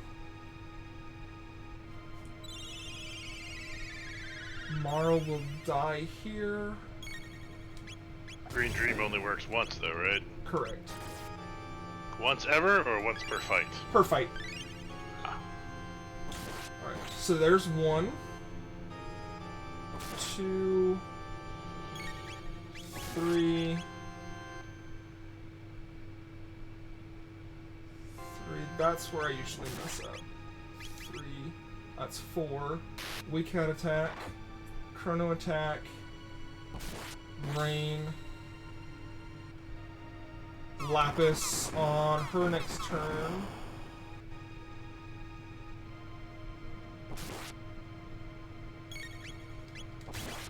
Oh, Chrono has 1 health. No, he doesn't. He got 201. Quake. Chrono's gonna miss. And that's the end of the fight. That cat attack finishes it off. Not exactly. Chrono's berserked. 1, 2, 3, 4, and 5. So that's the shell. That's the shell. That is what we get to skip if we do the lava shell skip. I can see why people do the lava shell skip. The problem with the lava shell skip is, even as best as we can tell, it is a 50-50 on whether it works or not, even if you were to do it exactly the same way every time. That's weird. Alright, so I need to bring Frog in. I'm going to... It doesn't matter what Chrono has as long as it's not Berserk. Marl needs anything but the Green Dream because Frog needs the Green Dream. And we're going to Shelter just because I want to make sure everything's going to go right.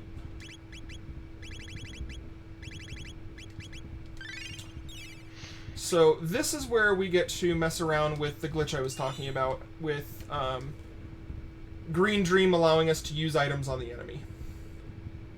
Alright. So I might have to take 2 attempts at this. If the first one doesn't work, the second one will, without a doubt.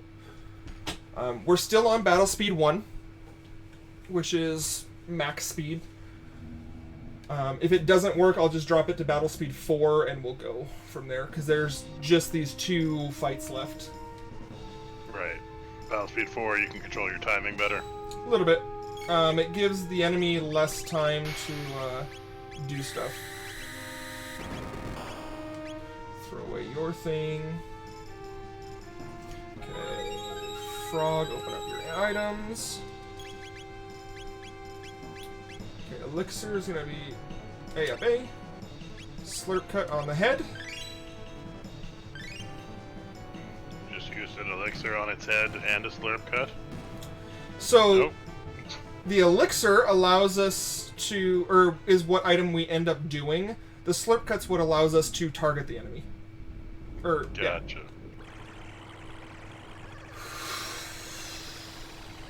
One more elixir and the run is done. Was that the hard one, or is this the hard one? This is the hard one. I think I'll be alright, though.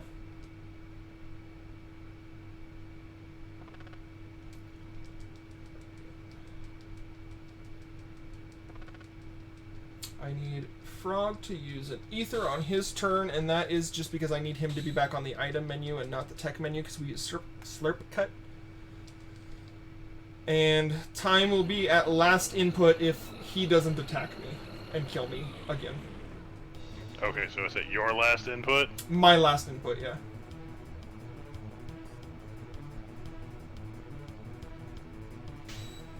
I'm guessing this is considered a glitch, because you said there's a 100% no glitches category. Here...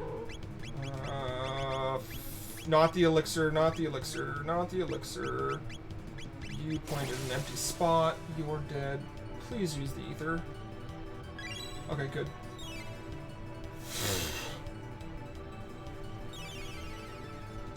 Okay, we die. We get rest.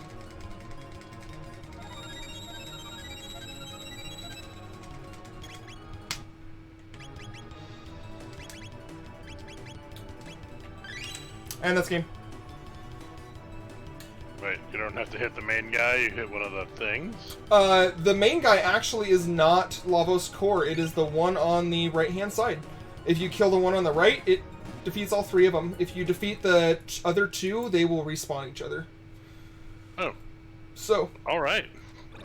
And that's a gold split on Lavos Core. It is, by like...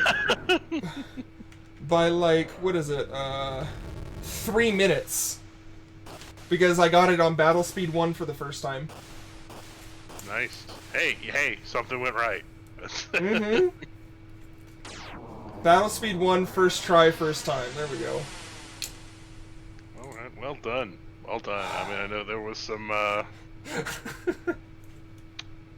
high-grade tomfoolery, let's say, in there. I'm sorry. Hey, no, dude, that is what the Royale is about. We're real. Not everything goes right on the Royale. But, hey, you beat the game, which means things went right. Yeah. Thanks, guys. It's been fun. I'm gonna go cry myself to sleep now. Well, no, but seriously, thank you, Fate, for joining me on the Royale with Cheese. Once again, y'all, if y'all aren't following Fate, you should be. He streams a lot of Final Fantasy VII Remake, some Chrono Trigger, a few other things. And thank you for having me. Oh, you are more than welcome. A lot of Final Fantasy VII Remake, at least recently. I mean, when I hit top 10 and I've got higher than that in my sum of best, we're going for it. Hey, no, I understand. I 100% understand. But yeah, I think that's gonna do it for us. Yeah, GG's to you, Fate. Once again, you have been watching the Royale with Cheese. If you love watching me suffer, want me to ask you stupid questions while you run a game that I don't know anything about, there's a sign-up form right there. Join us in 2 weeks when we will be doing Super Mario Odyssey with Hey It's G-Man. And yeah, I think I'm gonna send you guys on a raid somewhere, and then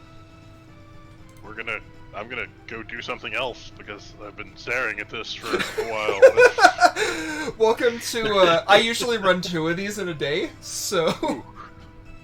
I don't know if there's any mods around. If you guys have anybody you'd like to suggest we raid, or Fate, if you have anybody you'd like to suggest we raid. Otherwise, I'm probably just gonna raid like in Varial. You do you.